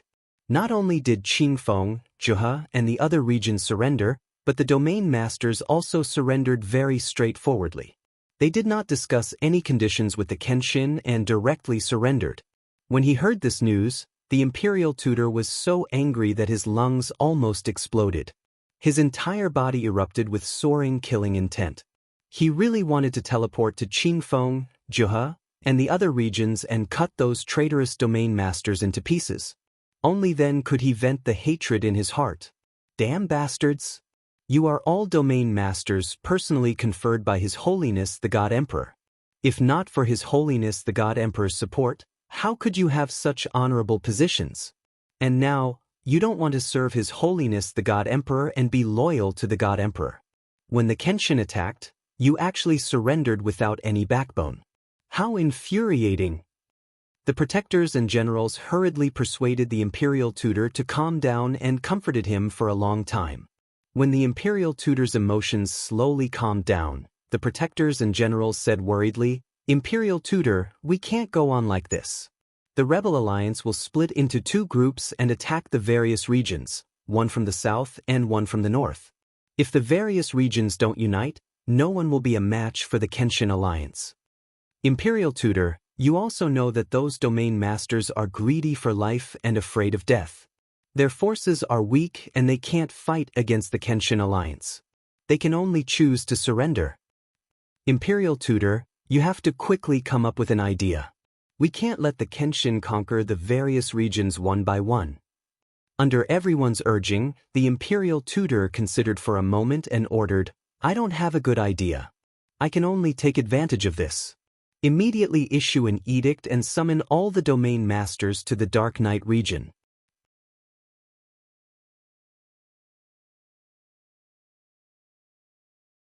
Chapter 41:14.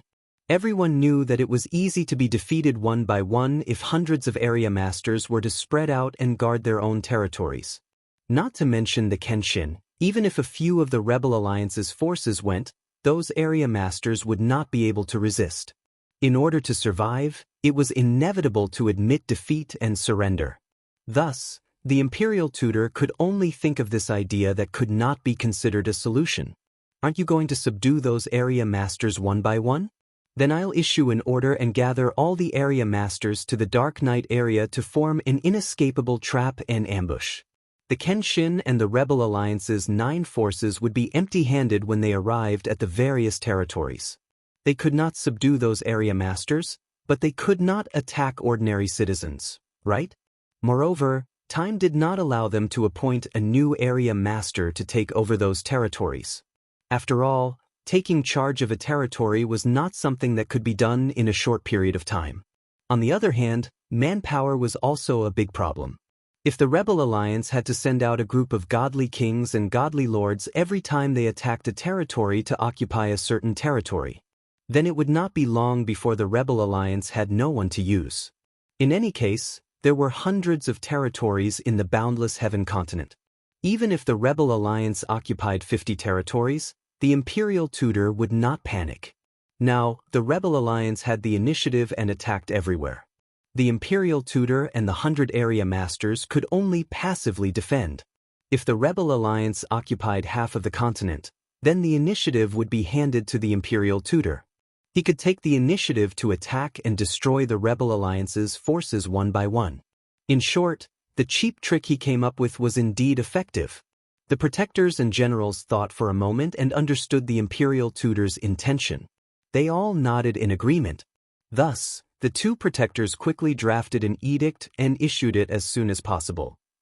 At the same time, Ji Tianxing boarded the god-slaying battleship and met up with the Divine Phoenix clan leader and the others.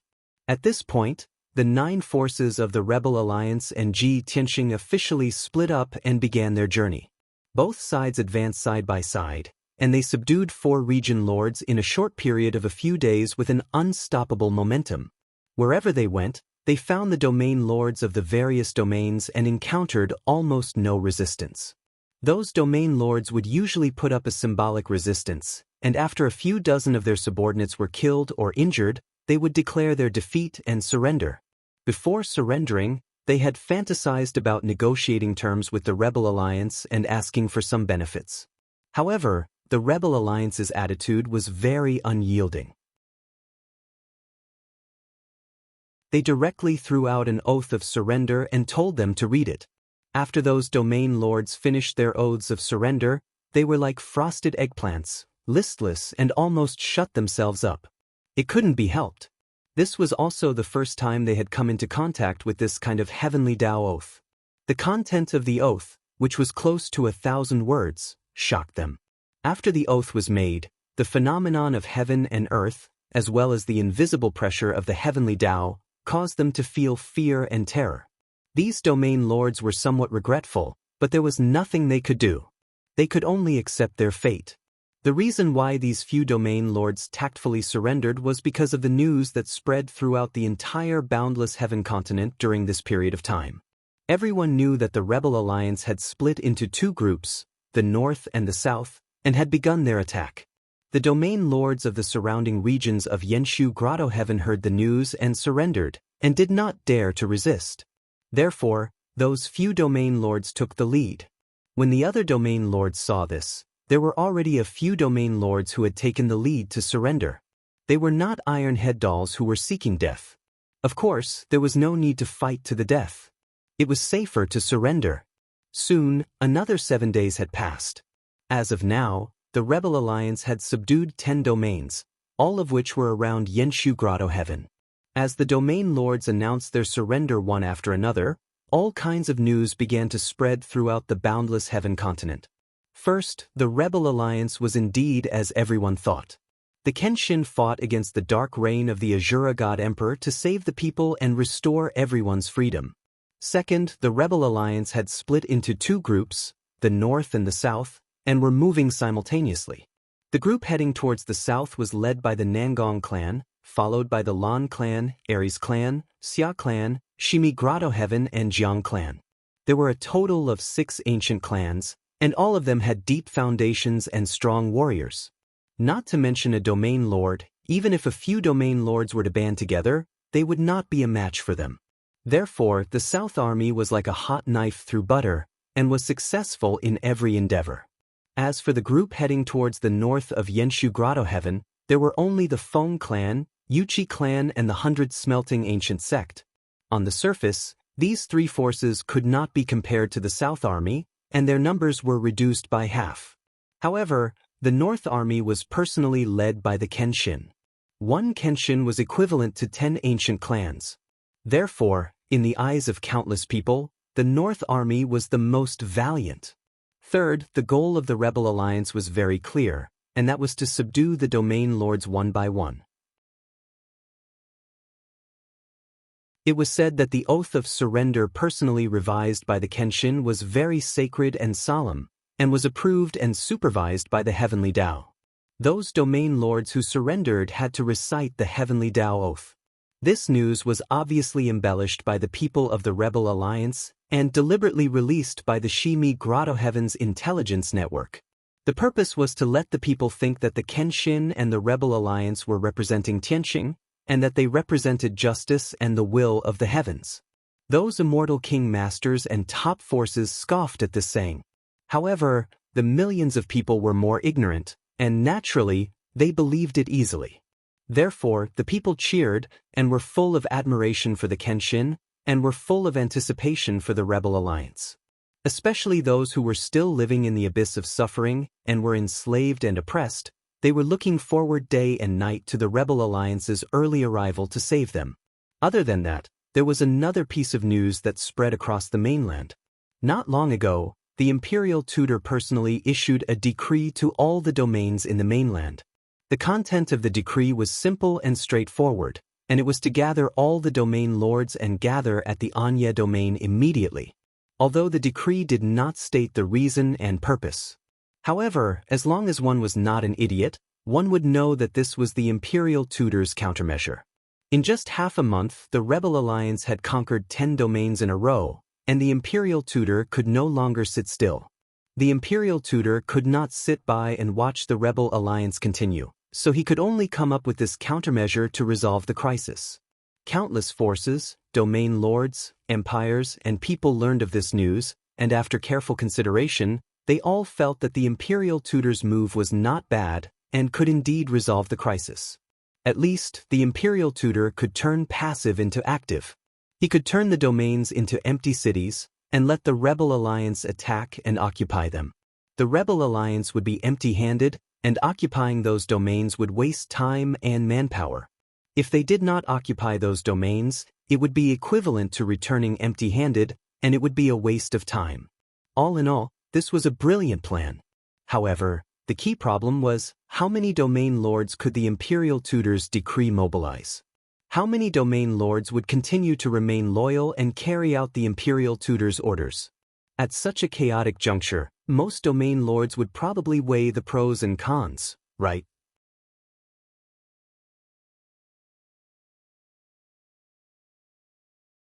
Chapter 41:15. A few days later, new news spread across the boundless heaven continent. The Rebel Alliance's armies in the north and south were still attacking cities and conquering territory after territory. In the process, the Rebel Alliance would also eliminate targets on the death list. More than a dozen godly kings and 8 forces loyal to the Azura God Emperor were eradicated by the Rebel Alliance. At the same time, more than 30 territorial lords had rushed to the Dark Knight domain with their families and loyal subordinates. These territorial lords were all loyal supporters of the Azura God Emperor and would naturally be loyal to the imperial tutor's orders. They would rather temporarily give up their positions as territorial lords and gather by the imperial tutor's side. Firstly, it could save their lives and be safer. Secondly, it could show their loyalty. However, they could not leave for too long. They had to return to the territory they ruled in a year at the latest. Otherwise, too many things would happen in the next year and the entire domain would be in chaos. Other than the 30 or so territorial lords who took the lead to express their stance, the remaining dozens of territorial lords were still hesitating and weighing the pros and cons. Even if the imperial tutor issued another decree and urged them with harsh words, they were unmoved and were still observing the situation. After all, they were all relatively far away and would not be attacked by the Rebel Alliance for the time being. They were still considered safe. Moreover, they were unwilling to give up their positions as territorial lords and return to the Dark Knight domain. These territorial lords all understood that in their own domains, they were the noble kings. Once they returned to the Dark Knight domain, they would be soldiers under others and at their beck and call. Moreover, after leaving their own domains, no one knew what would happen and the future could not be predicted. They did not dare to take risks easily. Of course, the most important reason was that the rebel alliance had also responded and counterattacked. When Ji Tianxing learned that the imperial tutor had issued a decree and that many territorial lords had rushed to the Dark Knight domain with their families, he immediately thought of a way to deal with it. Since those territorial lords are loyal to the Azura God Emperor, we don't have to be merciful to them. They are rushing to the Dark Knight domain, but they will leave behind many trusted generals to help them control the various domains. The imperial tutor thought that we were pursuing speed, so we wouldn't stop or waste time occupying these areas.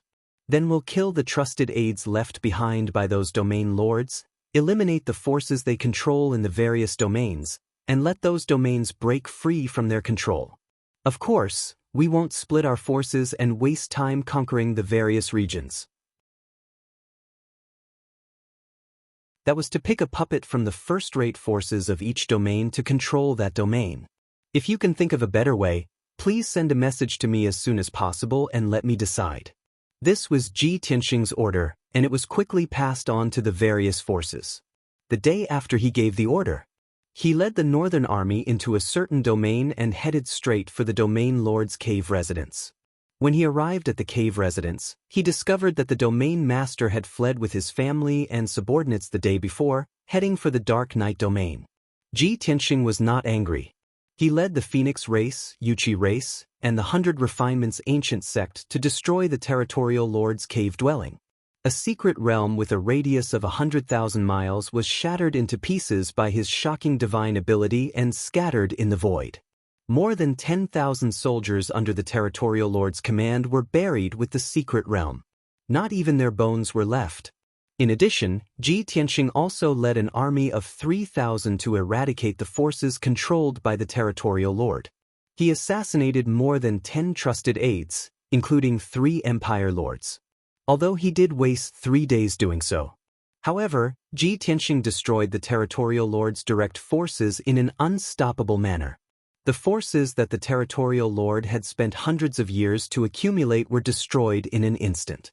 The domain also broke free from the territorial lord's control and fell into a state of chaos. At least, no one enslaved and oppressed the common people anymore. The common people of the various empires rose up and resisted. For a time, the various empires were also in a state of war, tired of dealing with the common people's counterattacks. The entire domain was in chaos. A day later, the territorial lord was still on his way to the Dark Knight domain. When he heard the news, he was so angry that he vomited 3 bowls of blood on the spot and almost fainted. Kenja, didn't you claim to be a benevolent and righteous teacher, representing the heavenly Tao and justice? How can you be so cruel and vicious, killing tens of thousands of soldiers and plunging the entire domain into the flames of war? Before the territorial lord fainted, he roared at the sky like a madman. There was no other way. His life's work had been destroyed, and his position as territorial lord existed in name only. How could he not go crazy? After shouting these 2 sentences, his neck tilted and he fainted. At this time, the few trusted generals, military counselors, and deputy territorial lords who followed him began to panic. Everyone thought to themselves, "Territorial lord, O territorial lord." Previously, everyone advised you not to escape to the Dark Knight domain. We would rather observe the situation first, but you insisted on being stubborn. Now you know that you were wrong, right? Kenshin is indeed speaking on behalf of Tianxing and saving the common people, but it doesn't mean that he is holy and kind and won't kill people. Don't forget, the reason why Kenshin has today's fame is because he killed millions and stepped on piles of corpses. To us, Kenshin is a cruel and vicious executioner. But in the eyes of the common people, we are the evil ones. Kenshin is eliminating evil and promoting kindness. Obviously, after the territorial lord had lost his power, The deputy territorial lords and generals under his command had also developed resentment and other thoughts. 2 days later, the Rebel Alliance's southern army encountered a similar situation. When Nangong Buhua led 6 forces and 6,000 soldiers to a certain region, they discovered that the territorial lord had escaped in the middle of the night. Not only did the territorial lord take away his trusted generals and godly king experts, but he also took away his family and treasure trove. The huge secret realm cave abode was like an empty city. Only tens of thousands of ordinary soldiers were left. Nangong Buhua decisively ordered the 6,000 soldiers to attack the cave abode and destroy it in a few hours. The secret realm was shattered, and the tens of thousands of soldiers were not left behind. After destroying the territorial lord's cave abode, Nangong Buhua split up the 6 forces to eliminate the territorial lord's direct subordinates. At the same time, Nangong Buhua chose a force in the region and supported this force to take over the territorial lord's position. This force was one of the top 3 forces in the region and had always had conflicts and grudges with the territorial lord. However, they were always suppressed. The grudges between the 2 sides had accumulated for a long time. Now that the territorial lord had escaped and the cave abode had been destroyed, this force took the opportunity to join the rebel alliance without hesitation. They swore to be loyal to the Kenshin. The result was obvious. That force naturally took over the region and became the territorial lord appointed by the Kenshin. Moreover, this force would do its best to stabilize the region with its own forces and methods. They would eliminate the forces and disasters left behind by the previous territorial lord and save the common people of the entire region, restoring everyone's freedom. This way, this force would be able to quickly stabilize the region and obtain the gratitude and support of hundreds of millions of people. Just like that, the previous territorial lord was replaced by an enemy before he even met the imperial tutor. When the territorial lord heard the news, he was furious.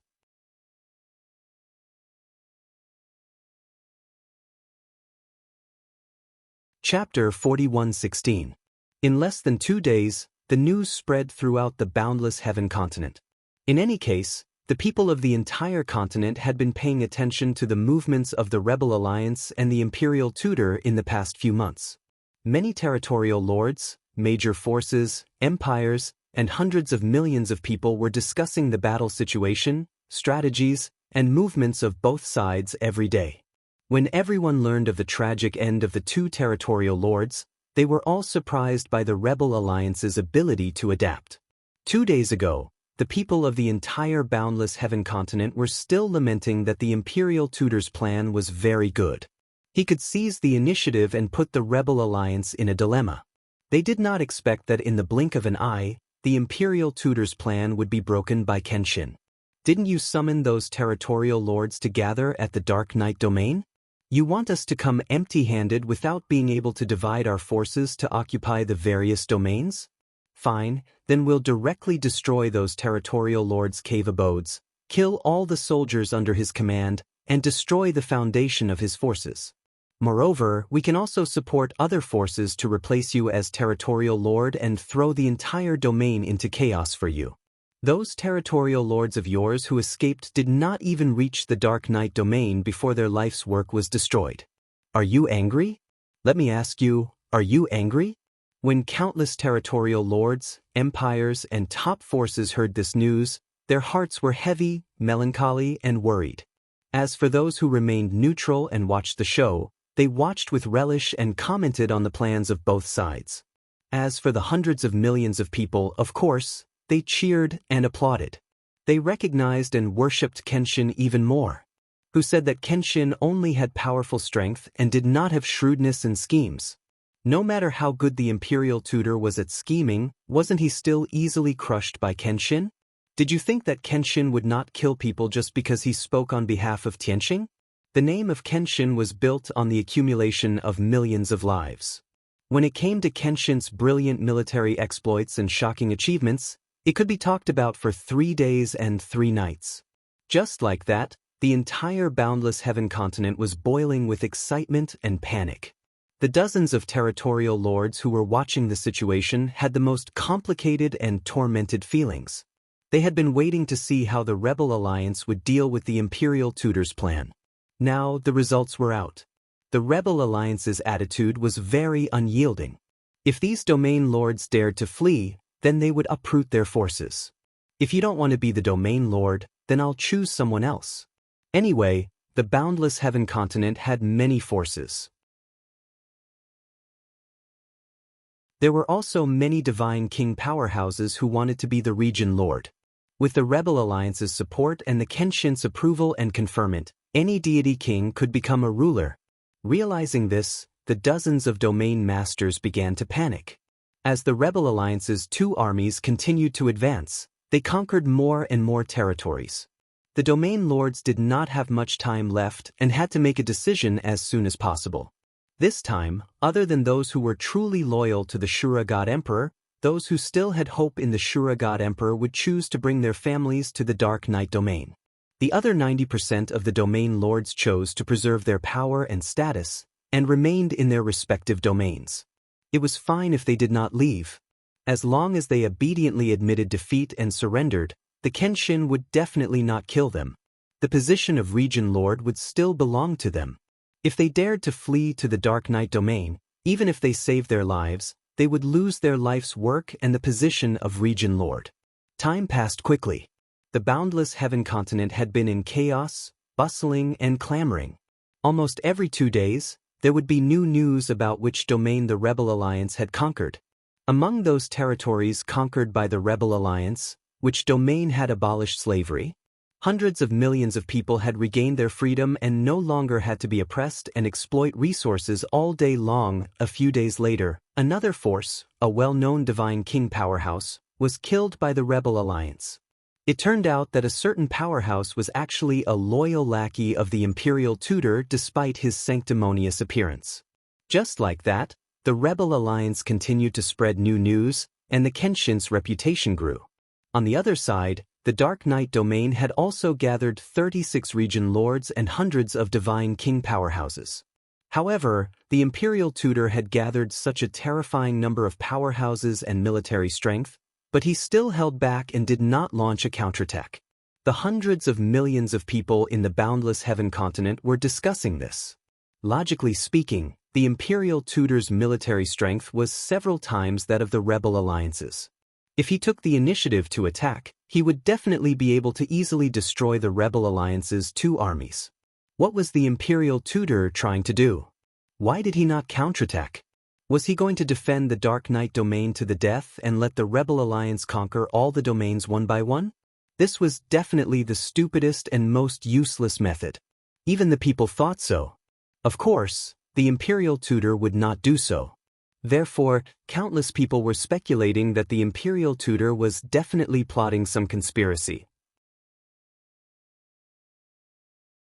The Rebel Alliance was still attacking cities and strongholds, sweeping through the various domains like the autumn wind sweeping the fallen leaves. However, Ji Tianxing realized that the situation was not so simple, and he also smelled the scent of a conspiracy.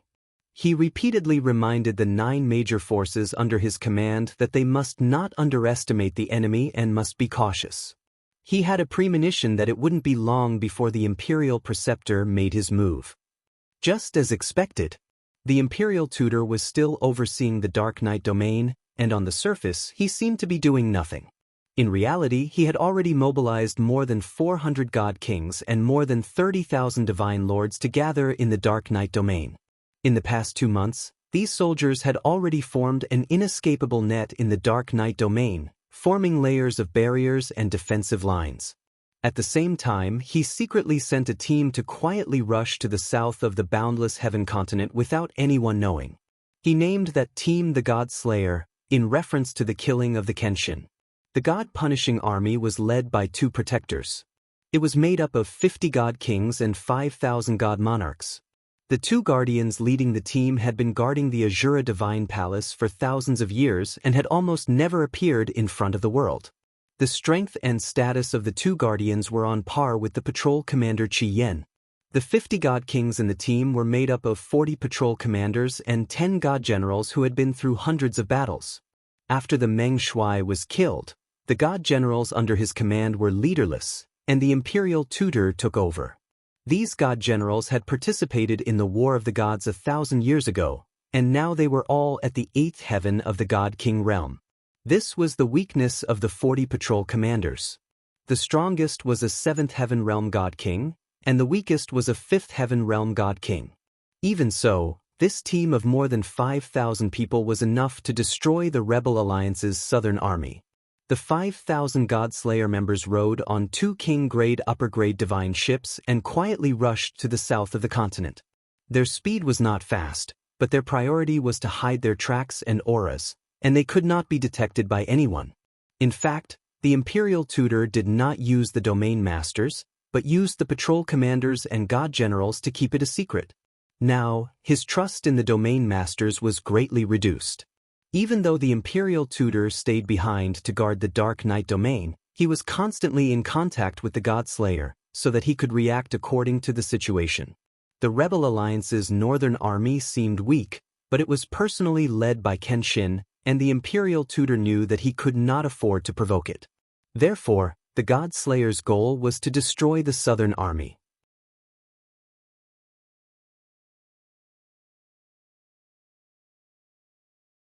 Chapter 41:17. Ji Tianxing had a premonition that the imperial tutor was up to something. However, he could not predict the future, nor could he guess the imperial tutor's plan out of thin air.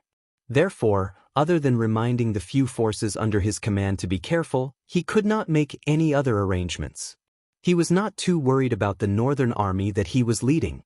As long as he was not separated from the Phoenix clan, Yuchi clan, and 100 Refinement's ancient sect, these 3 forces were very safe. Jin Shuang, Qi Yan, and Meng Shuai were all killed by him. His invincible strength was known to the world. As long as the imperial tutor was not crazy, he would not send people to attack his northern army.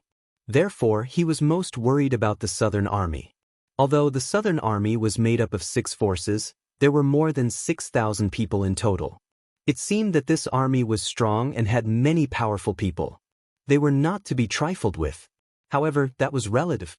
To the domain lords of the various regions, it was naturally a force that they could not contend against.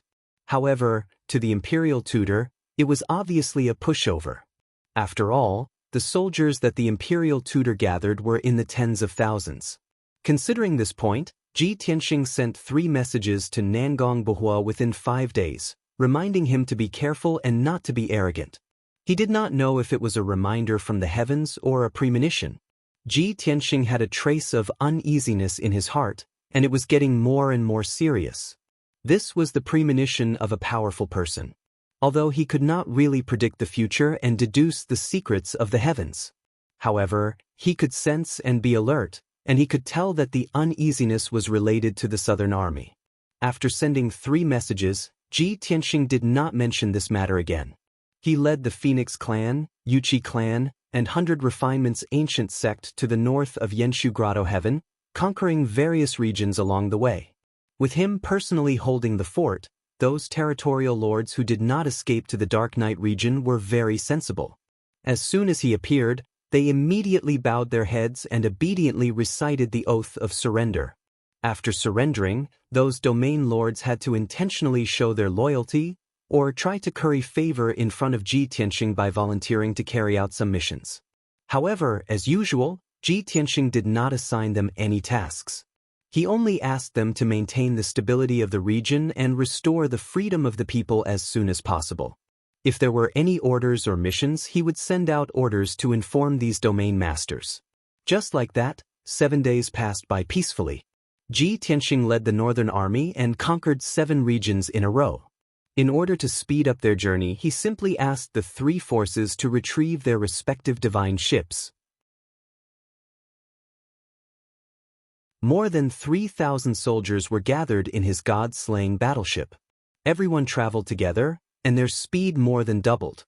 In any case, it was a supreme-grade king-grade divine warship. Its interior was extremely spacious, and it could be changed at will. It was more than enough to accommodate more than 3,000 people. The 3 factions expressed their compliance and gladly accepted this. It was good that they could increase their speed and increase their safety. After all, it was Kenshin's flagship. It would definitely be of a higher grade and safer than their own warships. However, when Ji Tianxing led the three forces to conquer another region, they were shocked. On this night, the god-slaying battleship sped through the night sky, rushing to the next region. The Shamey Grotto Heavens Intelligence Network had already investigated clearly. The next region's domain lord had not escaped. He was still sitting in his cave abode, waiting for his death. Or rather, waiting for Kenshin to conquer him. At this moment, Ji Tianxing's uneasiness suddenly became more and more intense. It had already begun to affect his state of mind, making it impossible for him to remain calm. At first, he thought that he had been too worried recently, causing him to feel uneasy. However, even after circulating his energy for an hour, he was still unable to suppress his anxiety and uneasiness. Thus, he realized that something must have happened to the Southern Army. Such a strong sense of uneasiness meant that the situation was very serious. He pondered for a moment, then summoned the Divine Phoenix clan leader, Yuchi clan leader, and Su Balian to urgently discuss this matter. After the three leaders received the summons, they quickly came to Ji Tianxing's secret room. Lord Alliance leader, what happened? Lord Alliance leader summoned us in the middle of the night. Did something big happen? No matter what you are worried about, Lord Alliance leader, please tell us. We are willing to share your worries. Ever since the Rebel Alliance was established, they had always been victorious. They had never tasted defeat. Now, the entire Boundless Heaven continent was spreading the Rebel Alliance's name, praising and praising Kenshin. Even their factions were treated as saviors and heroes by the billions of people. The three factions did not pay any casualties, but they received so much praise and support from the people. Of course, they were overjoyed. Perhaps when they first joined the Rebel Alliance, they were still a little uneasy and uncertain about the future. However, now, they were 100 times more confident and approved of the Rebel Alliance. In fact, they even wanted to have a real battle to show off their martial prowess and make meritorious contributions. Ji Tianxing waved his hand, indicating that the three leaders did not need to be so excited. He said calmly, "In the past few days, I had a sudden impulse to use a secret technique to deduce the heavenly cycle and predict good and bad luck. As expected, the Southern Army is afraid of a disaster and may not be able to survive this. Therefore, I will personally make a trip to the south. The three factions will each take a warship and rush to the next area. Just act according to the original plan. That zone leader has long had the intention to surrender. He is just waiting for us to arrive and go through the motions. Therefore, you will not encounter any danger on this trip. If things change, you must not fight head-on. Remember to conserve your strength and report to me first." Hearing him say this, the three leaders understood what was going on. At the same time, they were also worried about the Southern Army. "Lord Alliance leader, please rest assured. We will definitely act according to your orders. Lord Alliance leader, please pay attention to your safety and be careful. Lord Alliance leader, you are our spiritual leader and the spiritual pillar of the entire Boundless Heaven continent. Nothing must happen to you." The three leaders also reminded Ji Tianxing. Ji Tianxing did not say anything else. He put away the Godslayer warship on the spot and parted ways with the three factions. More than 3,000 soldiers appeared in the night sky. The three leaders hurriedly took out the warship and ordered their disciples to board it. Bai Long steered the Godslayer warship and flew south with Ji Tianxing. After flying for 100,000 miles, Ji Tianxing glanced at Bai Long. Seeing that he had only used 80% of the Godslayer warship's power, he said, "No need to conserve your strength. Full speed ahead." Full speed ahead meant giving it their all. Every hour, they would use up billions of resources. In a day, they would use up close to 100 billion resources. Bai Long was stunned. He looked at Ji Tianxing with some surprise and asked, "Master, is there a need for this? Could it be that the Southern Army has really encountered a disaster?" Ji Tianxing nodded slightly and said, "I rarely have such premonitions. Since it has appeared, it must be true.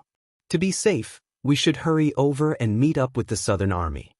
Book Guest House Reading Website.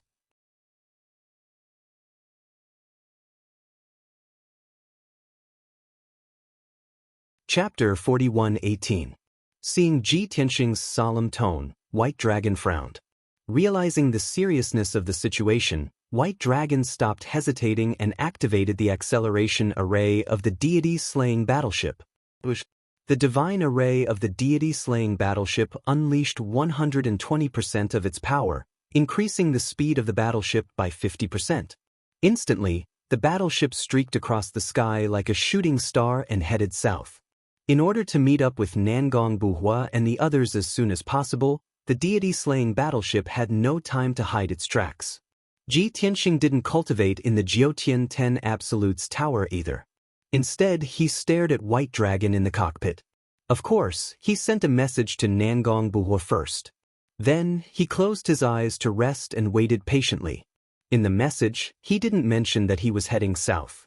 He only reminded Nangong Buhua to be careful and that there might be danger in the next 2 days. Soon, Nangong Buhua sent a message saying that he was leading the Southern Army to the Billowing Waves region to subdue the Billowing Waves region master. If nothing unexpected happened, the Southern Army would arrive at the Domain Master's cave residence in 12 hours, around noon the next day. Shimi Grotto Heaven's intelligence network had found out that the Billowing Waves region master had always been a neutral party. Even when the Imperial Tutor ordered the Billowing Waves region master to gather at the Dark Night region 3 times, the Billowing Waves region master remained unmoved. It seemed that the Billowing Waves region master was determined to surrender. There wouldn't be any accidents. After Ji Tianxing received Nangong Buhua's reply, he didn't say anything else. As he closed his eyes to rest, he thought to himself, if I were the Imperial Tutor, I wouldn't just sit around and wait for death. I have gathered so many elite soldiers and immortal kings. I have to give them a mission to deal a heavy blow to the rebel alliance. Only then can I turn the situation around. With me leading the Northern Army, it's useless for the Imperial Tutor to send anyone. Even if he comes personally, he'll just be digging his own grave. Therefore, the Imperial Tutor is likely to send a very powerful team to the south of the continent secretly to intercept the Southern Army. If he can successfully destroy the Southern Army, he'll be able to destroy the 6 forces of the Rebel Alliance and deal a heavy blow to the Rebel Alliance. At the same time, the Imperial Tutor can redeem his reputation and intimidate the other region masters. Ji Tianxing had made this judgment based on the uneasiness in his heart and the warning signs that had appeared in his mind. He was immersed in his deduction and continued to simulate the thoughts of the Imperial Preceptor. Since they've sent out a team of experts to secretly rush to the south of the continent, their target is the Southern Army. Then, they must keep it a secret. Only then will they be able to succeed in one strike. The Southern Army's armies. Unless the Imperial Preceptor has my deduction and calculation ability, it is impossible to intercept and kill the Southern Army on the way. At this point, Ji Tianxing's eyes lit up as an idea flashed through his mind. Could it be the Rippling Waves domain? The Southern Army's current route and goal were very obvious. They were heading for the Billowing domain. With the Imperial Tutor's intelligence network, he would definitely be able to find out about this. Therefore, the Imperial Tutor sending that team of experts to ambush the Southern Army in the Billowing domain was definitely the safest choice. However, on second thought, Ji Tianxing felt that something was amiss. But the Billowing domain's ruler isn't loyal to the Azura God Emperor. He's also a person who values his own interests and has no backbone or dignity. He's already expressed his willingness to surrender. How can he cooperate with the Imperial Tutor to ambush the Southern Army? Ji Tianxing's first reaction was that the team of experts couldn't possibly be ambushing the Southern Army in the Billowing domain. But he thought about it again. The more impossible something was, the more careless one would be. Take Nangong Buhua for example. No matter how Ji Tianxing reminded him, he wouldn't take it seriously. At least, Nangong Buhua didn't think that there would be any danger in the Billowing domain. The Billowing domain's ruler is a fence-sitter. If our alliance finds him first, he'll probably surrender. But he didn't openly betray the Imperial Tutor. If the Imperial Tutor's team finds him, he probably won't resist, right? With this thought, Ji Tianxing vaguely guessed the imperial tutor's plan and the location of the southern army's calamity. Therefore, he took out a communication jade slip and prepared to remind Nangong Buhua to be careful of the billowing domain. But after he took out the jade slip, he retracted his hand. After all, he had already sent 4 messages to Nangong Buhua. The contents were roughly the same. They were all reminding Nangong Buhua to be careful and not be careless. If he sent another message, would Nangong Buhua be annoyed? Would it make him seem too cautious and lose the demeanor of an expert? Most importantly, all of this was just his conjecture and imagination. He didn't have any evidence. If he rashly sent a message to Nangong Buhua, but everything was normal in the billowing domain and nothing happened as he predicted, it would be a huge blow to him. That would definitely be a huge blow to him and affect his prestige.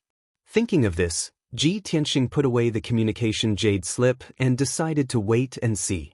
Of course, White Dragon would still drive the god-slaying battleship to the billowing domain as quickly as possible. At the same time, late at night, in the residence of the billowing domain's ruler, the mystic realm with a radius of hundreds of thousands of miles was filled with abundant divine power and beautiful scenery. In the center of the mystic realm, there were hundreds of mansions and palaces on a majestic mountain range. Nearly 10,000 elite soldiers lived there. At this moment, thousands of elite masters were hiding in the majestic mountain range under the night sky. These monarch god masters were very skilled in concealment. They merged with the earth and mountains and were almost undetectable. The many palaces in the domain chief's manor were lit as usual. It was as peaceful as usual. However, in the residence of the billowing domain's ruler, a solemn and serious scene was playing out. The billowing domain's ruler and more than 10 god generals were standing in the brightly lit main hall with their hands clasped behind their backs and their heads lowered respectfully.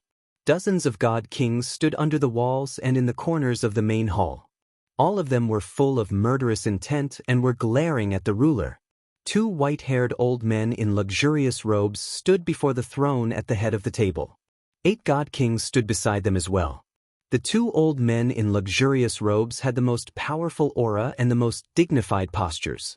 After all, they were not only god kings in the 9th firmament realm, but also the great guardian and second guardian who had guarded the Azura Divine Palace for many years.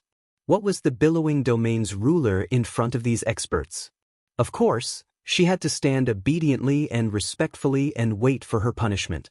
At this moment, the great guardian reprimanded her with a cold face. Billowing domain's ruler, you have failed to live up to the God Emperor's trust and title. Your performance this time has greatly disappointed the imperial tutor. In view of your disloyalty, the imperial tutor will take note of you temporarily and hope that you can redeem yourself by meritorious service. Otherwise, I'm here tonight to put you on trial in front of everyone. The second guardian said expressionlessly, I can't trust you for the time being. Therefore, for the sake of our grand plan, you and your generals can only stay in the prison for a few days.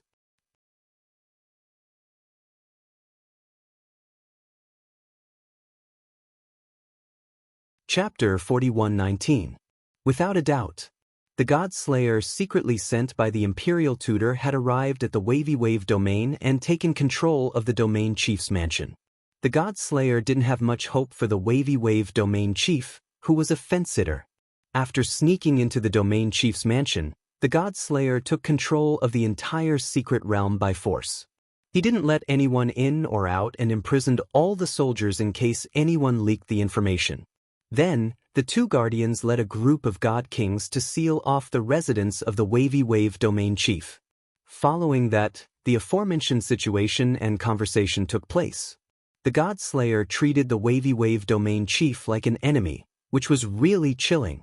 However, the 2 guardians and the Wavy Wave domain chief both knew that no one would show mercy at such a critical moment. Protecting their own interests was the most important thing. Therefore, the Wavy Wave domain chief didn't fight back on the spot, nor did he try to send a message to warn the Rebel Alliance. Anyway, his attitude had been wavering. He could accept being loyal to the Azura God Emperor or the Rebel Alliance. As for the result, it depended on which force entered the domain chief's mansion first and took control of him first. I will obey the orders of the two protectors.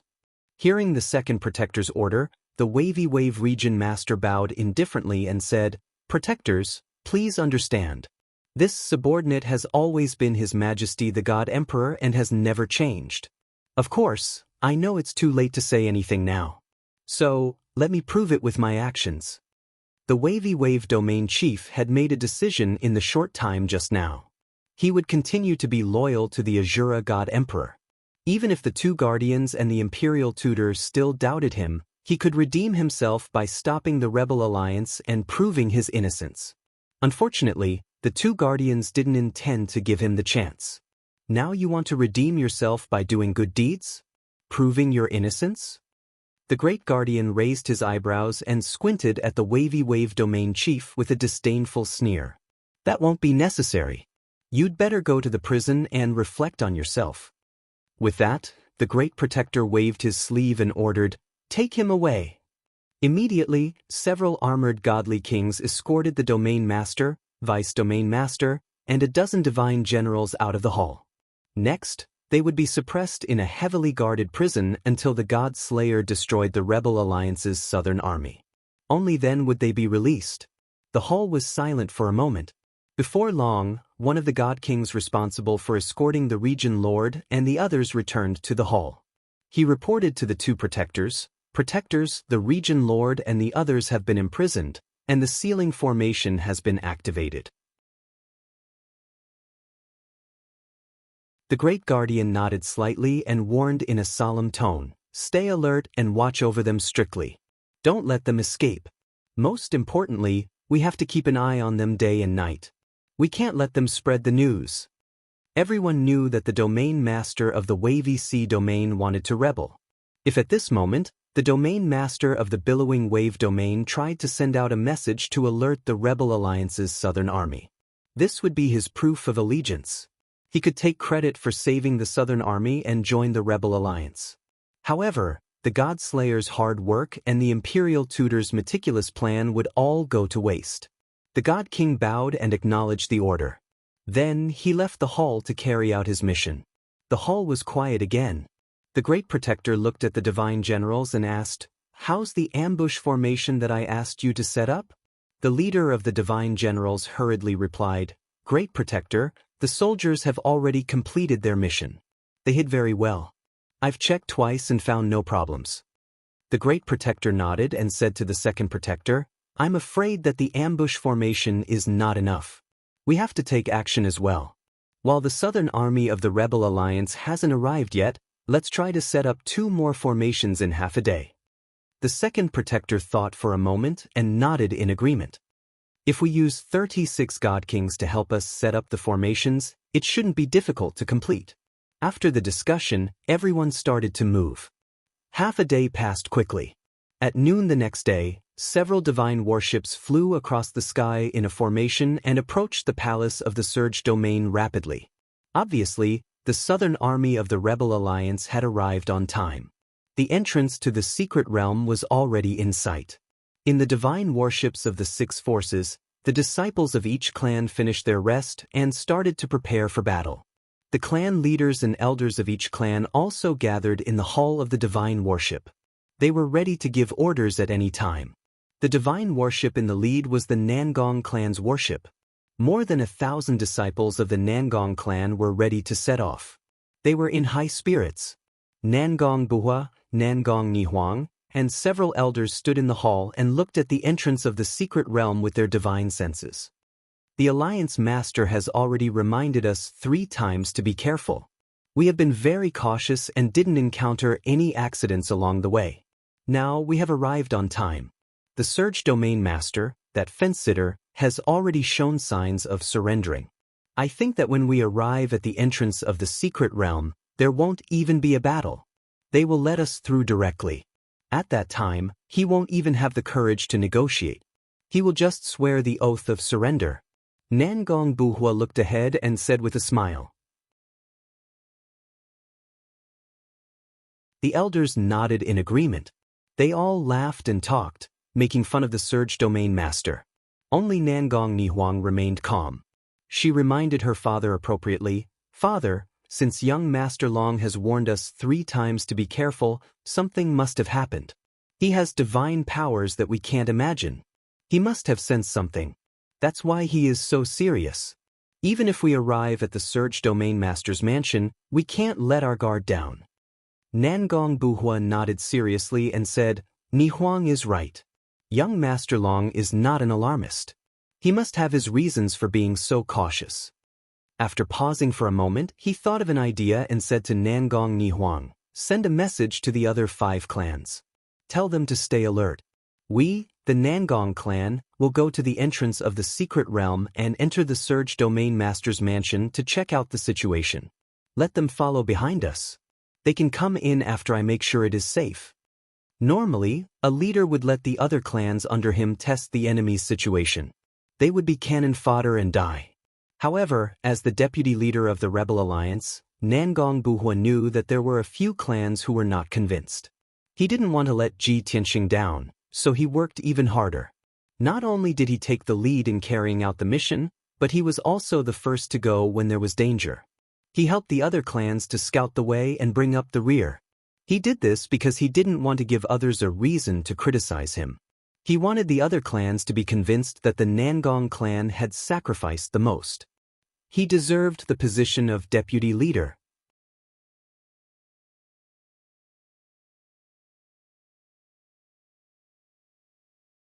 Chapter 41:20. Nangong Ni Huang and the other elders saw how selfless Nangong Buhua was. Everyone had complicated expressions. They wanted to persuade Nangong Buhua that there was no need to do this.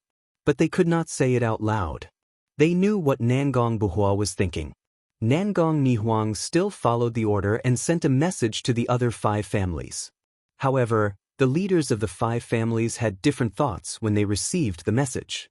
They told the elders of Nangong Buhua's order, and everyone started to discuss it. We arrived at the entrance of the mystic realm together. Of course, we have to go in together to find the wavy zone ruler. What is Nangong Buhua doing? He made it sound nice. He said that he was afraid of danger and wanted to check out the situation first. It seems that he would rather sacrifice the Nangong clan to protect us. But who knows what he is really thinking?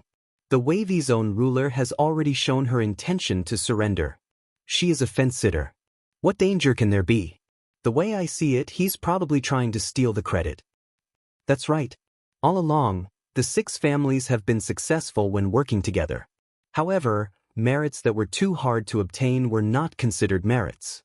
Nangong Buhua is too weak to be a deputy leader. Of course, he wants to gain credit as soon as possible.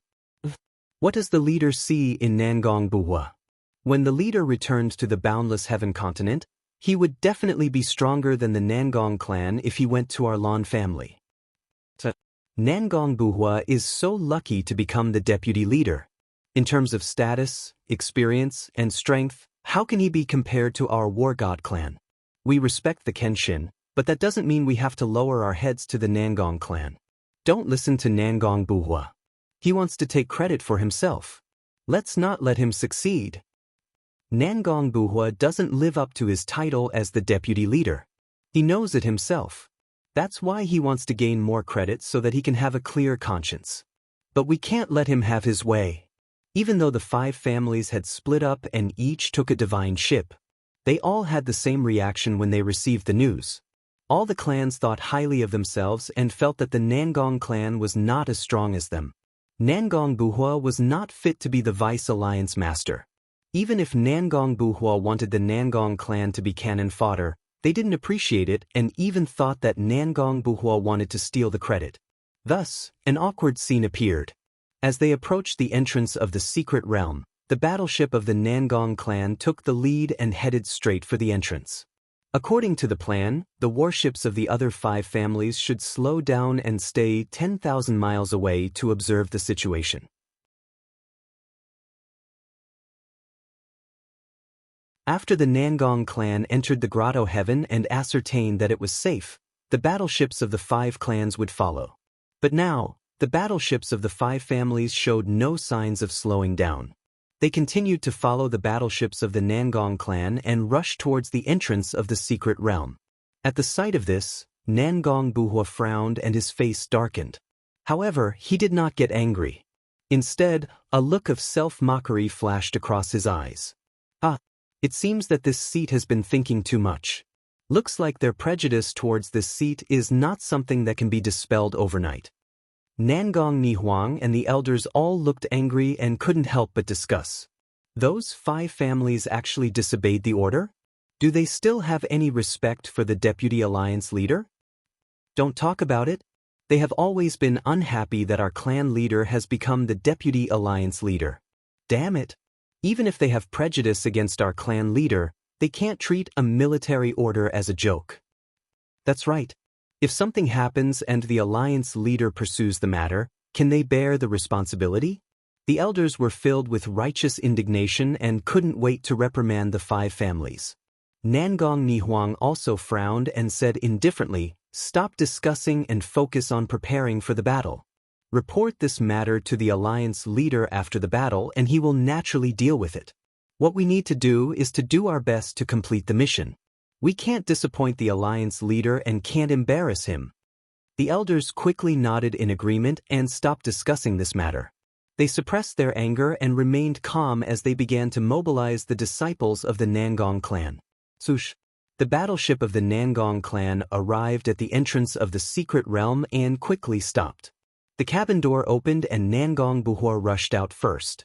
Nangong Nihuang and the 5 elders led 1,200 disciples and rushed out of the battleship in a mighty manner.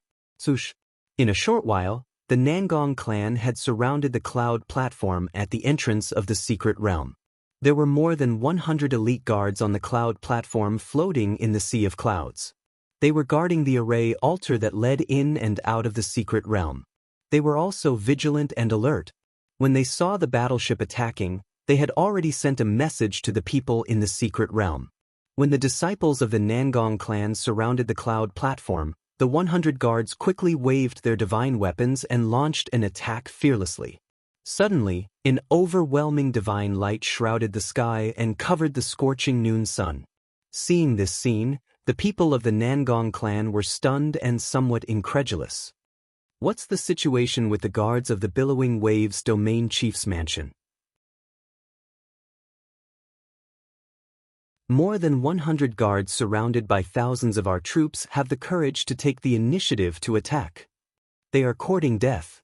The situation doesn't look good. Didn't they say that the Billowing Waves Domain Chief had the intention to surrender? I didn't see that at all. Although these thoughts flashed through their minds, their hands were not idle. They immediately launched a counterattack. Kill them. Those who stand in the way of our army shall be killed without mercy. Nangong Buhua and Nangong Nihuang gave the order decisively. Swoosh, swoosh, swoosh. Instantly, more than 1,000 disciples of the Nangong clan, who were ready to attack, unleashed violent divine power and unleashed destructive divine skills. The divine skills that covered the sky and the sun, as well as various kinds of wind, fire, and lightning, poured down like a torrential flood and drowned the 100 guards. Boom, boom, boom, boom, boom, boom, boom, boom. The divine skills of the two sides collided with deafening loud noises that spread over a radius of tens of thousands of miles.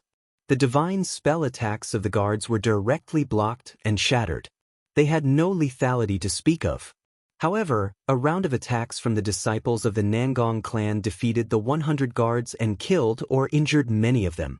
The guards were instantly defeated. More than 100 of them were killed on the spot. Not even their corpses were left. More than 50 people who were lucky enough to survive were also severely injured. They were dripping with blood and struggling at death's door. At this moment, the 5 families also sent out a large number of disciples to join the battle. The dozens of guards who were lucky enough to survive turned around and retreated without hesitation when they saw that the situation was not good. Since they were going to escape back to the mystery realm, they had to activate the array altar and open the entrance to the mystery realm. After they passed through the oval-shaped light door and escaped back to the mystery realm, it was too late to deactivate the array. Nangong Buhua, Nangong Nihuang, and the others chased after them. They killed several guards who deactivated the array and led the way into the mystery realm.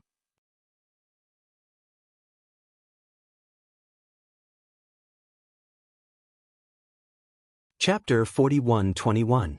When the Nangong clan rushed into the secret land, the entrance to the secret land had been breached.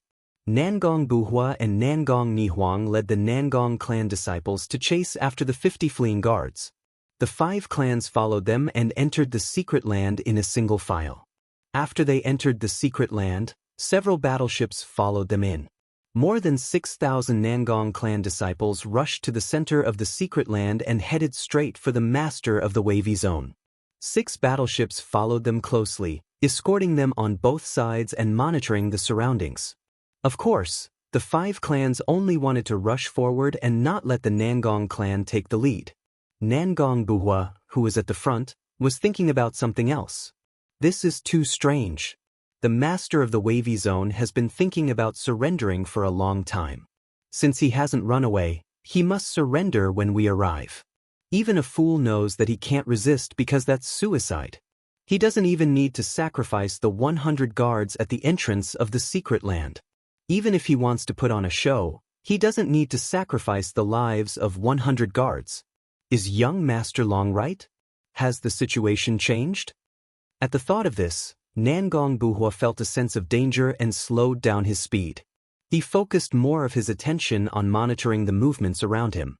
He thought that if the master of the wavy zone wanted to play some tricks, he would probably set up traps and ambushes.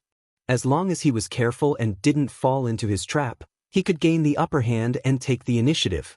However, the Nangong clan followed Nangong Buhua's order and slowed down. However, the 5,000 Nangong clan disciples didn't slow down at all. Instead, they took the opportunity to speed up and chase after the 50 fleeing guards. We have more than 5,000 people. Can't we deal with those 50 injured guards? If those guards escape back to the master's mansion, we'll lose face. What does the master of the wavy zone want to do? If he wants to surrender, he should surrender. How can he let the guards resist? In that case, let's teach him a lesson. We must kill those 50 guards to intimidate the master of the wavy zone. The 5 clans all had the same idea. In fact, they did succeed. The 50 heavily injured guards weren't able to escape fast enough. It didn't take long for the 5 families to catch up. There were more than 200 of the clan disciples at the front. Each of them used a divine ability and killed the 50 or so guards. Moreover, their deaths were extremely miserable. They died without an intact corpse, their bodies smashed to pieces. After killing more than 50 guards, the 5 clans could finally hold their heads high and regain their valiant aura. They did not slow down. Instead, they charged toward the domain chief's manor in an extremely confident and domineering manner. When Nangong Buhua saw their posture, he hurriedly shouted to remind everyone to slow down and be careful of the enemy's ambush. But how could the people of the 5 clans listen? Many of the patriarchs and elders revealed playful smiles. The disciples of the various clans all laughed out loud, and some even opened their mouths to mock and ridicule. Haha, there are over 10,000 people in the domain chief's mansion, but only about 1,000 divine emperors with fighting capabilities. Even if they wanted to resist and set up an ambush, what's the point? The alliance of our 6 clans is made up of elite soldiers. Why should we be afraid of a mere domain lord? What's wrong with Nangong family head? Why did he become so timid and overcautious? Could it be that he failed to take the credit, so he's thinking of other ways? That's very likely. Nangong family head, don't bother. Even if the Nangong family doesn't show up, we can easily deal with the domain chief by watching from the sidelines. Many bold disciples of the clans even started to mock Nangong Buhua. When the people of the Nangong family heard these words, they were all angry. Many hot-blooded men were so angry that their lungs were about to explode. They glared at the disciples of the various clans. However, Nangong Nihuang had already given a strict order that no internal strife was allowed. Otherwise, they would be punished according to the most severe clan rules. Therefore, the people of the Nangong family could only endure for the time being. Nangong Buhua was angry and helpless when he saw that the 5 clans didn't obey his order or listen to his advice. However, he didn't have any good ideas at the moment, and he couldn't change the prejudice of the 5 clans against him in the short term. For the time being, he could only take the overall situation into consideration and endure this humiliation. At the same time, he prayed silently in his heart that he was just being paranoid and that there wouldn't be any accidents. Otherwise, if the southern army suffered heavy losses, he, as the leader and deputy leader of the army, would have to bear the blame. After all, Kenshin trusted him so much that he gave him full authority over the Nangong family's army.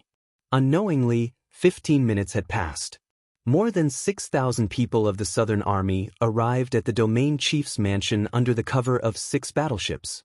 Along the way, the people of the various clans released their divine senses and used their ultimate skills to repeatedly check the situation in the secret land. Even Nangong Buhua was very cautious about the surroundings. However, there were no accidents along the way, and the army wasn't ambushed. In front of them was a lofty mountain range, and palaces and mansions were built on the peaks of each mountain. It was a splendid sight. The armies and battleships of the 5 clans pressed forward majestically. They were very confident and domineering. They landed above the domain chief's mansion and looked down at the entire mansion from above. When they saw that the palaces and mansions below them were in chaos, a loud ear-piercing sound rang out. An ear-piercing alarm sounded, and a powerful bugle horn sounded. More than 1,000 guards ran in a panic. Seeing this, the crowd was not nervous or worried at all. Instead, they smiled contemptuously. Soon after, more than 1,000 guards gathered in the square and flew into the sky to confront the Southern Army. Then, the crowd realized that the situation was not good.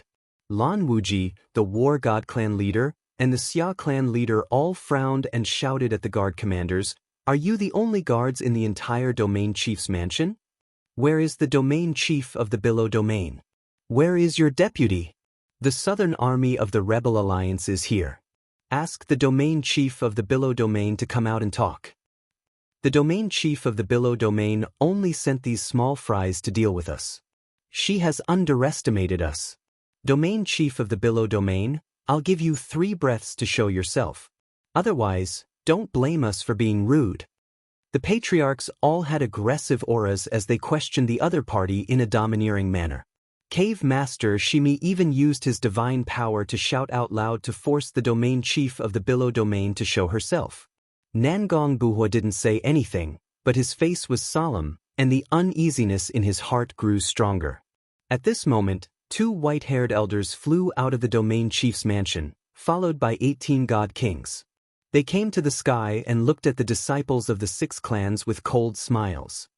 The domain chief of the Billow domain is reflecting on her mistakes in the prison. Clan leaders, I've been waiting for you for a long time.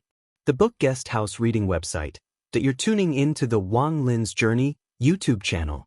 Don't forget to subscribe and join us on this journey to catch the most captivating stories.